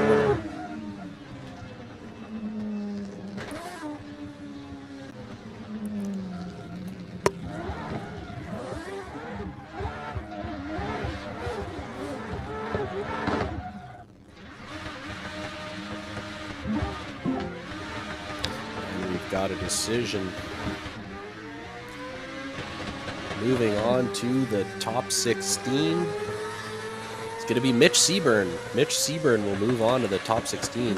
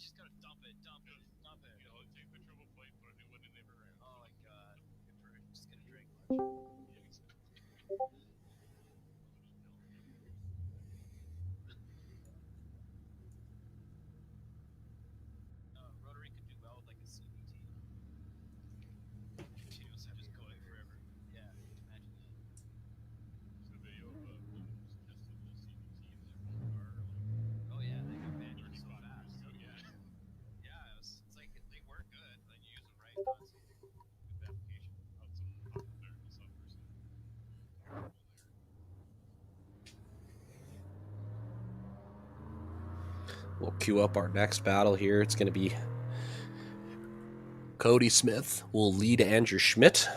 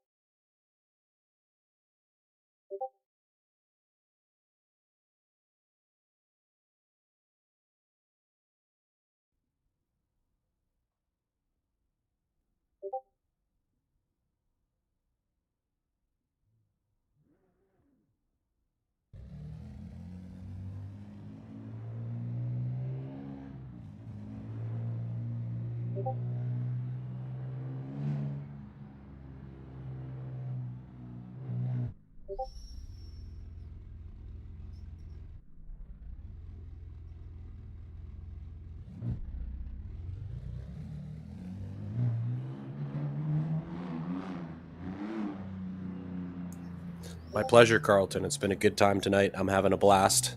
It's been a fun show to watch. Some sick driving here. Got a hell of a view. So yeah, having fun here.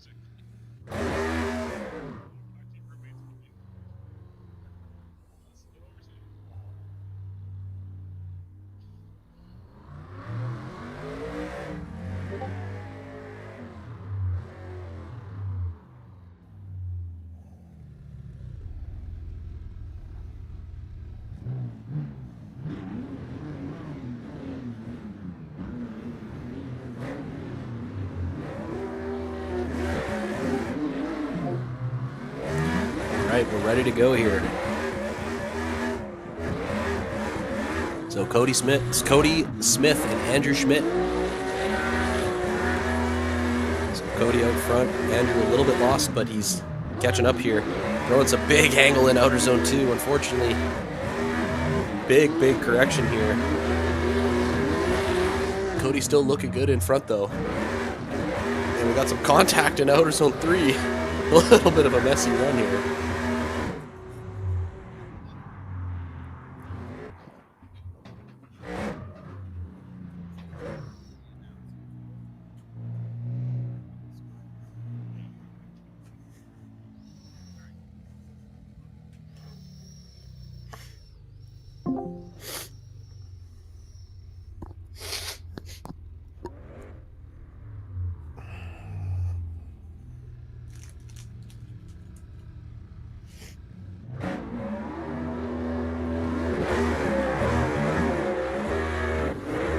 Here we go. Andrew leading now. Cody chasing. Bit of a gap hold here on Cody. Andrew looking good out front. Too deep though in outer zone 2. Hits the wall and unfortunately goes off track. Has to shut it down. So that will do it likely for Andrew Schmidt here, unfortunately. Good effort though from him. Lead run was looking really good up until that point. And then some donuts for the fans to finish off this run.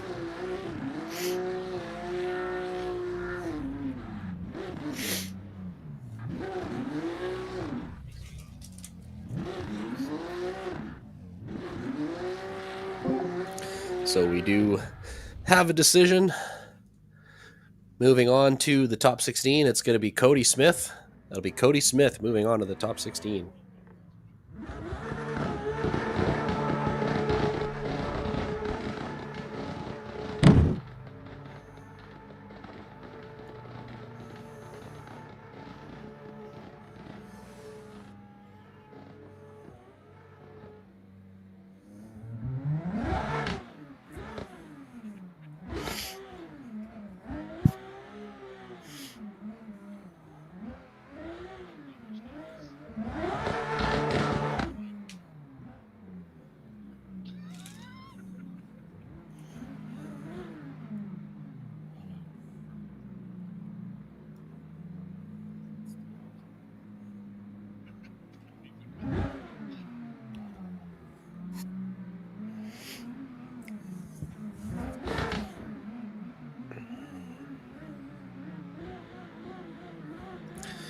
So we'll queue up our next battle. This should be Donald Bird leading Jesus Garcia. Our last 3 battles of the top 32. So here we go, Jesus Garcia leading. Donald in chase. Or sorry, Donald leading. Jesus in chase. Look at this outside zone 2 from these two guys. Looking awesome here. Some good proximity from Jesus. Deep in outer zone 3. They both tap the wall and then they get some contact over the line. We've seen so much contact tonight. Rubbin's racing.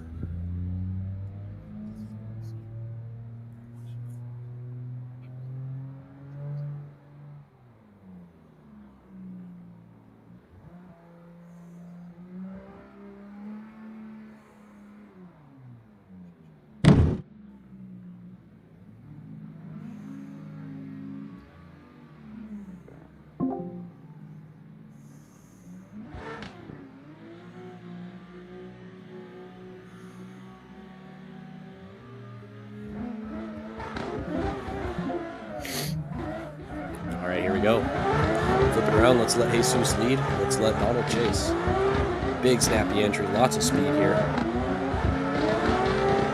Donald right behind Jesus.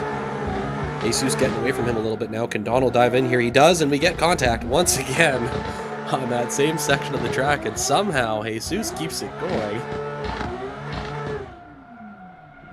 Somehow Jesus is able to pull through that and keep the car going.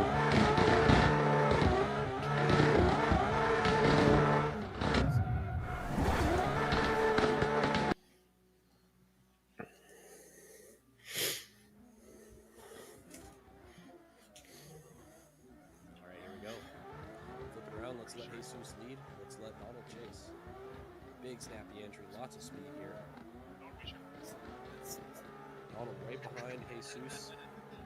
Jesus getting away from him a little bit now. Can Donald dive in here? He does, and we get contact once again on that same section of the So track. we saw that contact there. Taking that decel zone into account. Somehow Jesus is able to pull through that and keep the car going.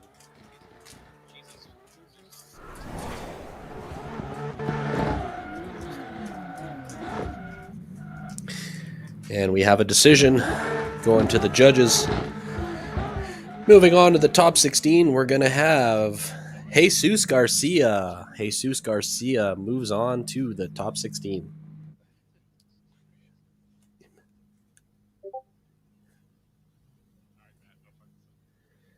All right, this should be a fun one here. We've got Matt Rushetsky leading Josh McDonald.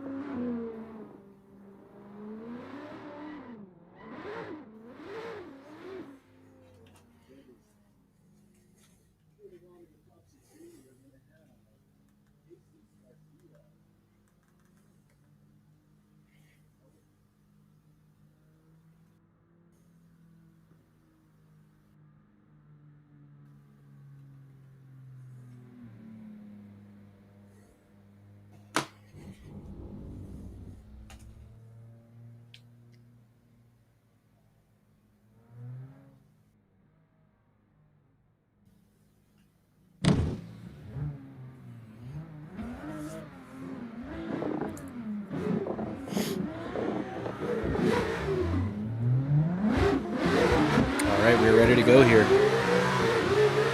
Matt in that lead position. Nice high line on the bank. Josh right behind him. Matt looking nice and clean out in the lead here. This outer zone too is looking beautiful for Matt Rusecki. Got that car nice and deep into the zone. Beautiful, beautiful line here from Matt. Josh looking good behind him. It's a big angle for Matt, and Josh makes a big mistake in outer zone 3 as Matt finishes up his run nice and clean over the line.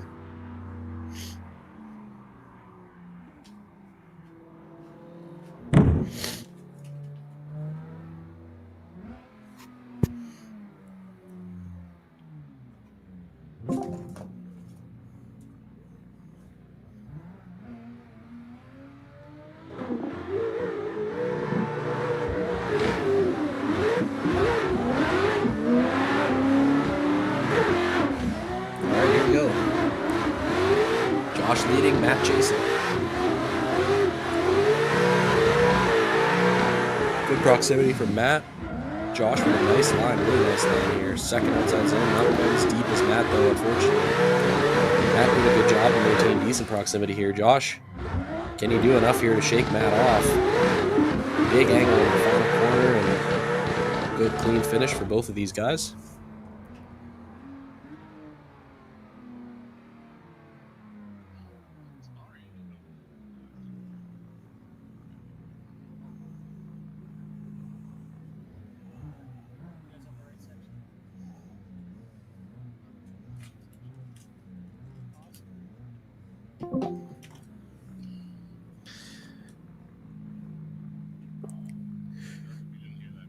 So we do have a decision. Moving on to the top 16 will be Matt Rusecki. Matt Rusecki moves on to the top 16.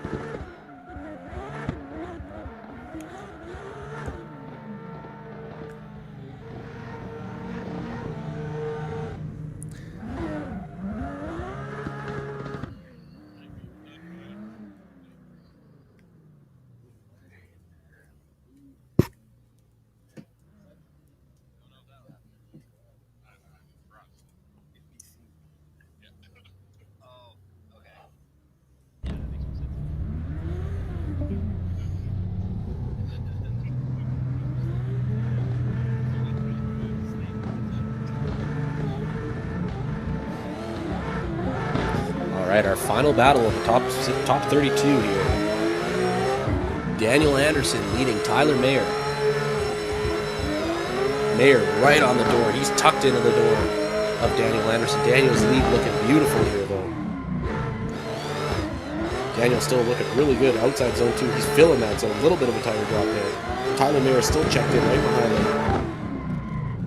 Daniel with a nice transition to the final outside zone. Tyler trying to keep that proximity. And that was another good set of runs here tonight.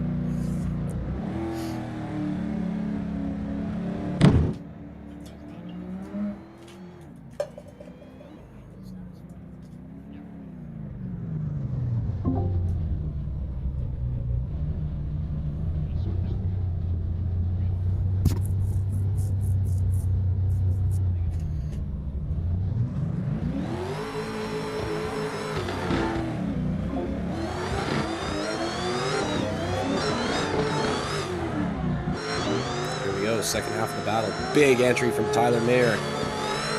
Loses Daniel a little bit. Daniel playing some catch up now. Tyler's still good out front. Daniel's caught up now. He's checked in behind Tyler, sacrificing the line a little bit, but he's got the proximity. Tyler's still looking good out front. Big entry, big angle. Snap into the final corner. We got some contact. And they get it over the line there.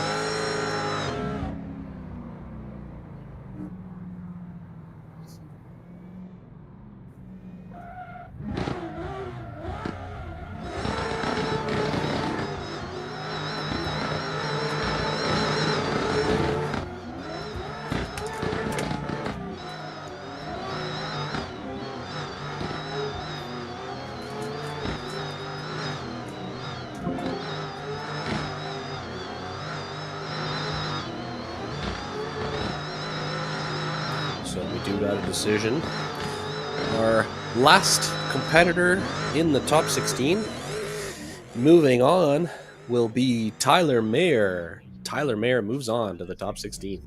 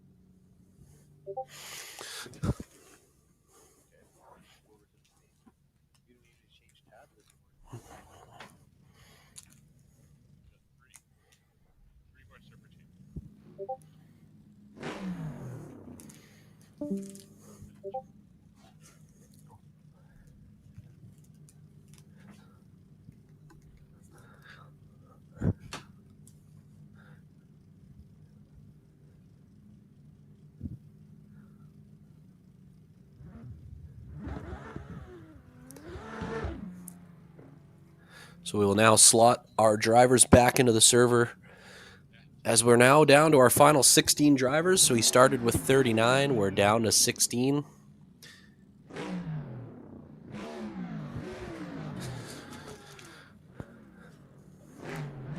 This is where things get just more and more fun as the night progresses.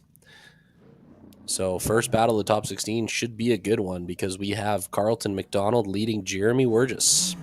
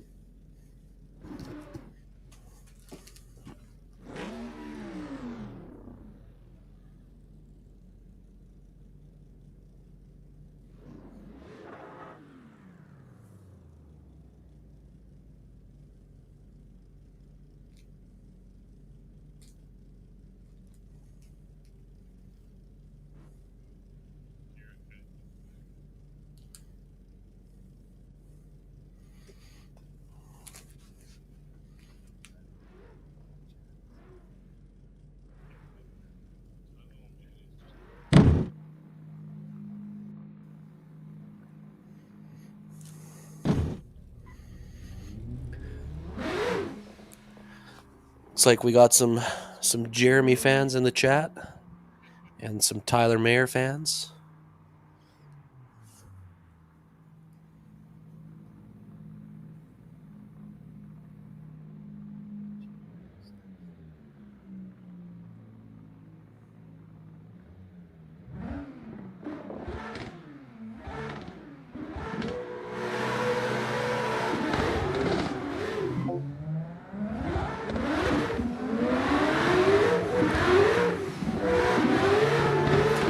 right, here we go. So Carlton will lead. Jeremy chasing. Odd transition here from Jeremy. He makes it work though. Carlton still looking good in front. Deep on outer zone 2. Jeremy staying with him. Nice smooth transition from these two guys in outer zone 3. And oh, Jeremy has an error there. It almost looked like a controller disconnection. It's a bit of an odd one. Call it a little bit uncharacteristic at this point.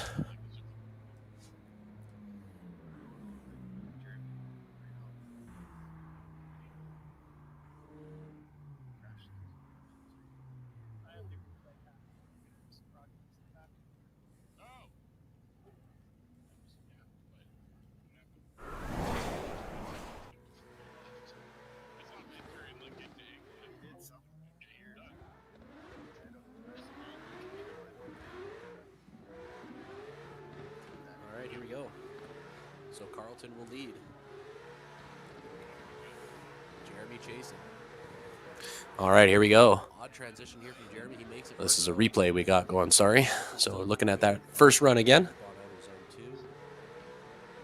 Jeremy staying with him.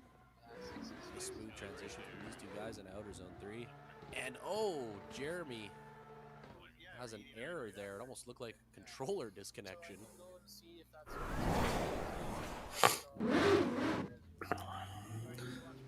So if you want, I'll go see if he wants to use the one leg spike clause that he gets. And then we'll go from there. It was a really good chase for him.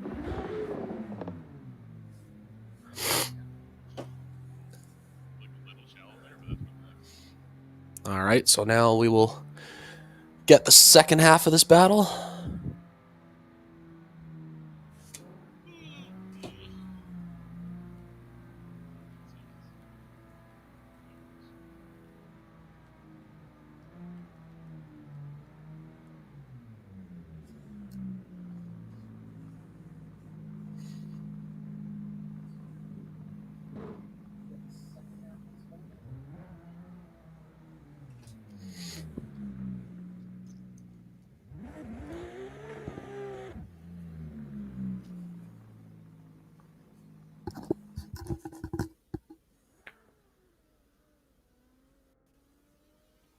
Interesting to see what he says, you'd be dumb not to take it as an opportunity. right?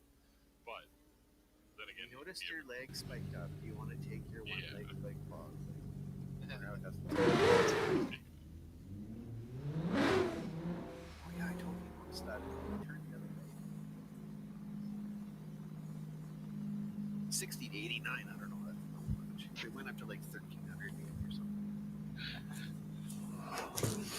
I mean, it's like So we're just getting Jeremy connected back in here. Looks like he had a disconnection issue there.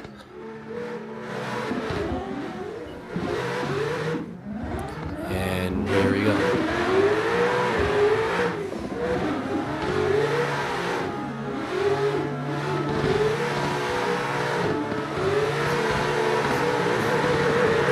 I believe this is actually, we're doing a rerun here. So this is a rerun battle from the first run. A little bit of an error there on outer zone 2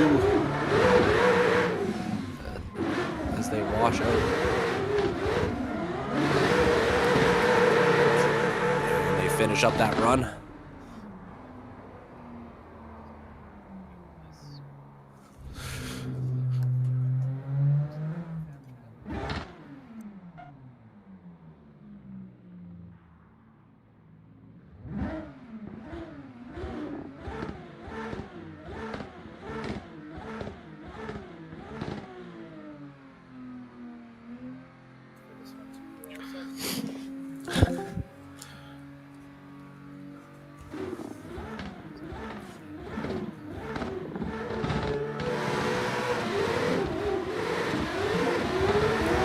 All right, here we go. Second half of this battle.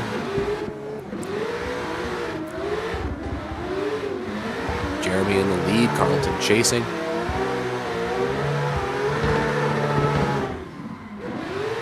Look at this chase from Carlton. Jeremy looking good out front. Carlton Puts a tire into the door. Jeremy stays in it though. And Jeremy throwing big angle into the final corner, and he holds it together, and Carlton's right there. He saved that. That was a beauty.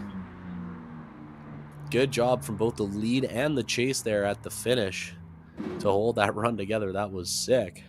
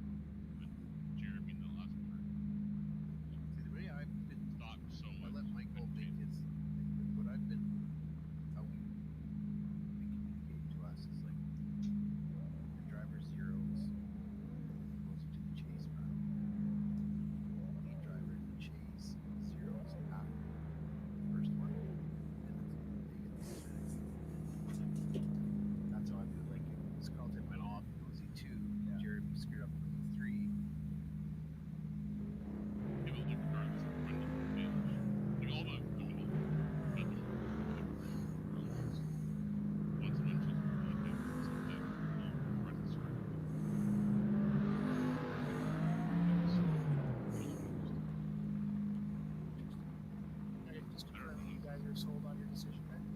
Yeah.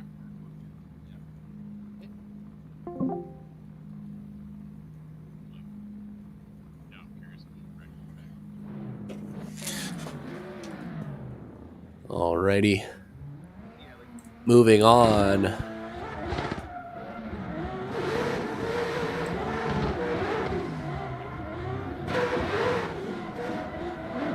To the next round, we're going to have Jeremy Wurgis. Jeremy Wurgis moves on. He knocks out our top qualifier, Carlton McDonald.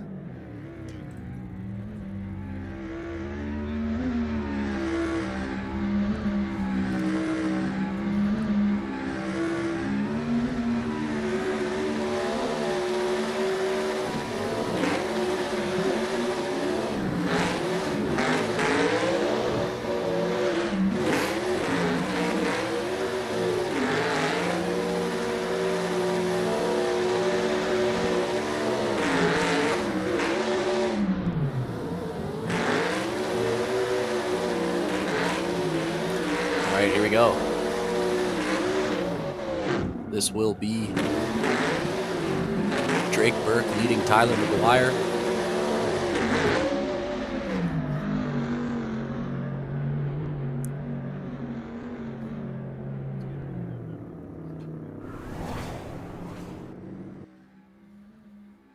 Good run from those two guys. We'll get a replay on this one as well.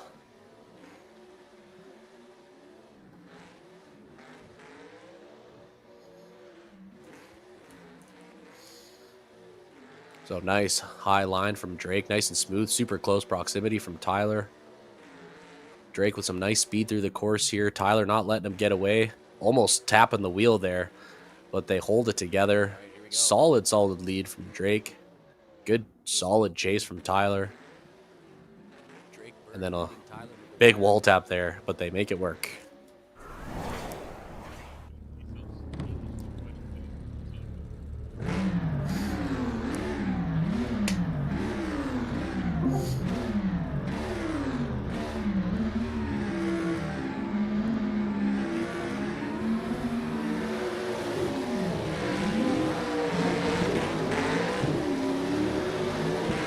All right, here we go. Flip it around. Tyler leading. Good line here from Tyler. Drake not quite the proximity that Tyler had. Catching up here though. Tyler looking really sorted up front. A good lead run from him. We come into that final outside zone 3. Drake keeping the proximity up. And a good second half to that battle.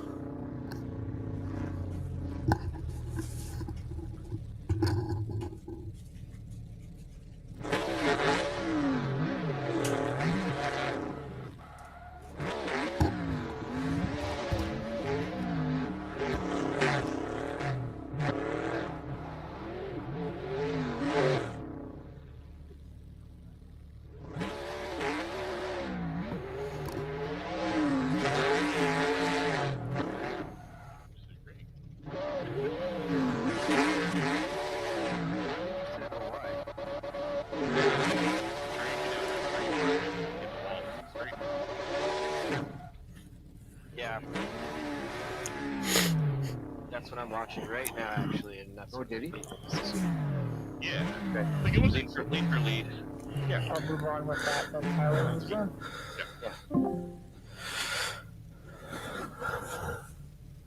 Yeah, the Carlton with Jeremy one. I'm curious. So we do have a decision. Like, if both Moving on to the top 8 to face Jeremy Wurgis. It will be Tyler McGuire. Tyler McGuire moves on to the next round. as far as like they've changed.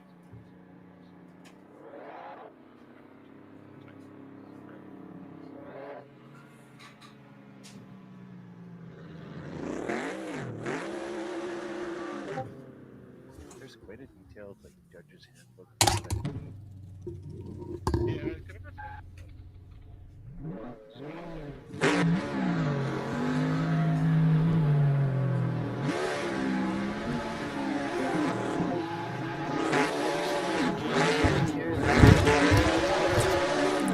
All right, here we go. Next battle. Moving right along, we've got Jamie Tedesco leading Devin Lynn. Tedesco looking really good out front. He's been throwing some nice leads today. Lynn catching up. We got some contact, and it causes Jamie to spin. So some contact there from Devin gets into the door, and we get a spin from Jamie. So unfortunately, we did a bit of a pretext there.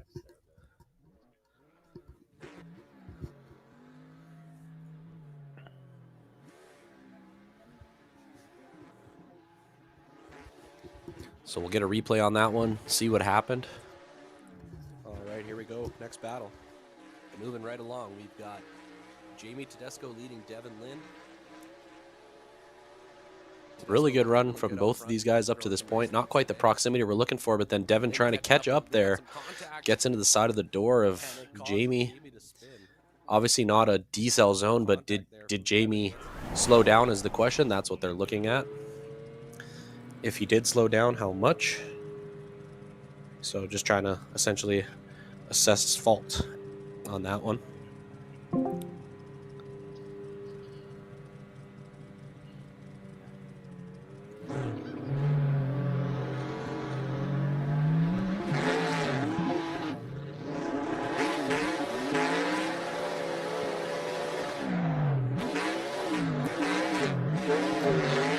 All right, here we go. Devin Lynn now in the lead. Nice fill on the touch and go. Into outer zone 2. Nice deep line here. Jamie trying to stay tight to him. Lacking a little bit of angle to keep that proximity. Devin exits the zone early, and they get Harry into this outer zone 3, and we got another collision from these two guys playing some bumper cars out here.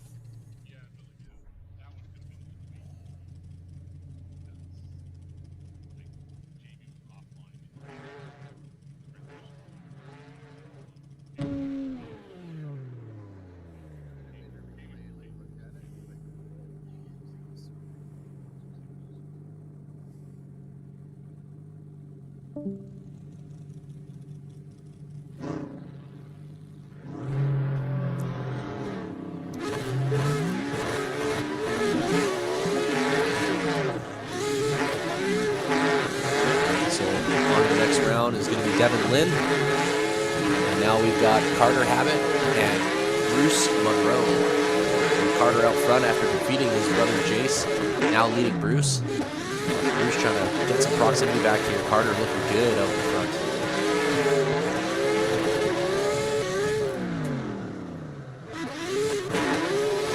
Here we go into that last outer zone. Another good solid lead from Carter. Bruce lacking in proximity for sure, but no big mistakes necessarily from either driver. we will get a replay on this one.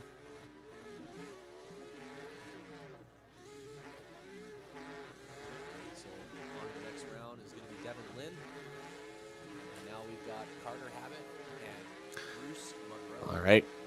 Carter out front after defeating his brother Jace. Now leading Bruce.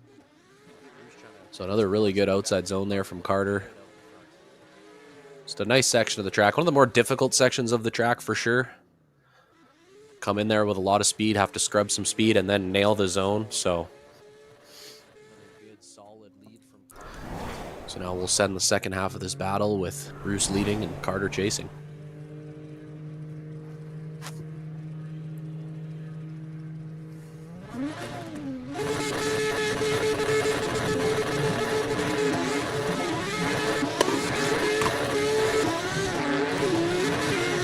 Whoa, we got a little bit of contact on initiation, maybe. Bruce with a nice high line. Carter right there, though, not giving him much space. Nice transition from Bruce here. Big angle in outer zone 2. Carter choking up a little bit. Bit of a tricky one there, but he makes it work. Bruce with the transition across here. Carter right behind him, and Bruce hits the wall, and Carter makes a pass on the inside.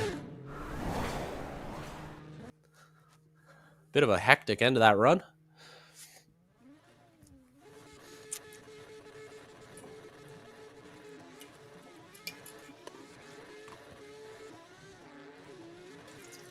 Whoa, we got a little bit of contact on initiation, maybe. Bruce with a nice high line. Carter right there, though, not giving him much space. Transition from Bruce here. Big angle in outer zone 2. Carter choking up a little bit. Bit of a tricky one there, but he makes it work. Bruce the transition across here. Carter right behind him, and Bruce hits the wall, and Carter makes a pass. Second corner there. He would have gone off into the dirt. Oh yeah, that other match. The other guy. Like what match that was? I don't think Charles. Oh. Yeah. For this. Oh,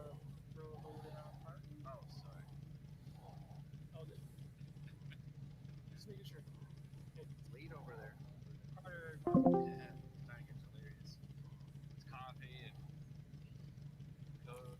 Coffee. So we do have a decision.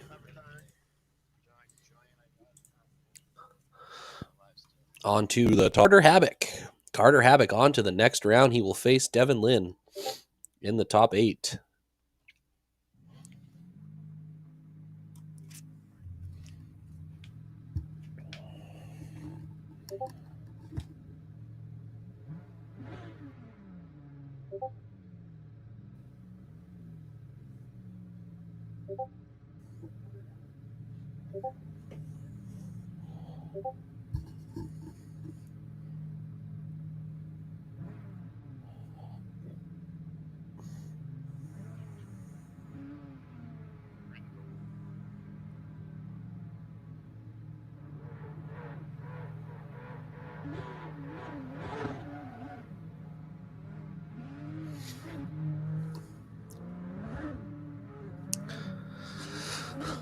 So we'll just queue up our next 8 drivers here into the server. Second half of the top 16 to decide our final 4 drivers into the top 8. So this next battle will be Hayden Cash versus Lauren Hartzell.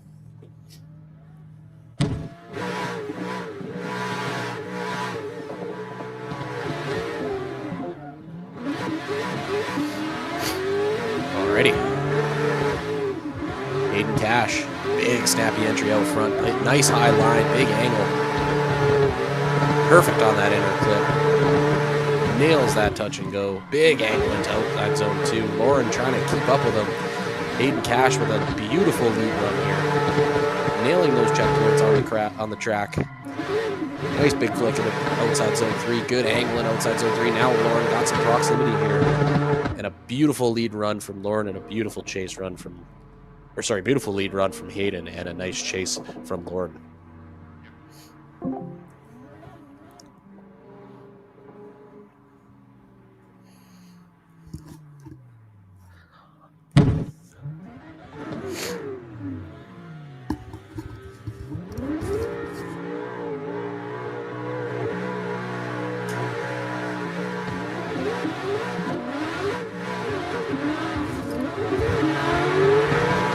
second half of this battle. Lauren in the lead. Big aggressive entry in behind by Hayden. He holds it together. Lauren looking dialed out front. He's got some big angle into outside zone too, but Hayden is right there with the proximity right into the door of Lauren. Nice transition from Lauren through here, and Hayden still not letting Lauren get away. Hayden is right there on the door. Good finish to that battle.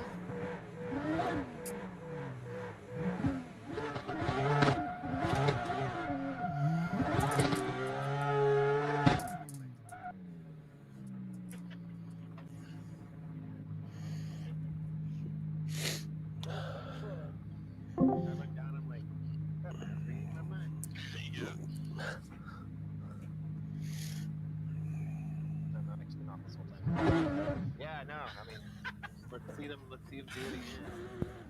Yeah, it was too close to draw. They both did good, you know. Like, there was nitpicky things, but also, like, It was a fun battle. yeah, like that worked. Let's see if they can replicate it. That's what I want to see. That's exactly it.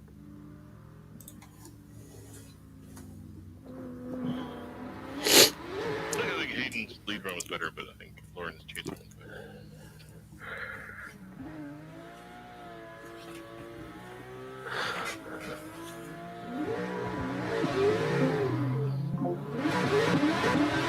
So it will be a one more time. We got a one more time. And this is it right here. Hayden in the lead, Lauren right behind. Lauren with much better proximity on this run. Hayden with a beautiful lead run. Lauren cutting the line a little bit. Hayden still laid back in the pocket there of that outer zone. Dragging that bumper again. Hayden still sticking behind him. Or sorry, Lauren still sticking behind Hayden though.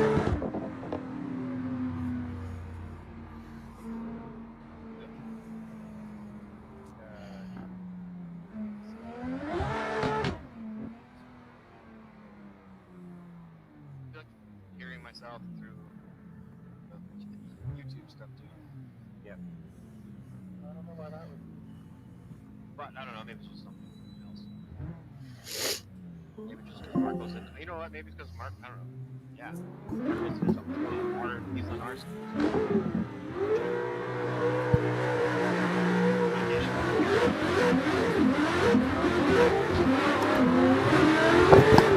All right, here we go. Big aggressive entry here. Lauren in front. Hayden tucked into the pocket again.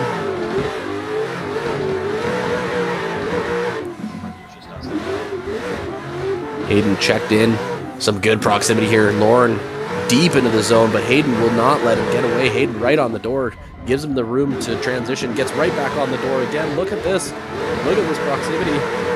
Pinching him against the wall, but they get out of it nicely.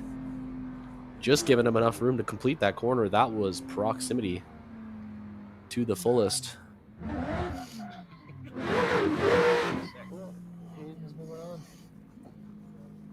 Sorry, we tried. And we do have a decision. Going to the judges. Moving on to the top 8, it will be Hayden Cash. Hayden Cash moves on to the top 8. Was it when Mark was muted? He was talking to us for a second? Like, he's only talking to us for a second.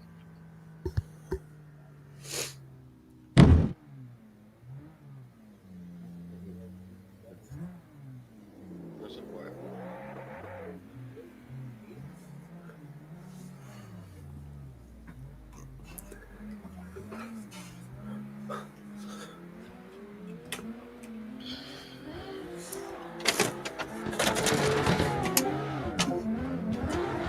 Okay, next battle here is going to be Cage Jones versus Mitch Seaburn. Mitch Seaburn leading. Cage Jones right behind him. Mitch gets through that touch and go nicely. In outer zone 2, Cage not letting him get away though. A little bit of wavering on the line. Mitch is very smooth on his line, just grazing that wall, the unforgivable wall. Transitioning the final outside zone, almost touching again. Mitch just looking really smooth out front. And a good chase there from Cage as well. So that first run lead car was Mitch. By the way, I forgot to mention the qualifying order on this one too. So, yeah. So now we're watching. Yeah, now we're watching Cage. Suppose, yeah, I think you start BMW.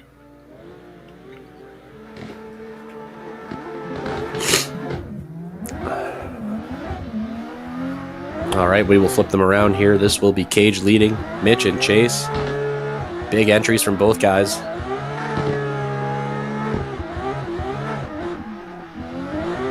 jeez. Yeah. Here we go. This is looking good here. Mitch keeping the proximity going.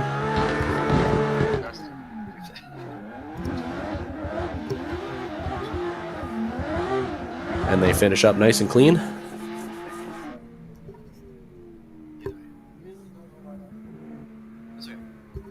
I'll look through it afterwards. So.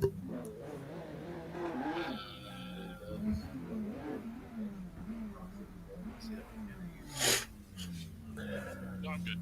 I'm just watching the YouTube 15-second leg video.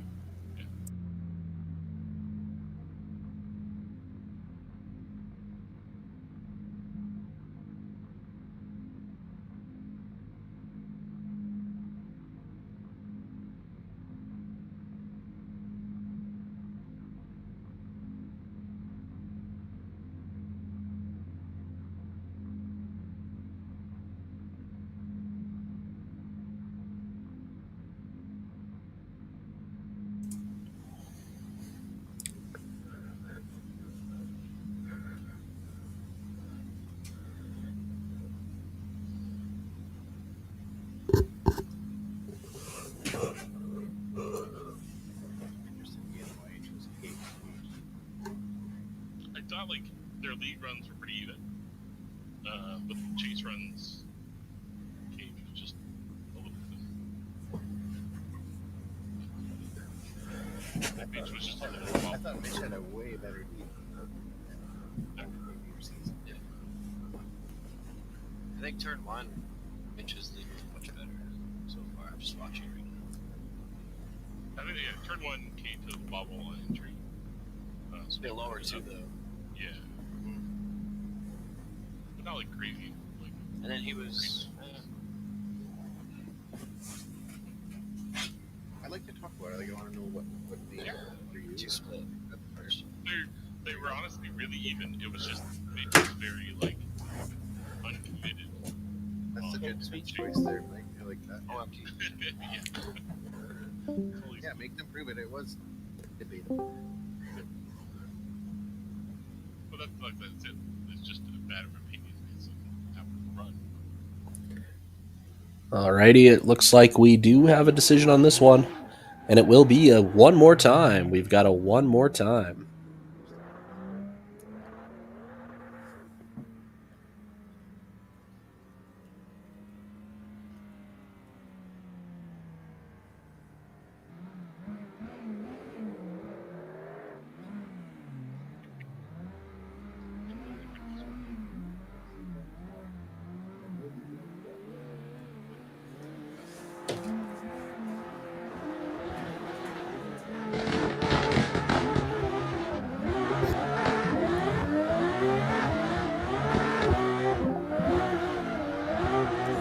Alright, here we go. One more time battle. It's going to be Mitch Seaburn in the lead. Tight to that inner clip. Touch and go looks good. Into this outer zone too. Big angle for Mitch, and unfortunately Cage hits the wall and goes off the track. So Mitch just needing to clean this up here and finish strong.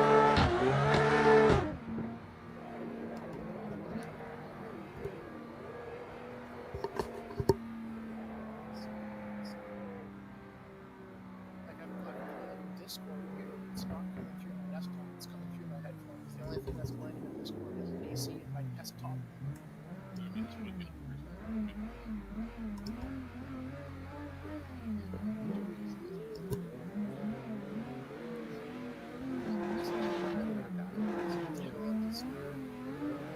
You guys are ready?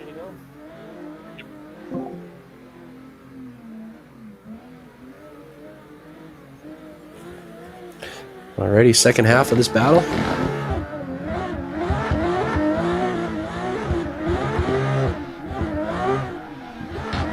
Here we go with Cage on the lead.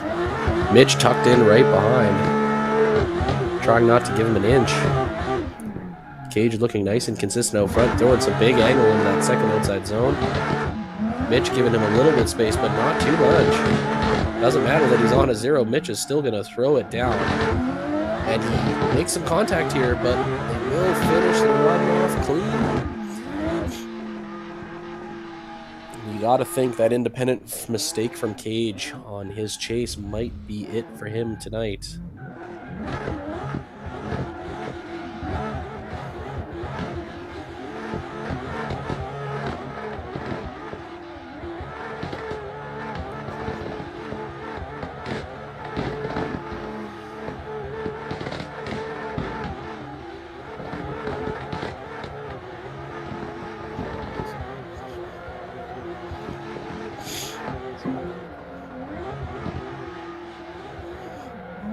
Going to our judges. On to the top 8. It's going to be Mitch Seaburn. Mitch Seaburn moves on to the top 8.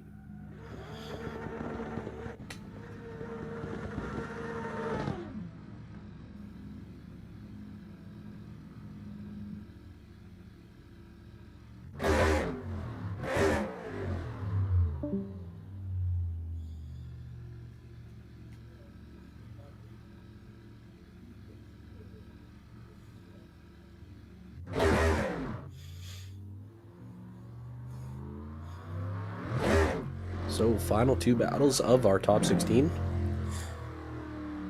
Winner of these 2 battles will face each other in the gray 8. So this first one here will be Cody Smith versus Jesus Garcia, and then we'll have Matt Rushetsky versus Tyler Mayer. So this will be Cody leading, Jesus in the chase. Big Manji entry from Cody, and Jesus tucks right in. Falling behind a bit now. Touch and go looks real nice here from Cody. Jesus trying to get that proximity back, cutting the line a little bit to gain that proximity. Cody Smith still looking dialed out front, almost hits that wall there. Transition into outer zone 3 with Jesus looking to make a move here, and he does. He makes a move and hits Cody Smith into the wall. Was probably not intending to do that. Unfortunately, got a little too aggressive there. Versus Jesus Garcia, and then we will have Matt Rushetsky versus Tyler Mayer. So this will be Cody leading, Jesus in the chase. Big Manji entry from Cody, and Jesus tucks right in. Falling behind a bit now. Touch and go looks real nice here from Cody. Jesus trying to get that proximity back, cutting the line a little bit to gain that proximity. Cody Smith still looking dialed out front, almost hits that wall there. Transition into outer zone 3 with Jesus looking to make a move here, and he does. He makes a move and hits.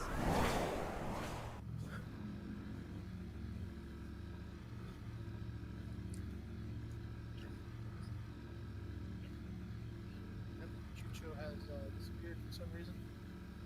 Now we flip these guys around. Unfortunately, we got a bit of a disconnection issue with Jesus.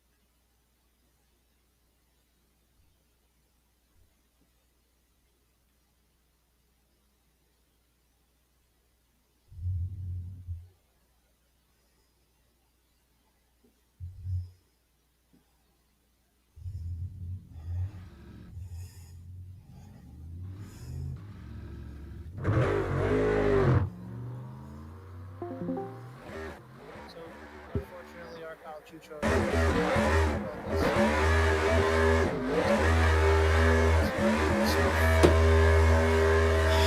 Okay, so unfortunately, due to some technical difficulties, Jesus will not be able to continue here, and we're going to give a bye run to Cody Smith. So this will be a bye run for Cody Smith, who will move on to the Grade 8.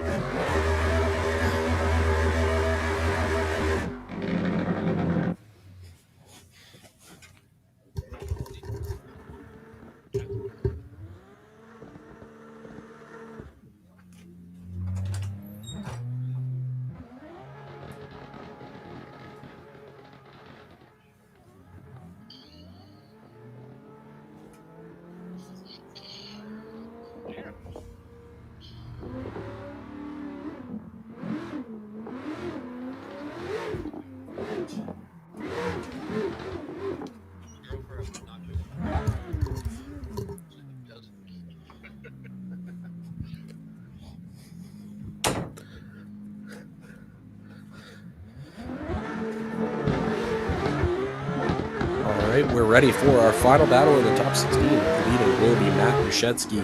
In the chase is Tyler Mayer. Matt looking dialed on the bank here. Tyler keeping a good proximity to Matt.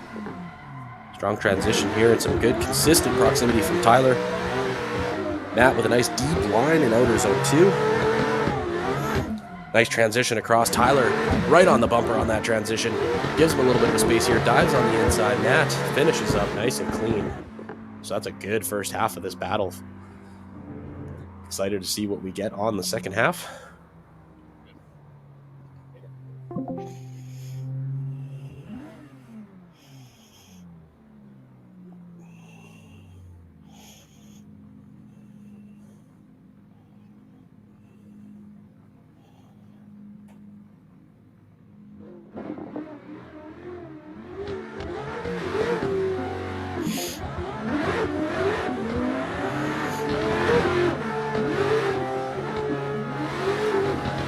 Here we go. This is Tyler Mayer in the lead now. Matt right behind him. Look at that transition, the proximity. Matt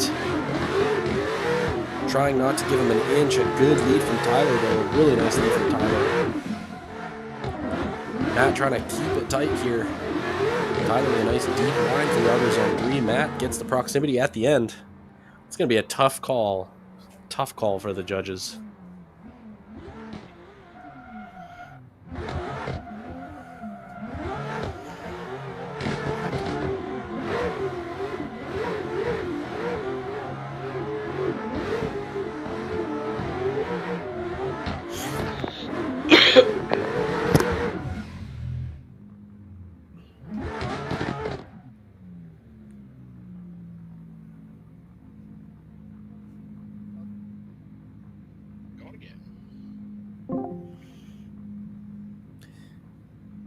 And it looks like the decision is that there will be a one more time. It's going to be a one more time between Matt Rushetsky and Tyler Mayer. I like that. It was a good battle. Let's see it again. Run it back.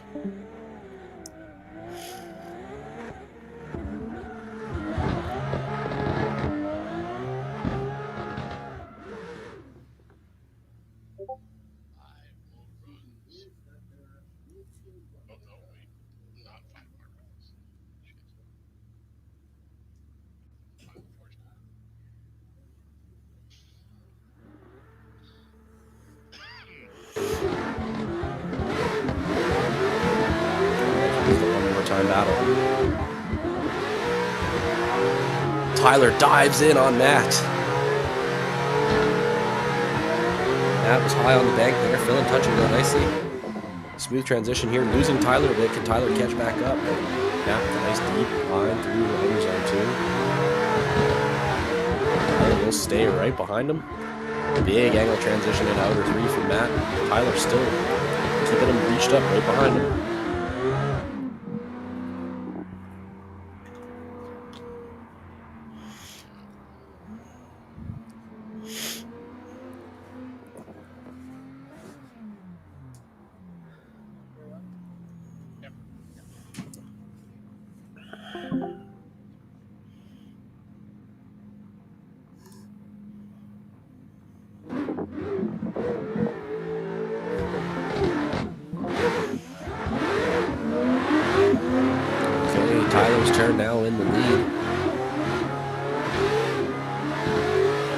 Some touching tires here with Matt and Tyler. Matt trying not to let Tyler get away. Tyler with a nice deep line. Matt gives him another bump. Will he give him a third bump? In outer zone 3. Here we go. Big transition. Dragging the bumper along the wall. And here's Tyler. Matt with another little kiss there. Maybe 3 moments of contact on this battle. 3 different zones. That's what we love to see.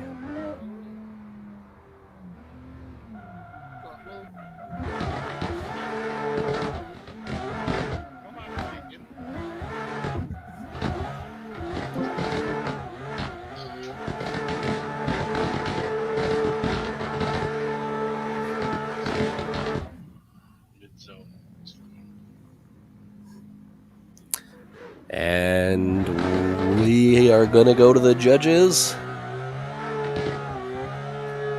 And it looks like it will be a one more time again. Too tight of a battle to call twice in a row. We will go one more time again.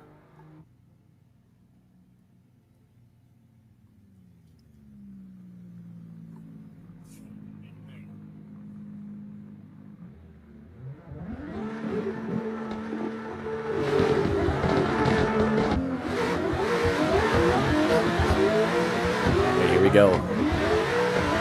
Should have a decision here. Matt in the lead. Tyler is right on the door again. Smooth, consistent lead from Matt. Tyler cutting the line. Oh no. Matt slowing down a bit there. Tyler cutting the line a bit there. Into the final outside zone. And they get across the line.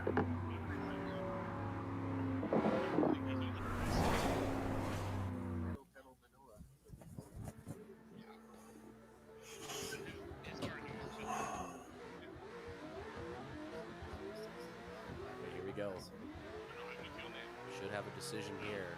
Matt in the lead. Tyler is right on the door again. Smooth, consistent lead from Matt. Tyler cutting the line. Oh no. Matt slowing down a bit there. Tyler cutting the line a bit there. Into the final outside zone. Anytime their brake is touched, the decel light should come. But he's 100% brake and decelling in zone. You can see him coming from stuff. That's my gripe. That's it. Good to carry on? Yep. All right, second half of this one more time battle between Matt Rushetsky and Tyler Mayer.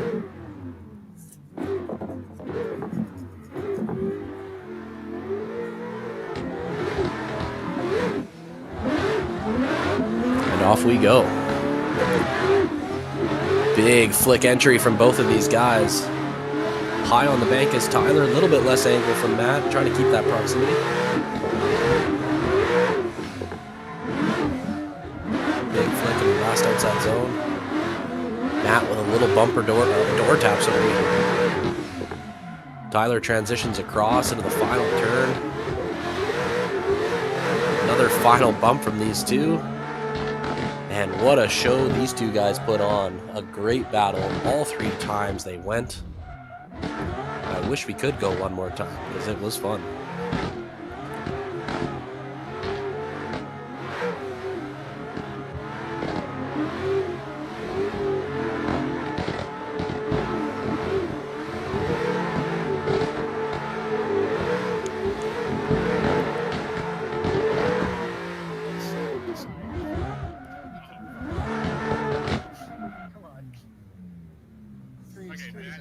Because Tyler screwed up his chase big time.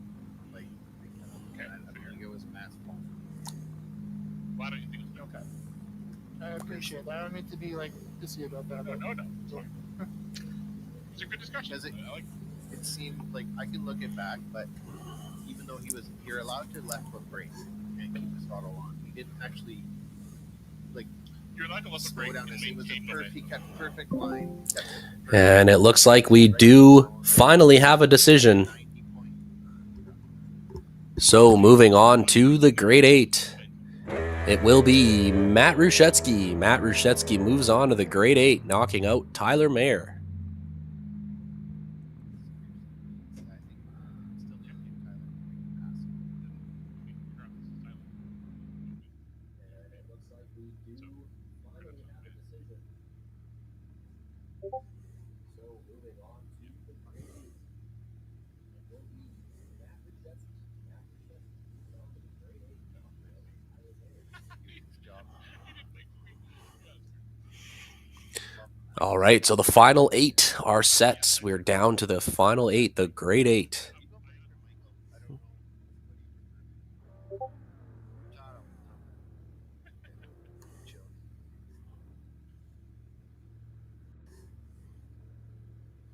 Yeah, like Tyler was offline, but I feel like he checked up and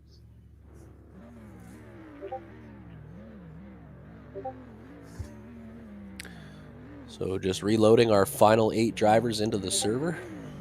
There's the top 16 bracket. First battle is going to be Jeremy Wurgis versus Tyler McGuire. We'll have Devin Lynn and Carter Habbock. Hayden Cash versus Mitch Seaburn. That should be a fun one as well as Cody Smith and Matt Rushetsky.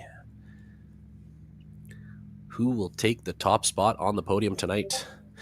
For Spec-D round 1 of the Pro Virtual Drift Series, brought to you by Faint Visuals and L&T Fastworks.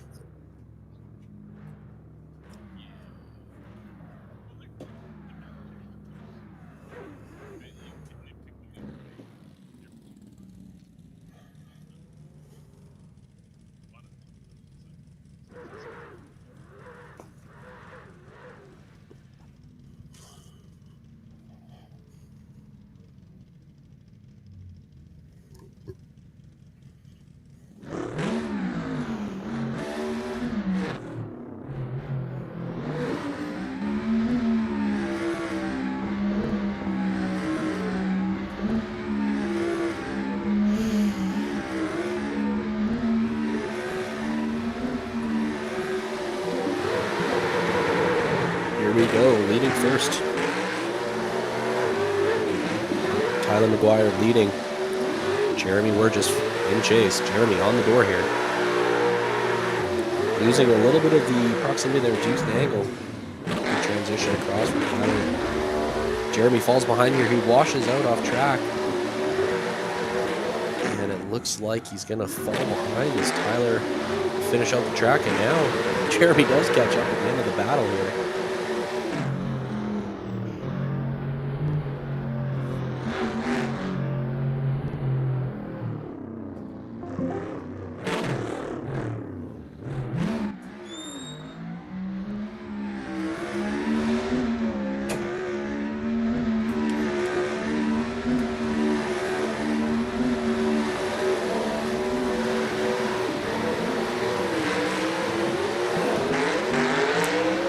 Second half of the battle.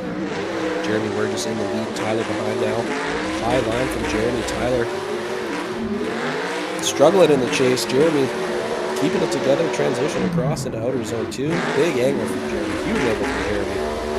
Tyler tucks back into the chase. Into the pocket here. Jeremy's going to transition back. Big angle. Oh, it's backwards into the final zone. And that one got a little hairy at the end.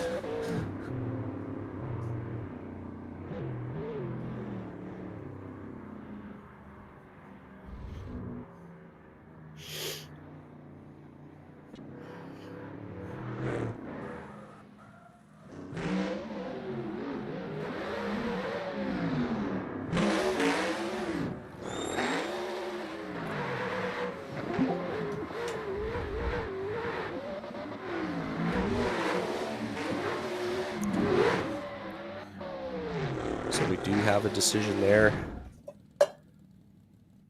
Going to the judges.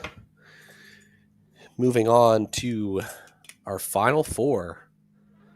It will be Tyler McGuire. Tyler McGuire moves on to the final 4.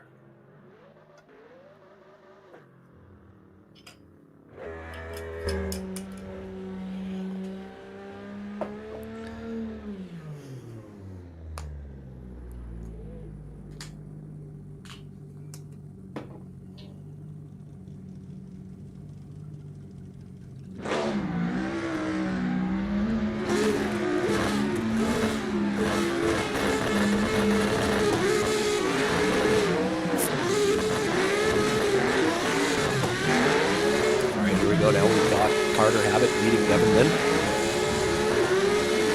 Carter once again smooth out front.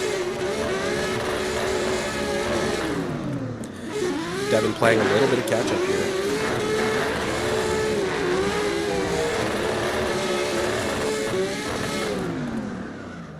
Carter into the final outside zone. Devin still trying to catch up. Carter still looking smooth out front.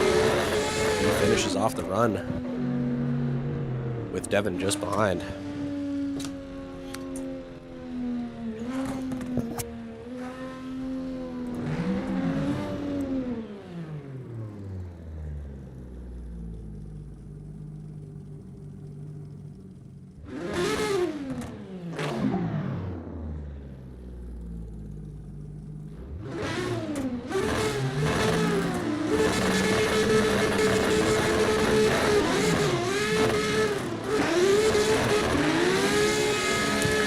Here we go, we flip him around.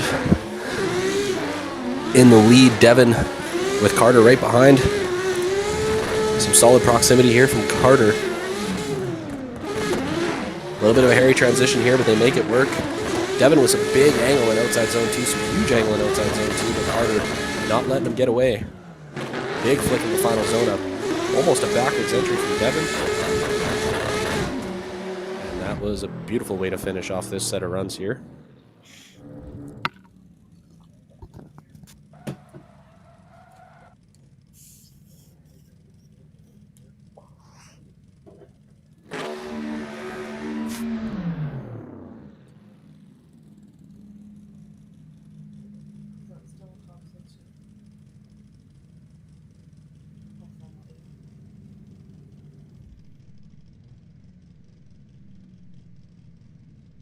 Okay, Carter leading.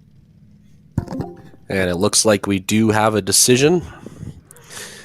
Moving on to the final four to face Tyler McGuire. It's going to be Carter Habik. Carter Habik moves on to the final four.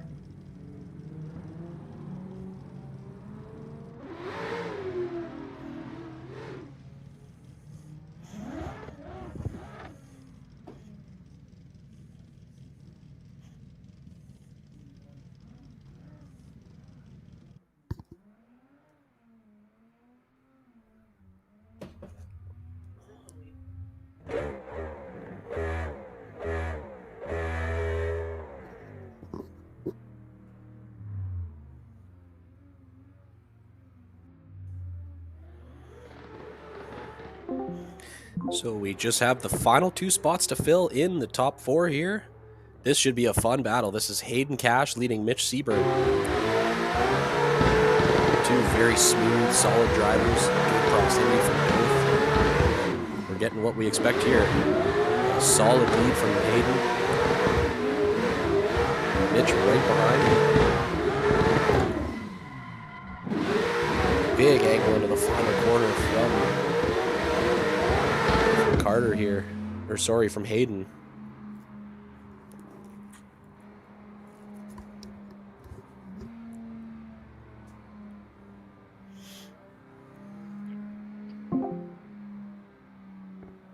So just another good, consistent lead from Hayden once again. And Mitch showing what he can do in the chase as well.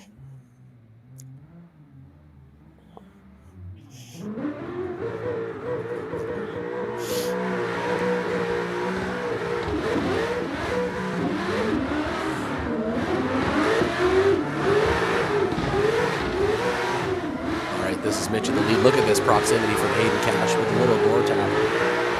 And Mitch filling that touch and go completely was Mitch. But Hayden right behind him, not letting him go. Very smooth, calculated lead here from Mitch, though. Hayden right up on the door again, not giving him an inch. Ooh, a little bit of contact over the line.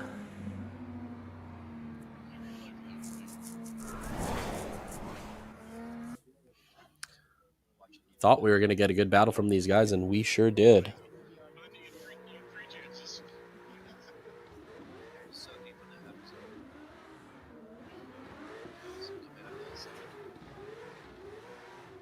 All right, this is Mitch in the lead. Look at this proximity from Hayden Cash with a little door tap. So we'll get a chance to see the replay here. Feeling that touch and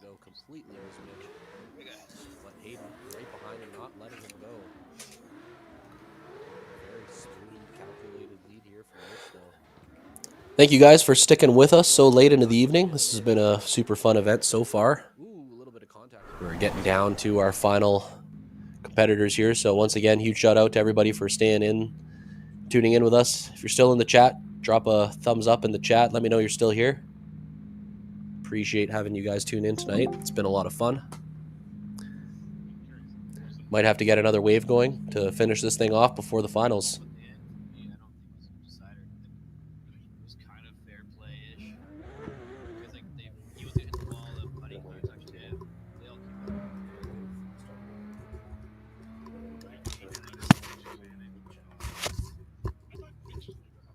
And we do have a decision. It was a bit more exciting, but And the decision is it will be another one more time. Hayden Cash and Mitch Seaburn will go one more time.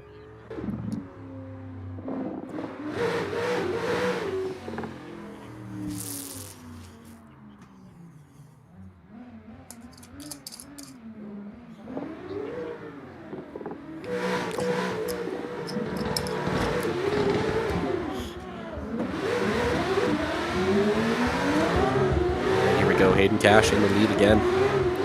Big snappy entry. Mitch trying to get that proximity going. Not as strong as his first run though in terms of proximity. Catching up a little bit here. Big angle in outside zone 2 from both cars.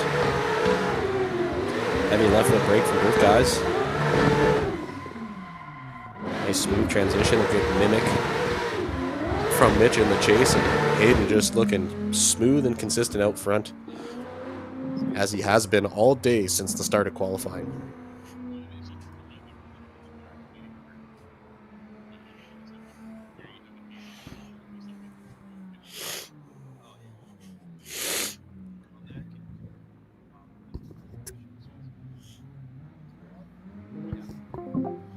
Here we go for the second half of this battle. This will be Mitch leading this time.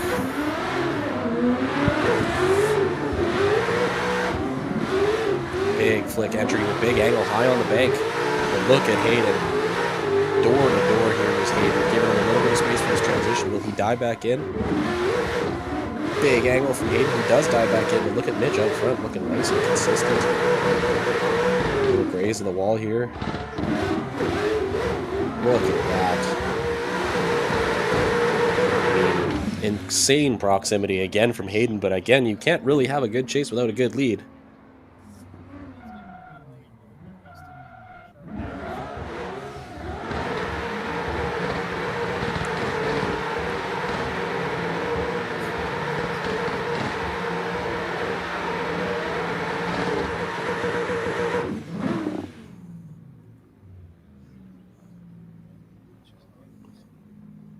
no, he's not deep in his own.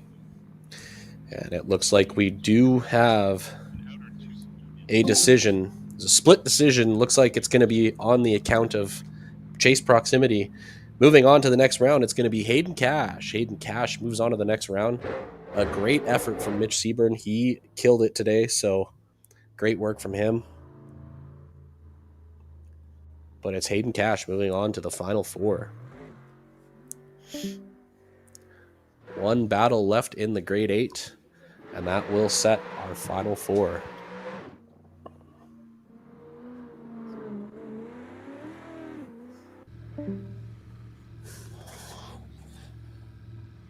It's exciting. This is good. Yeah, the quality of this driving. That's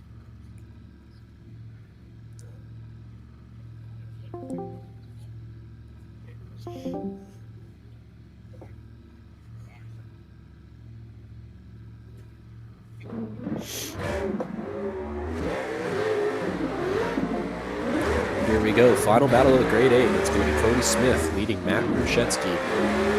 Big entry from Matt. Almost bobbles it. He does keep it together, though. Matt sacrificing a little bit of angle here. Early transition. Getting on the door. Cody, he hits him. We got some contact there. And second half of this run, a little bit disturbed from that contact. And Matt catches him again in the final zone.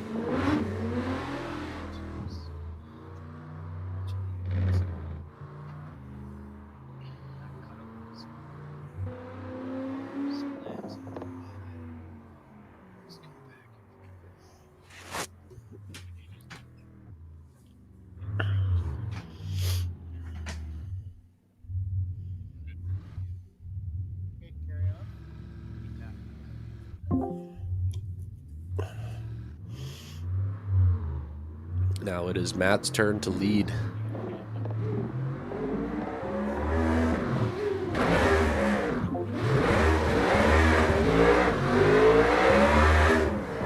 Big entry from Matt. Cody on the door.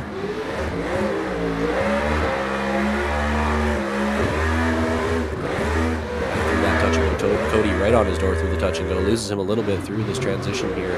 Trying to play catch up now on OZ2. Inside line from Cody to try to catch up. Matt still dialed deep into the outside zone. Transition across into OZ3. Cody cutting the line again. Now he's pushing Matt across the finish line, and we got some contact to finish up.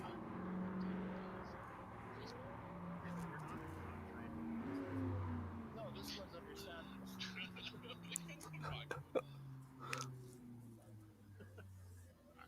Not our fault. So Marco, it's gonna be a 1-5.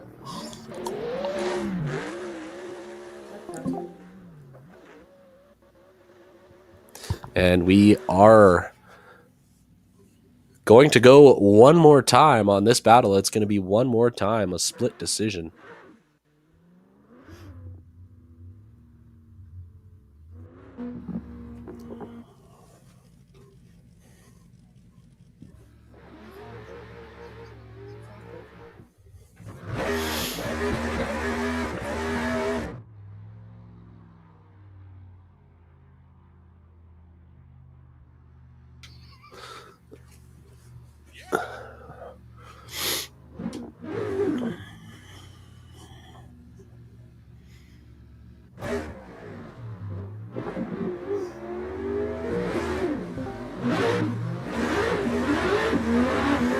Okay, here we go. One more time battle. Cody out front. Rushetsky right behind. Transition through. Outer zone 1 to 2. Matt hits Cody. A little bit of contact there causes both guys to have a bit of an error. And they get it over the finish line here.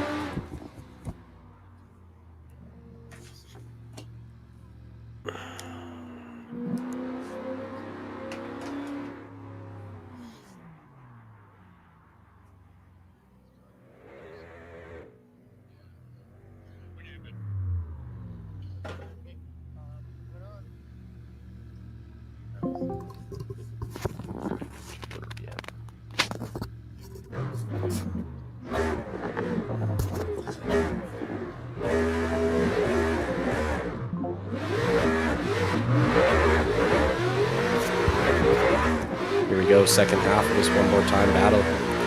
Matt maybe sitting at a disadvantage there. We'll see what happens. Going down a stellar lead right here so far. Cody not letting him get away though. Not going to make this easy for Matt, that's for sure.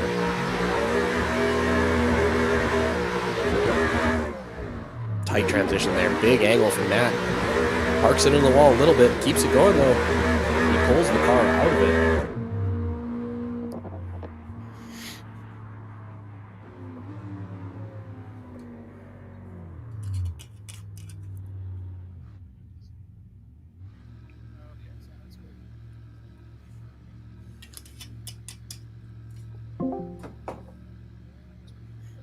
We do have a decision on this one. It will not be a one more time. Our final driver to move on to the top 4 is going to be Cody Smith. Cody Smith moves on to the top 4.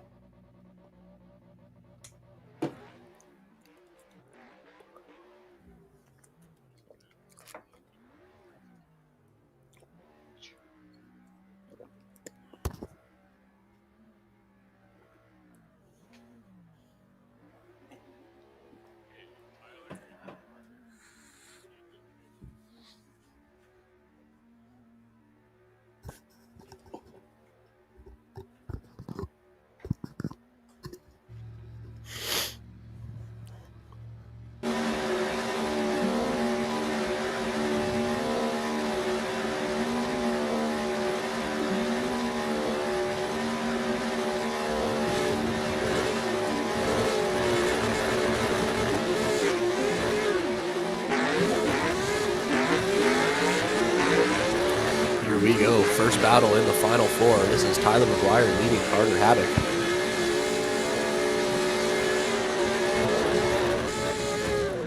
Havoc getting a little bit lost here.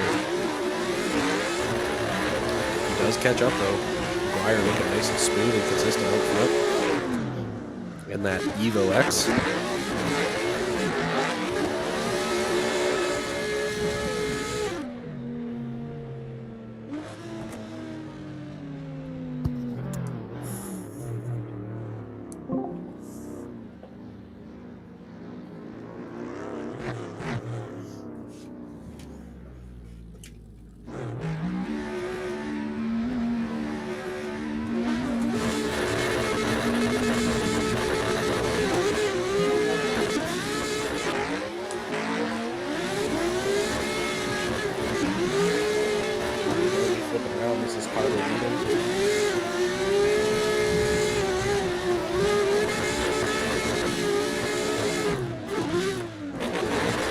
Tyler leading with Carter chasing.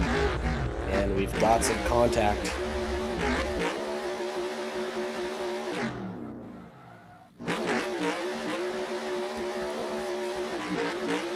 So we've got some contact there. We'll have to watch a replay on that.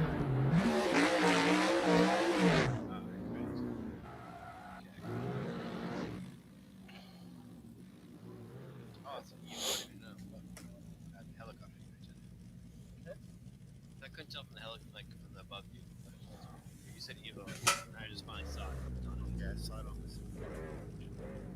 It took me a while to figure it out. Well, they're not both Evos? Oh, one's It's Evo. Optimus True. Yo, hydraulics, bro. So we do have a decision on this one. Moving on to the finals. It looks like it will be Tyler McGuire. Tyler McGuire moves on to the finals. Carter will battle for third place.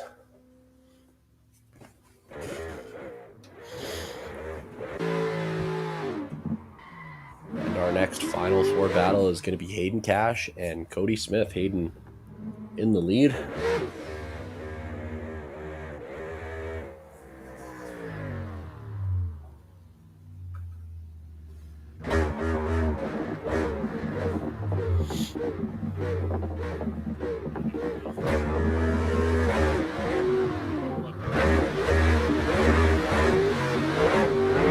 This is Hayden Cash and Cody Smith.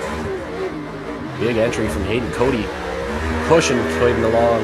Unfortunately loses him here. He got a little too aggressive into the door. Hayden into outside zone 2. Cody hits the wall. Unfortunately, Cody hits the wall, and that might do it for him.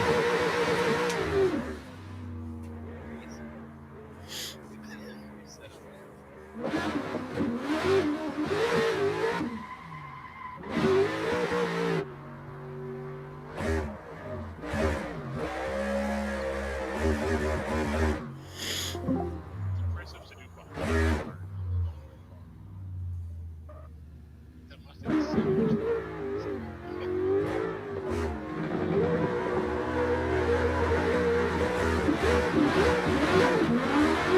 No, second half of this battle with Cody leading and Hayden chasing. Cody with a nice high line. Hayden giving him a little bit of space here, maybe knowing that he's at a big advantage so far on this battle.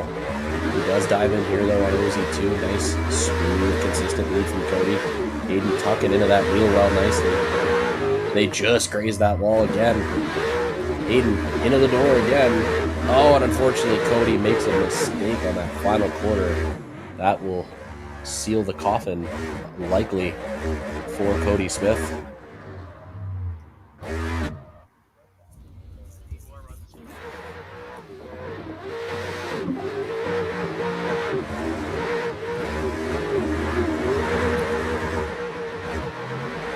So we're now down to our final two battles, as we do have a decision on this battle. Moving on to the finals, it's going to be Hayden Cash. Hayden Cash moves on to the finals. Cody Smith will battle for third place.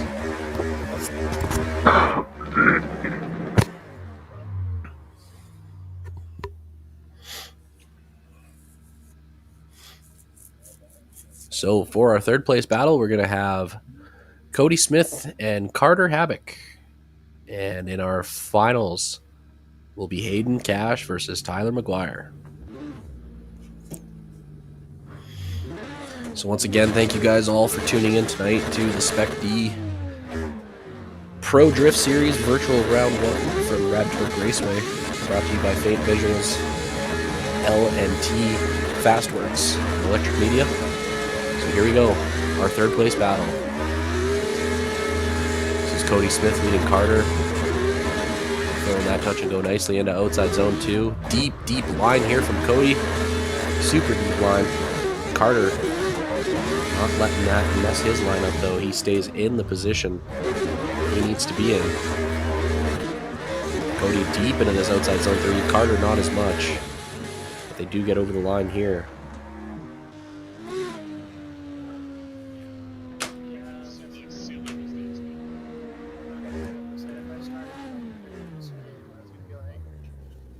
My time, 5 o'clock your time.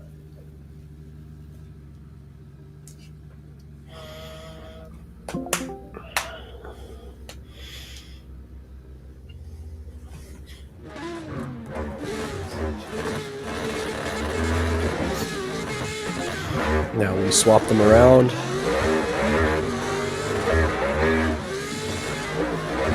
Carter in the lead. Good high line here. Inner clip looks good. Touch and go looks good. Cody sticking with him. Big lunge into outside zone 2.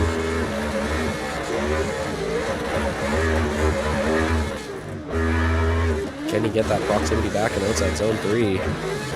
Carter with a really nice lead on front.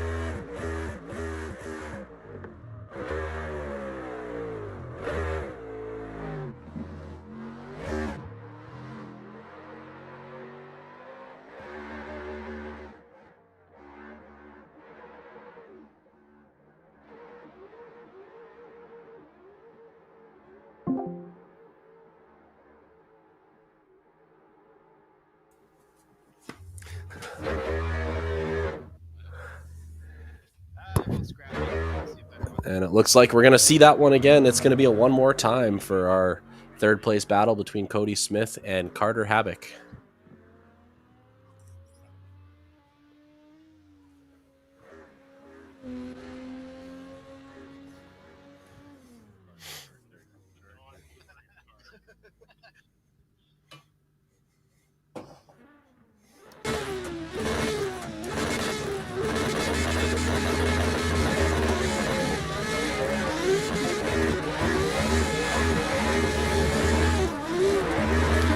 Go.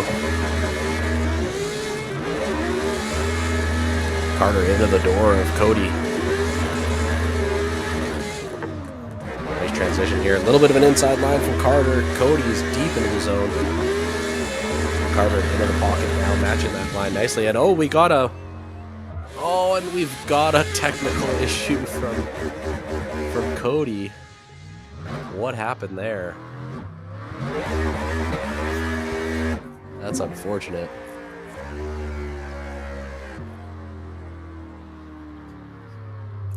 That was looking really good for Cody, and then unfortunately it looks like he has a connection issue.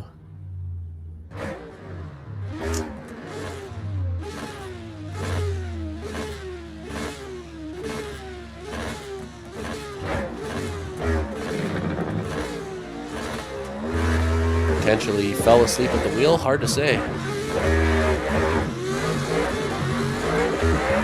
Here we go, second half of the battle. He's now going super aggressive, pushing Carter along that inside zone. Does it again, second contact here. We're going to see another one, third contact. He's really just trying to give it everything. Fourth contact from Cody. Gonna get a fifth one. Carter not letting it bother him, but he's still going. We got so many moments of contact there, and that was a fun way for that battle to go.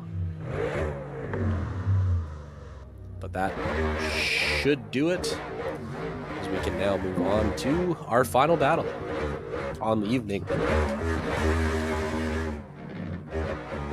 So huge thanks to you guys again for tuning in tonight.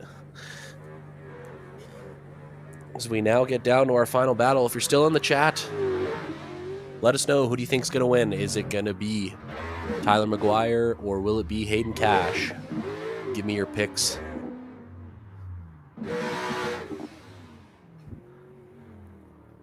This should be a fun battle. These two guys have been absolutely on one all evening, and now they get to duke it out for the top spot. 100 Canadian dollars on the line.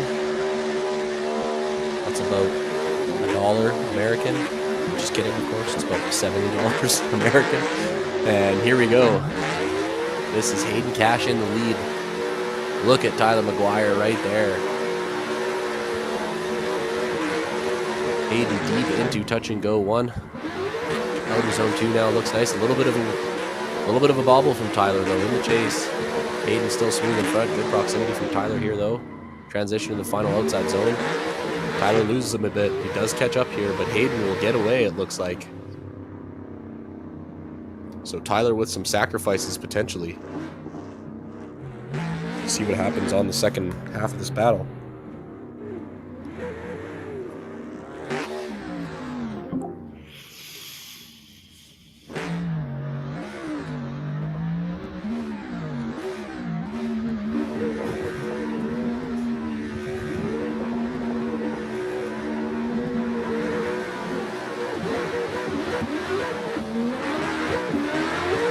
Go.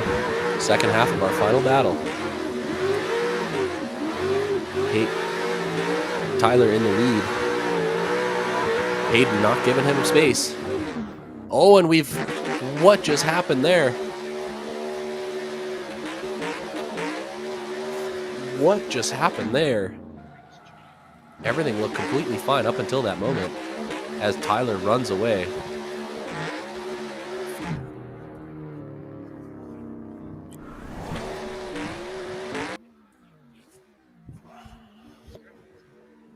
Gonna get a replay on that one, see if we can see what happened. Here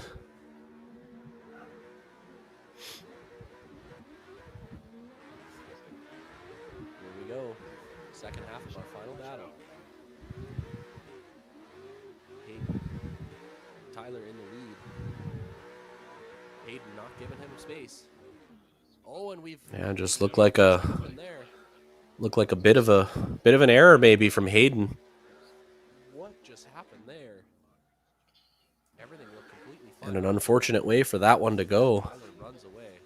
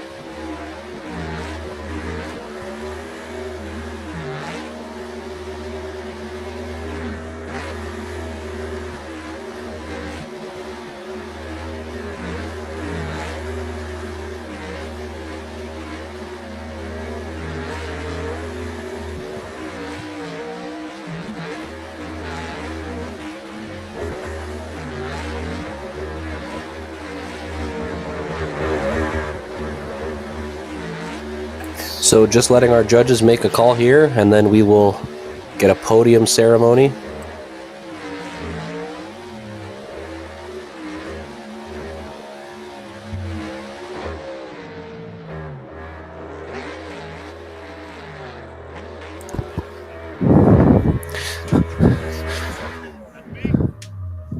Third place. In fourth place, we have Cody Smith.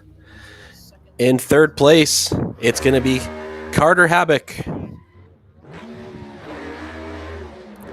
And then in second place for tonight, it's going to be Hayden Cash. And that means our first place winner for tonight's round one of the Spec-D Pro Virtual Drift Series is going to be Tyler McGuire. So Tyler McGuire in first place. So great driving from all of these guys. It's going to be Tyler McGuire on the top spot of the podium. So once again, Tyler McGuire in first place, Hayden Cash in second place, and in third place, Carter Habak. So great job from all of these drivers. Thank you all for tuning in tonight from all over the world here, as it seems. Appreciate you guys for staying up so late. Once again, Spec-D Round 1 Pro Virtual Drift Series brought to you by Faint Visuals and LNT Fastworks. My name is Marco Tassoni. Thank you guys for tuning in. We'll see you guys on the next one. Have a good night.